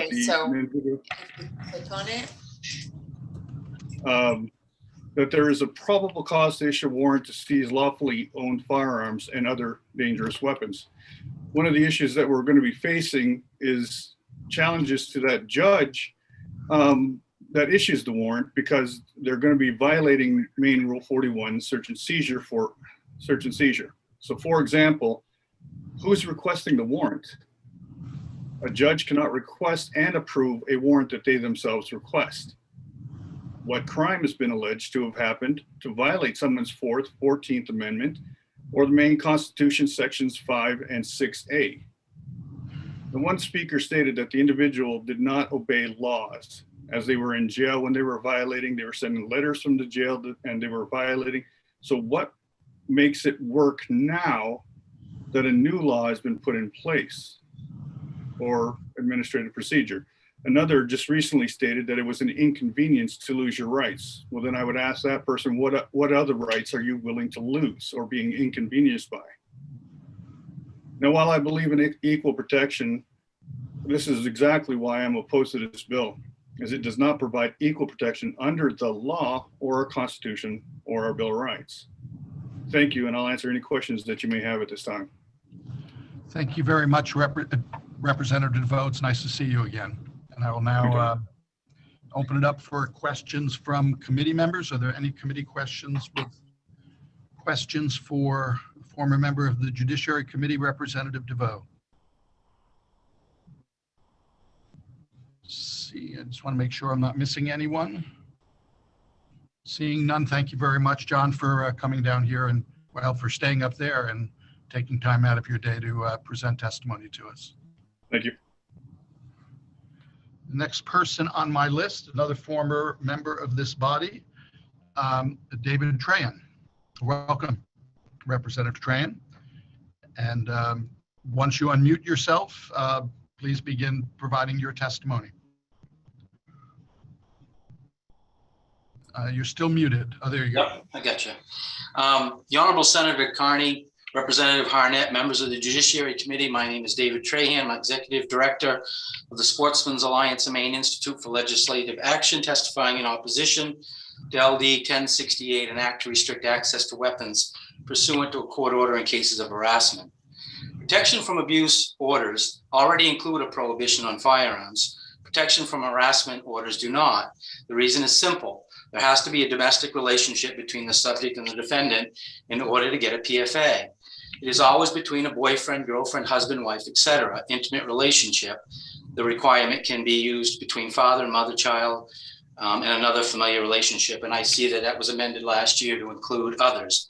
The PFH is way different and has no familiarity component. I can get a PFH on my neighbor if my neighbor texts me too much, if she yells at me when I get near her property boundary. With this bill, if I get a PFH order against her, my neighbor might not be allowed to possess a firearm. This is a crazy expansion of a powerful tool available to keep domestic violence assaults from happening in the form of a PFA. A DVA is not contemplated in a PFH order. This change could be abused and likely would be. 2 years ago, the Sportsmen's Alliance of Maine, ILA, worked with this committee in good faith to bring forward a proposal to overhaul our protective custody statute and enhance our mental health outpatient treatment programs. Through months of hard work with a large stakeholders group, including legislators and the governor's chief legal counsel, Derek Langhauser, we found a way to bring people together in an unprecedented way. The ink on that program is not even dry yet, and some want to expand its scope and lower the legal standards by which Mainers can be labeled mentally unstable for the purposes of having their firearms taken away. We still have work to do on that bill, and some want to expand its scope, and this bill is a good example. The telemedicine component of the so-called yellow flag law has not been developed.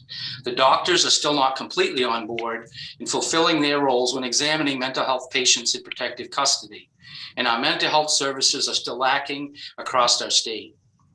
The organization I work for introduced the law that allows firearms to be temporarily taken away during a protection from abuse order, and the recent yellow flag law. We have acted as trusted partners working to make our community safe. Please consider working with us again to finish our work that we started last year and defeat this bill. Thank you. Thank you, Representative Trahan, and thank you for taking time out of your day to present to the committee. Are there questions for the representative? I see Representative Thorne. Thank you, Mr. Chair. Director Trahan, welcome. I appreciate you showing up today, providing your testimony. Thank you. I'm curious, I'm going to ask you because you may know, are you aware of how many violent domestic incidences with muzzle loaders have occurred in the state of Maine? I think they are very rare, Representative. I think that definition's probably pulled out of a statute somewhere and may not be the most appropriate for this statute, but that's where I guess it comes from. I think you'll find that the weapon of choice most likely is handheld weapons, not always firearms.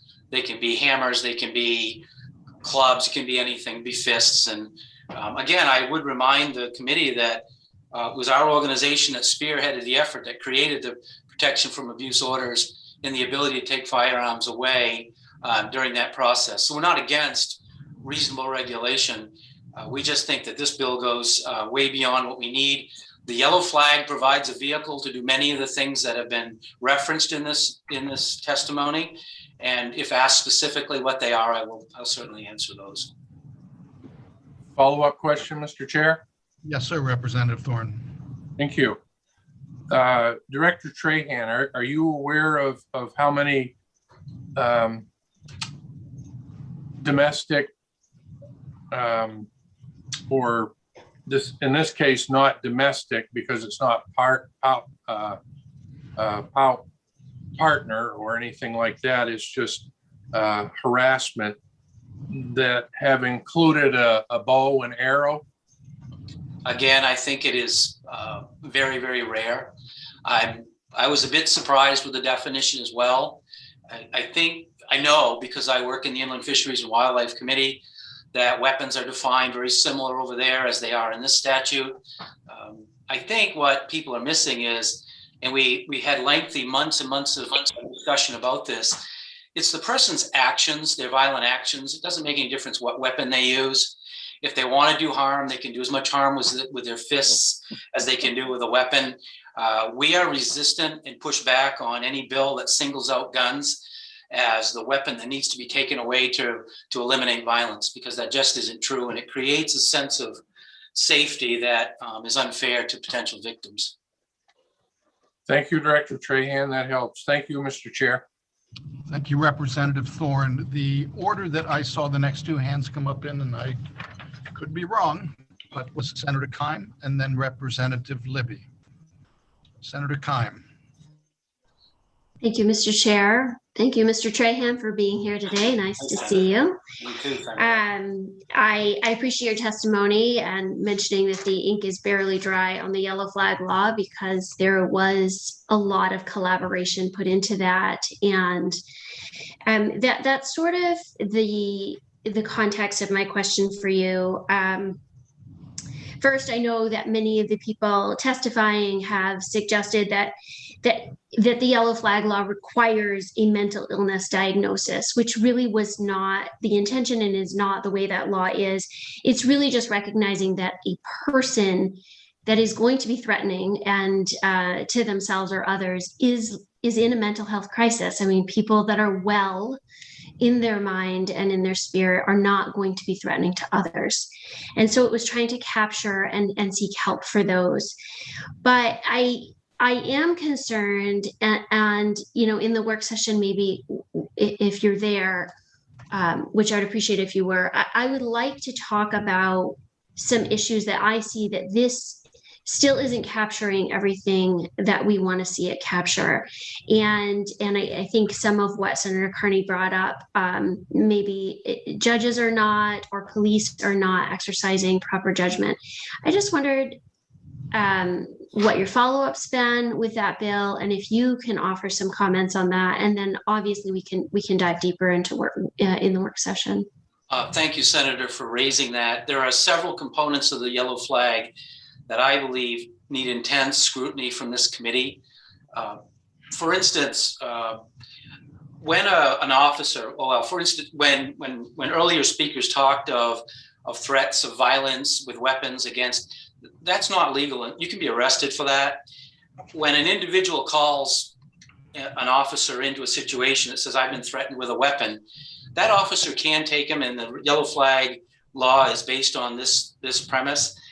If the officer believes that they are a risk to themselves or others and they are suffering a mental health issue, they can put him into protective custody.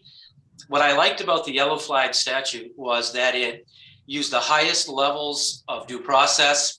And in the words of, I think, a great man, Derek Langhauser, previous legal counsel to Governor Janet Mills, said that when taking a person's personal liberty, you should use the highest levels of due process and all the rights that are warranted under the Constitution. He helped draft that legislation. So for me, the yellow flag entry point through protective custody is the way to get the due process protections for the victims and for the people who are being accused. And that goes directly to Representative Jeff Evangelos's point. That process went through the greatest level of scrutiny through multiple ex-AGs, as well as, I think, some of the best legal minds in our state. I believe we should build off of that. Now, the second component that's missing, and I think one of the most important, is someone needs to answer to me why the medical community has not embraced that yellow flag statute and are resisting its implementation. I see several bills that want to lower the standards so that others can evaluate besides physicians and psychiatrists and other mental health professionals. That's very disturbing to me. We need to work through that and figure out a path that makes physicians feel comfortable that they can participate in that process in a way that's not a threat to themselves or their family. And I guess thirdly is an education component. I think law enforcement are unaware of that law and how it can be utilized. I think the telemedicine component of that is crucial. When putting a person into protective custody, if you can't get them in front of a mental health professional for evaluation, what good is putting them into protective custody? Again, that has not been developed. And if you pass this legislation to extend this to harassment orders, for the thousands of new people put into the system, how are you going to evaluate their situation and get them into potential care? So we have a lot of work to do. And unfortunately, bills like this are going to be distracting us and putting our resources into places they shouldn't be. Yeah, thank you for that response. I think education is key for making further use. And then, yes, I think we need to circle back with the medical community and look to see, where's the hesitation and how to address that. And, there are circumstances still arising where, that law should be applicable and be saving lives in more instances than it is. So thank you for your testimony and for answering my questions. Appreciate it. I would reference to you an article that was written recently in the Bangor Daily News that talked about the effectiveness of that law. It was used, I believe, over 20 times, and it did confiscate dangerous weapons that did not just include firearms, it was other weapons as well. Thank you, Senator Keim, and thank you, Representative Trahan, for your answers. Representative Libby. Thank you very much, Mr. Chair. And thankfully, Senator Keim has actually addressed my question. So I just wanted to request, given Mr. Trahan's extensive knowledge of the previous legislation, I would very much appreciate if he was invited to the work session. Thank you, Representative Libby. He will be. Thank you. Senator Carney. Thank you, Representative Harnett. I just wanted to point out that we do have a hearing related to the yellow flag law. It's LD 861, and it will be heard on Thursday. LD 861, can you give me a brief summary of that, Senator? That's not my bill. I can't. And we're only supposed to talk about we're supposed to save information about bills for the hearing on that bill, but you can see it on the Secretary website. Yeah, as a former senator myself, I should have known that. I apologize. Thank you, Senator Carney. And I guess I referred to you incorrectly as a representative, Senator Trahan. I was that as well, Representative. Well, we always go with the highest title. So. Okay. Representative Evangelos. Thank you, Mr. Chair. Hey, David, how's it going? It's pretty good, Representative. So how long have we known each other? 40 years? Something like that. I think, yes, my mother-in-law knew you longer than that. So, one of the things I'm concerned about when we get into these discussions is something that I consider to be the rural-urban divide in Maine. And you know where I live, right? Yes, I do. And, I'd say 80% of the folks here firearms and hunt. And, I'm a peacenik, a left-wing peacenik, and I don't own a gun. So can I quote you, Representative? I like it. Well, you still gave me an A+. But yes, I did. My concern is, though, my question, aren't these rural folks that I live with, don't they have legitimate concerns regarding being falsely accused along the lines I asked earlier? Because, we've often said that the best gun control we have in Maine is the responsible gun owners of Maine and our education program around the youths that go into hunting and stuff. But the rural people seem to have very legitimate concerns and maybe some unjustified fears, but it all boils into a a difficult situation for them and for their representative, quite honestly. I do the best I can. But I just wanted you to respond to that rural urban divide and the understanding that in a rural area, there's a little bit different approach and understanding, I think. Sure. I do believe that there is a fear of firearms out there by folks who've never really been introduced to them. We have one of the most extensive gun safety networks probably in the nation, probably one of, if not the best gun safety network in the nation. We have instructors, it takes class before you can get a hunting license. I took it, it took 4 nights, and we have instructors all over the state that teach about firearm safety. It is one reason why we are, as it relates to violent crime, the safest state in the nation, and we're always at the top. There are groups that like to confuse people and mix suicides in with violent acts with firearms. They are 2 different things. And when you look at the violence with firearms, like I said, we are the safest in the nation, and we should be proud of that, and we should learn from it. But there is, and I'm glad you brought it up, Representative, a very distinct difference between rural and urban areas, not just in Maine, but across this nation.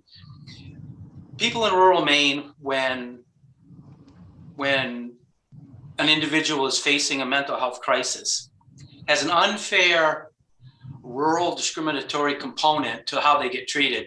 If you live in Cape Elizabeth, you live in Freeport, you live in Portland, your access to mental health services to treat your condition are far more extensive and you have easier access. You live in rural Maine, you do not. And it is often impossible to get those services that you need. Now that's a root cause and a solution that needs to come forward as to how we get those services to the individual when they're in crisis, whether they live in Machias, Caribou, or in Portland, Maine. And that's where I'd like to see this committee think about the massive amounts of federal resources that are about to come to this state. You have a flashpoint in time where the resources are available to beef up our mental health services statewide.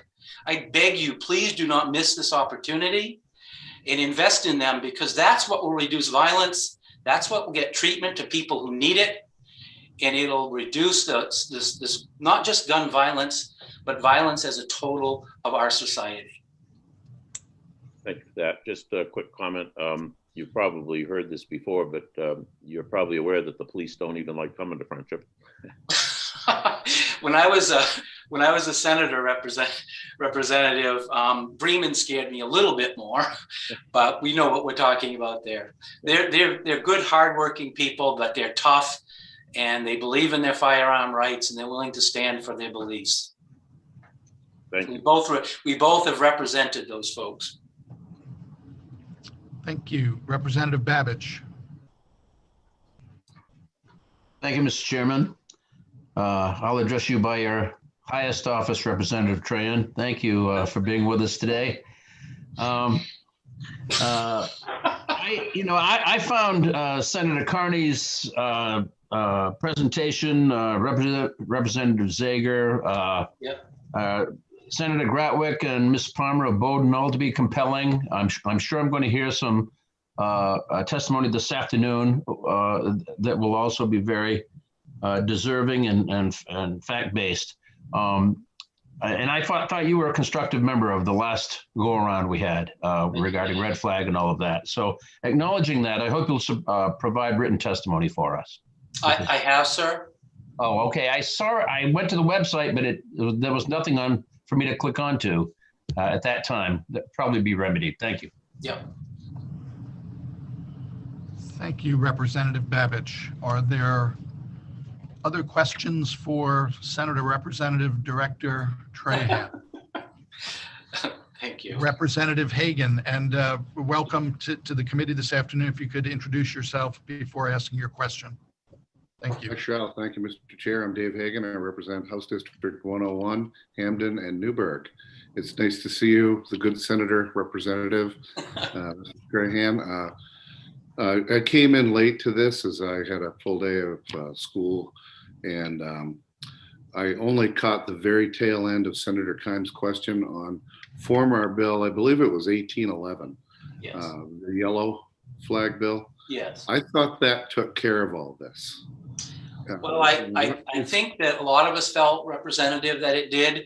But unfortunately, I think there are some components of that legislation that still need to be fully implemented. And I think there's Senator Kimes spoke to an educational campaign that I believe should occur, not only with the public, but with law enforcement as a whole. And I think the last piece is the telemedicine piece, I think is crucial to the success of that program. I want to share with this committee that after the Judiciary Committee worked that bill, I got calls from all over this nation wanting to know how in the world your committee got people from polar opposites of the political spectrum to come together on a piece of legislation. I briefed people at the national level extensively on LD 1811. And as we see the debate take shape nationally on red flag, you will see the legislation in Maine become part of those discussions. Because oddly enough, the legislation that you worked on doesn't qualify nationally as so-called red flag legislation. So it doesn't qualify for grants from the federal government to implement red flag. Senator Collins' office called me and we discussed it at length, and I believe she will be, along with Congressman Golden, ensuring that Maine qualifies for some of that federal money. I think it was an oversight by folks, and the folks that developed that initial red flag grant legislation, which hasn't passed yet, did not envision the creativity that Maine would have on this subject. But I will almost guarantee you there'll be many states that will look at our legislation and try to implement it in their states as a way to bring people together, not separate us. Thank you, Representative Hagan. Are there additional questions from committee members?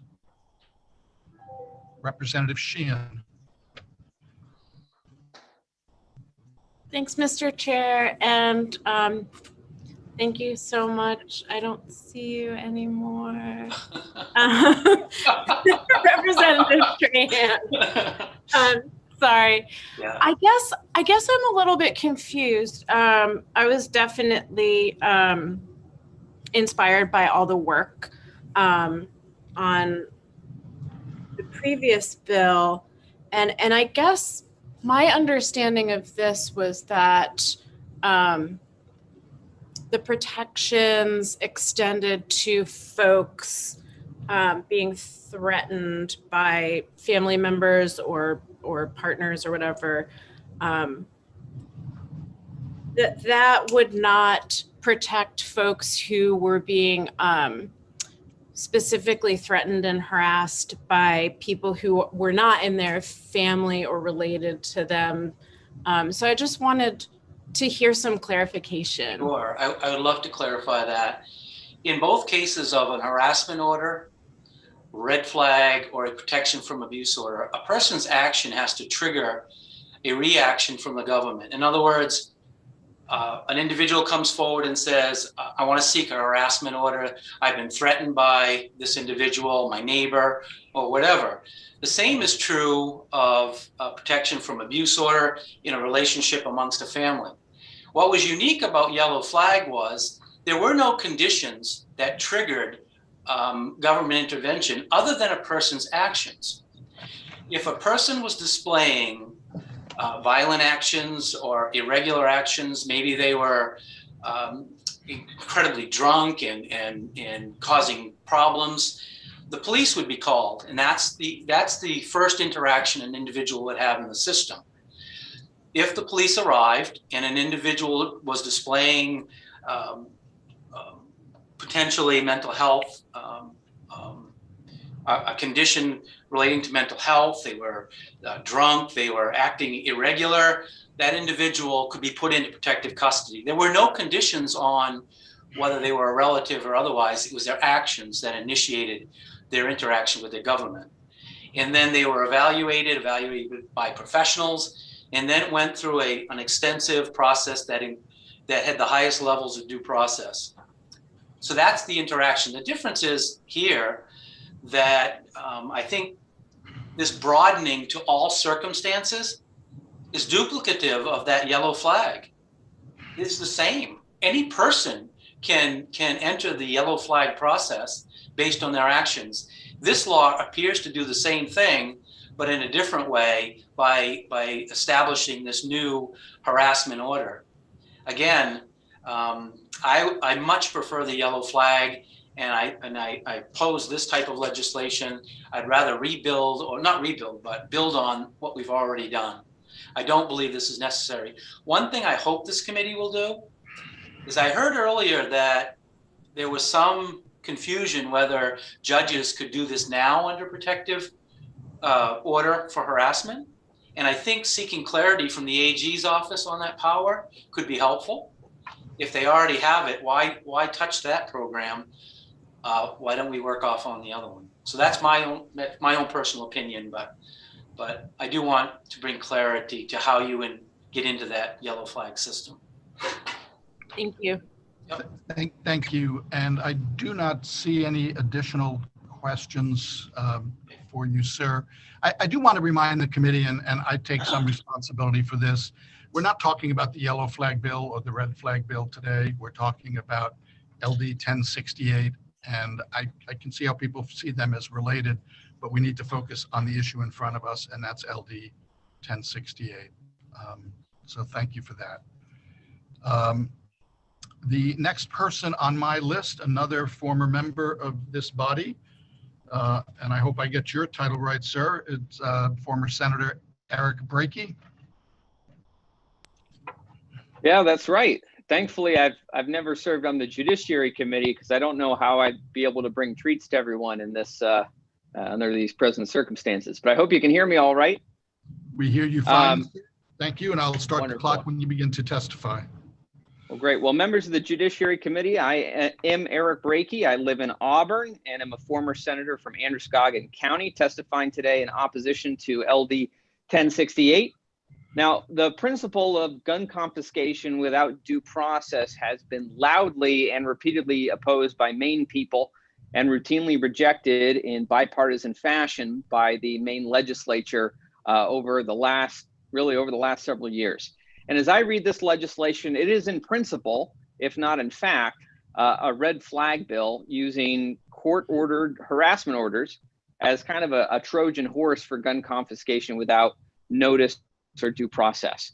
Now, while I think that there's much value in these harassment orders in and of themselves, I personally, helped constituents navigate this process when they've needed a harassment order against someone, but they are not fit to serve as the legal basis for depriving an individual of basic human liberties, including the right to self-defense.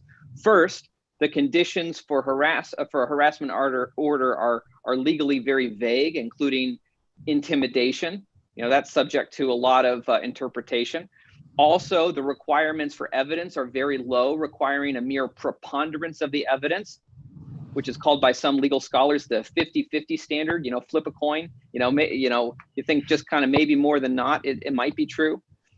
Further, there are provisions in the law for harassment orders to be issued under ex parte proceedings, which would mean the target of this order could be forcibly disarmed with no notice or opportunity to defend him or herself in a court of law.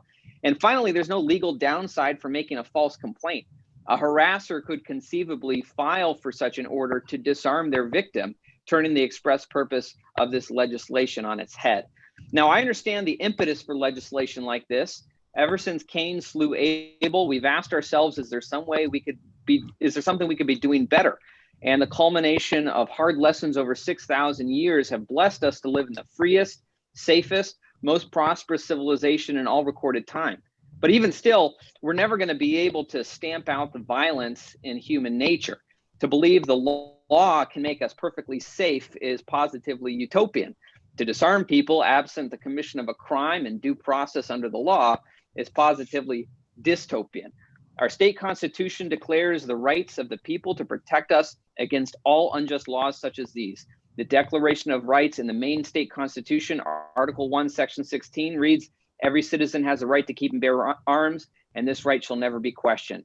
And further, Section 6A reads, "No person shall be deprived of life, liberty, or property without due process of the law." These principles were enshrined because of two brutal lessons of history. Government cannot protect us from the wolves, and government cannot protect us from itself. The people must be able to be armed to defend themselves. Now, we can gamble with these principles, ignore the advice of Ben Franklin, who warned us that those who give up essential liberty to gain temporary security will lose both, but we'll never be able to stamp that out from human nature. We live in the state with the lowest violent crime rate in the country, where we're a very well-armed society. I will, recognizing time, I will end there and simply ask that you vote ought not to pass on this legislation. Thank you very much, Senator Berkey. Representative Moriarty, I saw your hand up before and I was concerned that I might have missed it for a prior witness, or? No, you didn't. That was a mistake. Okay. I'm all set. Thank you. Thank you. Are there questions for former Senator Berkey from members of the committee? Representative Thorne. Thank you, Mr. Chair. Briefly, Senator Berkey, good seeing you again. Wondering if you could expound just a little bit on the main constitutional citation of the right to bear arms. Yeah, it's probably, you know, over the last year, I've been actually working with a lot of state legislatures across the country, and I've yet to find any state constitution that is more clear than the Maine Constitution. It's pretty direct. Every citizen has the right to keep and bear arms, and this right shall never be questioned. And do you have the reference by chance of that? Article 1, Section 16. It's in the Declaration of Rights. Thank you. Thank you, Representative Thorne. Are there additional questions for Senator Berkey? Seeing none, thank you very much for taking time out of your day to testify today. We appreciate you doing so. Thank you. I will continue with the folks that I have on my list. The next being Austin Hine. Austin Hine could be moved from the attendee room to the panelist room. I would appreciate that. I'm here. Thank you, Mr. Chair. Thank you, Mr. Hine. Welcome to the Judiciary Committee. And as I'm trying to do with all witnesses, I will start the clock when you begin to testify. I appreciate that, sir. Thank you, Mr. Chair and members of the committee. My name is Austin Hine. I'm the Director of Political Operations for the National Association for Gun Rights. And I'm testifying today in opposition to LD 1068. NAGR has more than 40,000 supporters in the state of Maine, and their support is why I'm here testifying today. LD 1068 creates a sort of misdemeanor gun confiscation program that threatens the constitutional rights of Mainers on the basis of the ambiguous term of harassment. Title 5, Section 4651 of the Maine Revised Statutes defines harassment as 3 or more acts of intimidation, confrontation, physical force, or threat of physical force. Now, I want to focus on intimidation and confrontation, which aren't defined in Maine statute, but they're pretty broad terms that could apply to thousands of situations. And that sets a really low bar for the potential loss of a constitutional right to bear arms. And looking at Title 5, Section 4655, which is what LD 1068 amends, every single provision in the judge's arsenal has the direction to the plaintiff themselves. And that's where the focus is. It never has a specification on the property that they own or anything like that. It just basically allows judge to order, say, stay away, or I guess it does have a legal fee provision. But as far as losing constitutional rights, that's a whole nother ballgame. Inexplicably, this is what 1068 does and what it accomplishes. LD 1068 broadens the term of protection orders beyond the scope of a defendant's actions and applies protection orders to a defendant's property, specifically property that is protected under the Second Amendment to the United States Constitution. That's not justice, in my opinion. That's just confiscation. And the implications of this are broad and even far broader than what federal code has, which has no such prohibition on harassment cases. LD 1068 has the potential to turn minor non-criminal altercations into the loss of an individual right. And that's unheard of with any other constitutional right, frankly. And this is a huge expansion of the court system that can and will be ripe with abuse. And I strongly urge the committee to stand up for the rights of tens and thousands of gun owners in Maine by rejecting LD 1068. Thank you for your time, and I'm open to your questions. Thank you very much, Mr. Hine. Thank you for taking time out of your day to present your testimony to us. Are there questions from committee members for Mr. Hine? Seeing none, again, I thank you, sir, and appreciate your testimony. Yes, sir. I will now turn to Jonathan Martell. If Mr. Martell could be moved in as a panelist.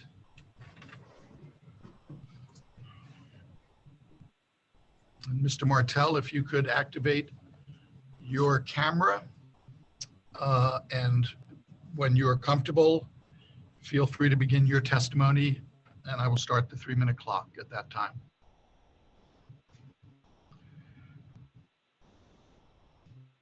Mr. Martell, can you hear us? Okay. I had myself on mute. I apologize. All right. Sir. Thank you for your time today. I urge you to vote against LD 1068. This is essentially another attempt to pass a so-called red flag bill in Maine, and has been shot down as being constitutional many times. There are already systems in place as discussed the last time this came up, and I believe this was mentioned a few times before. This bill is ripe for abuse by anyone that wants to disarm a victim by making false claims. That could be a stalker that wants to make sure that his target is disarmed by police. The person being accused has no knowledge or recourse of the judicial review before the police show up to remove any defensive firearms the person may have. With today's cancel culture and the bar being absurdly low for PFH orders, this is an extremely dangerous violation of due process rights, as well as the Maine state and U.S. constitutional rights to due process and the right to keep and bear arms. As discussed in the red flag laws, they are used as tools by abusers to disarm their victims, many of them women. And I've seen this abuse many times to the things that have happened to friends of mine. And it's really sad to see the justice system be abused in the way that it is. There are other laws in place that cover threats or assault while still protecting the rights of due process. I urge you to vote against this bill. I thank you for your time. Thank you very much. Thank you very much, Mr. Martell. Thank you for your testimony this afternoon and that you provided this morning as well on a separate piece of legislation. Are there questions from committee members for Mr. Martell? I'm going to scroll down my list. And I am not seeing any hands raised. If I'm missing anything, I'll give another couple seconds for folks to raise their hand. Seeing none, again, thank you, Mr. Martell. We appreciate you being here today. All right, thank you. Thank you very much. The next person on my list is Joshua Rains. Has Joshua moved over from the attendee room? Mr. Rains?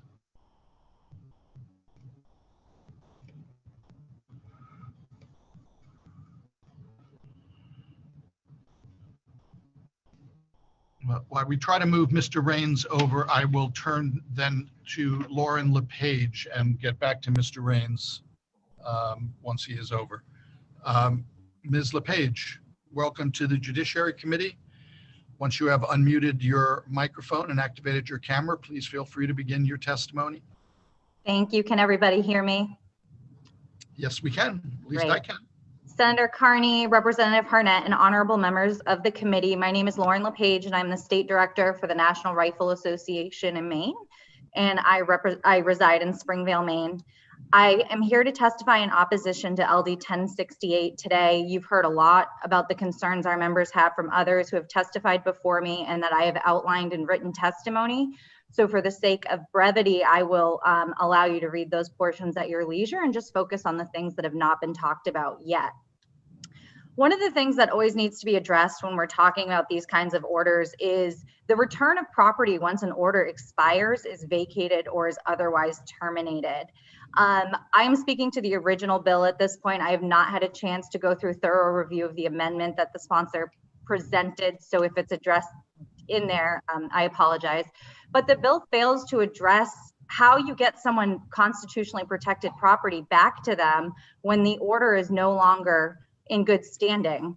So, you know, should the agency that's holding the property decline to restore the property, the defendant would be required to bring legal proceedings, presumably bearing those costs associated with starting legal action to get their constitutionally protected property back. And there's also no mechanism for restoring firearms that have been relinquished or seized and belong to someone other than the defendant, presumably if they store a home or if the defendant has access to those firearms.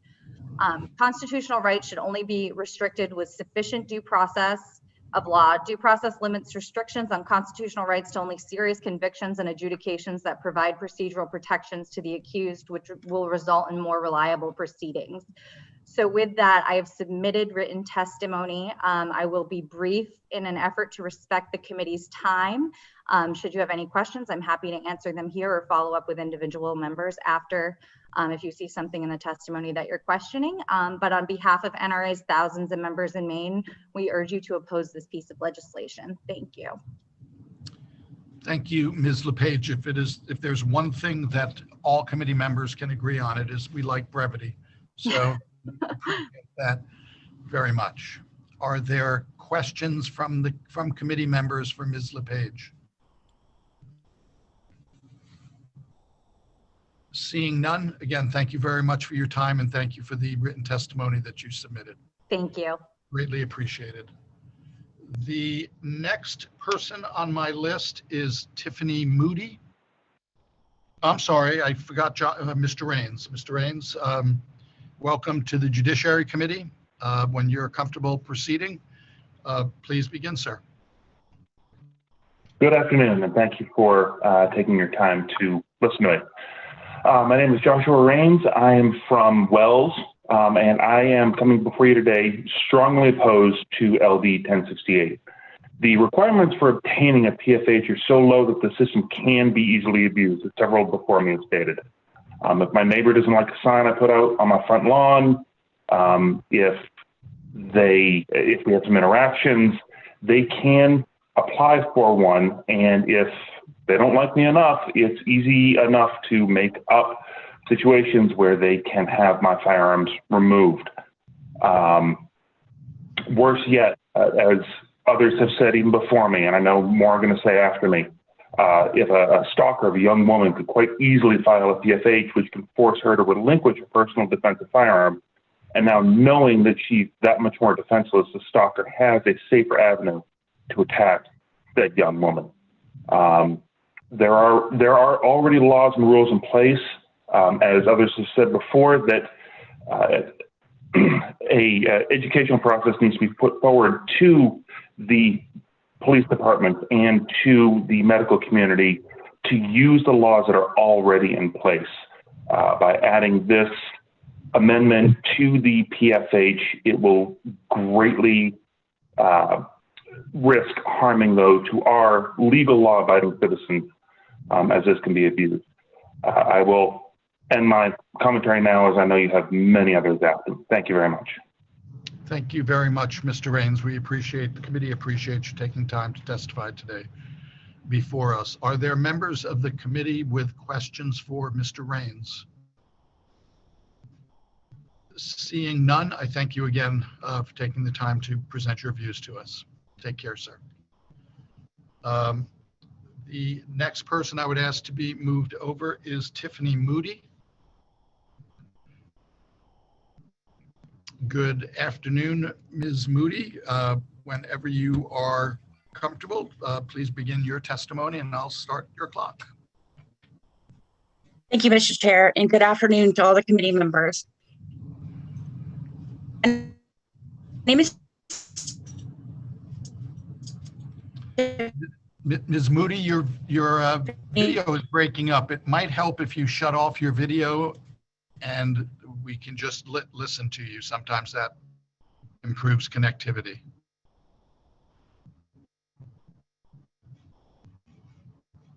Are you able to hear me? Citizen due process only 2 years later is preposterous. There's so much division in our country right now, not to mention calls to keep lists of all of President Trump's supporters by a congresswoman that if this bill were to pass, can and more than likely would be used to strip firearms from law-abiding people, simply for who they vote for, support, or that they are on the other side of the aisle politically. That doesn't even include, albeit nonviolent conflicts with neighbors, drivers, or any other stranger that we all encounter on a daily basis. Examples have been mentioned, a sign in your lawn. What if you cut your grass too many times too early in the morning? Your neighbor gets ticked off. You cut somebody off in the interstate. You see someone in the grocery store that doesn't like your shirt. Things like that.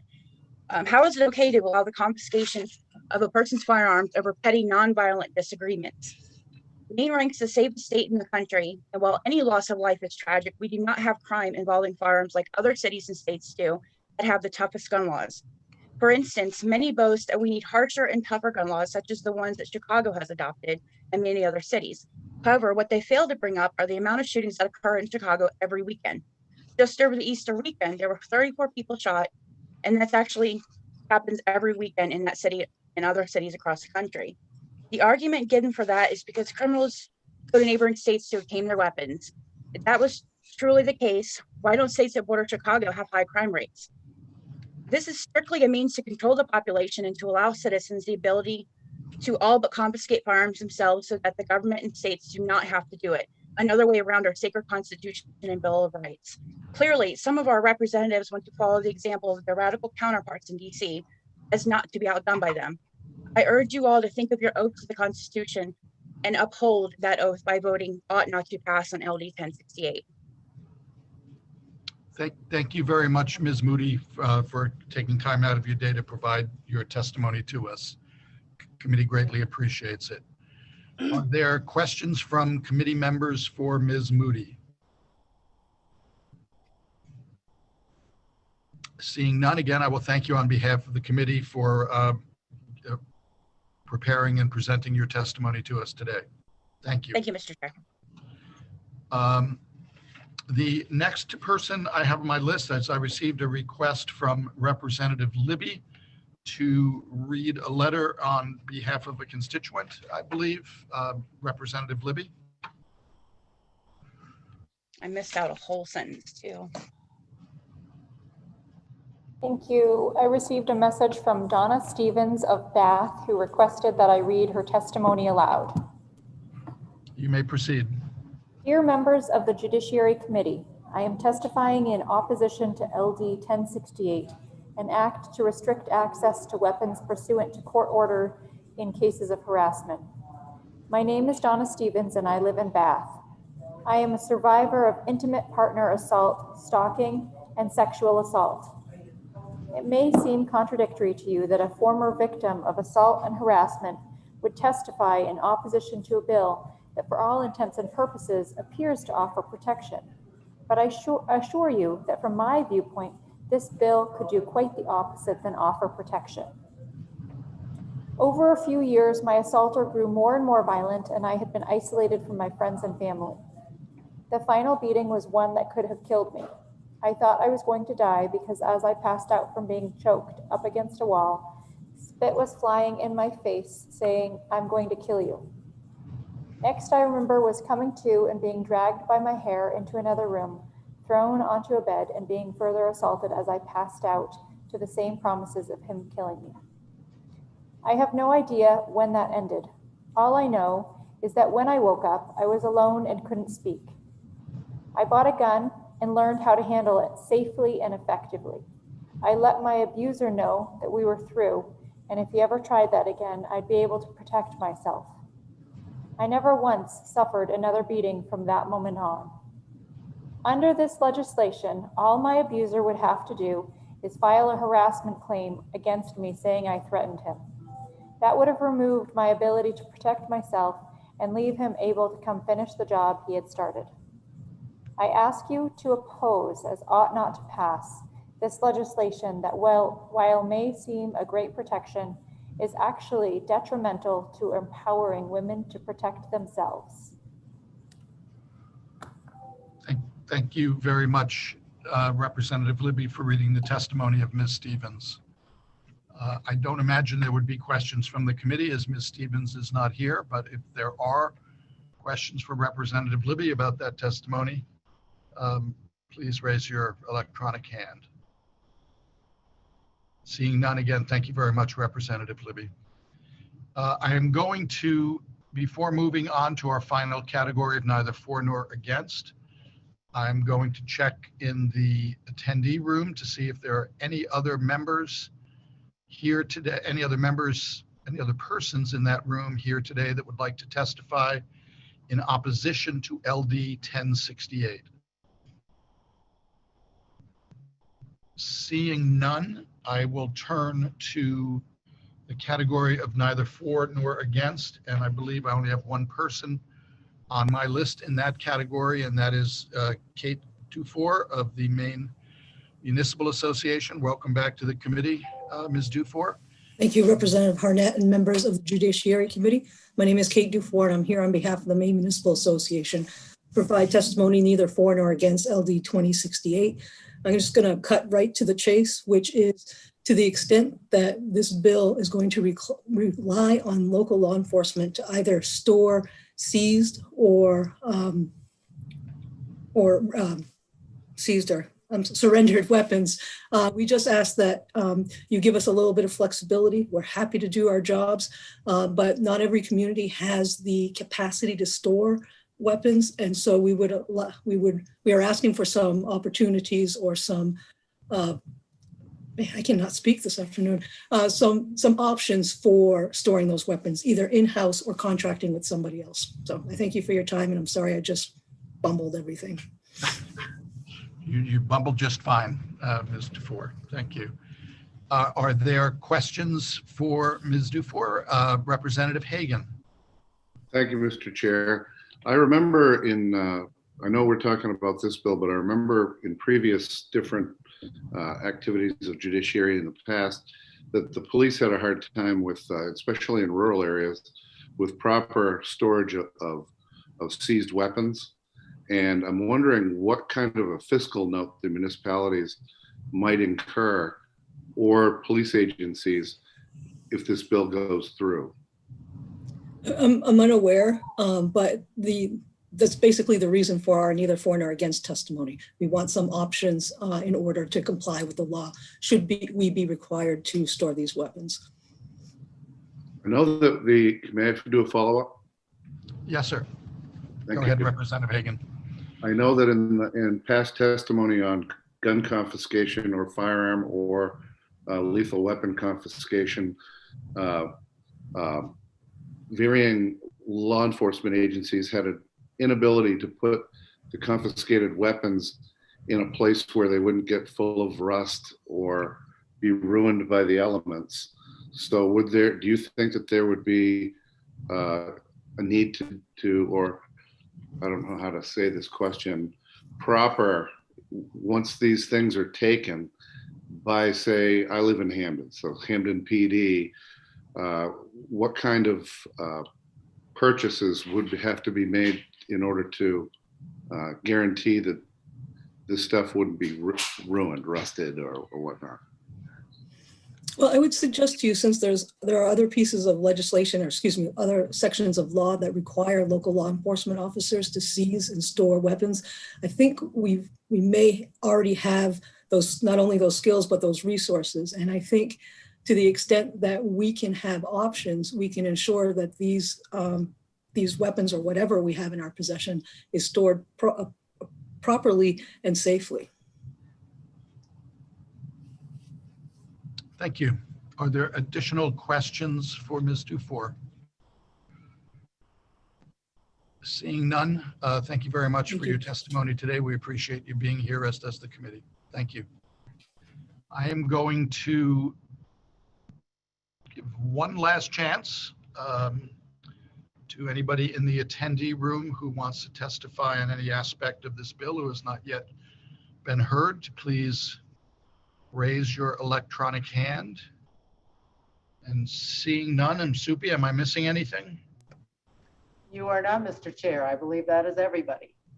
Thank you. And with that, having heard all of the testimony from the public today, I will now close the public hearing on LD 1068, which brings the committee's work today to an end. Unless committee members have anything that they want to discuss in advance of our next gathering at 10 a.m. tomorrow morning. Representative Evangelos. I know you're saying, oh, great. But no, That's not what I was saying, but go ahead, Representative. Oh, what people are thinking maybe, but no, not a big problem. But I know how much work we have. We tried to handle this last week, but I understand that the political parties are having caucuses during what would normally be committee time. So, and the two parties recommended their leadership that they hold their caucuses at times so that we can continue to get our work done. I will let my caucus know about that request, Representative. Same goes for the Republicans. Okay, I can only speak for the party that I join in. When I say party, I don't mean political party, but the caucus party. So, are there additional questions or comments before we call it a day? Okay, before we do get off, I want to, speaking of caucuses, I want to remind Democratic members of the Judiciary Committee that we wanted to meet today to discuss the work session for tomorrow. Expected Senator Carney has had to leave for committee, but expect an email and or text, however we contact you, notifying you when that's going to occur. And with that, I would like to thank all of the committee members today for their work, and to thank Soupy and our analyst, Peggy Reinsch, for their efforts as well. Have a good evening, everyone.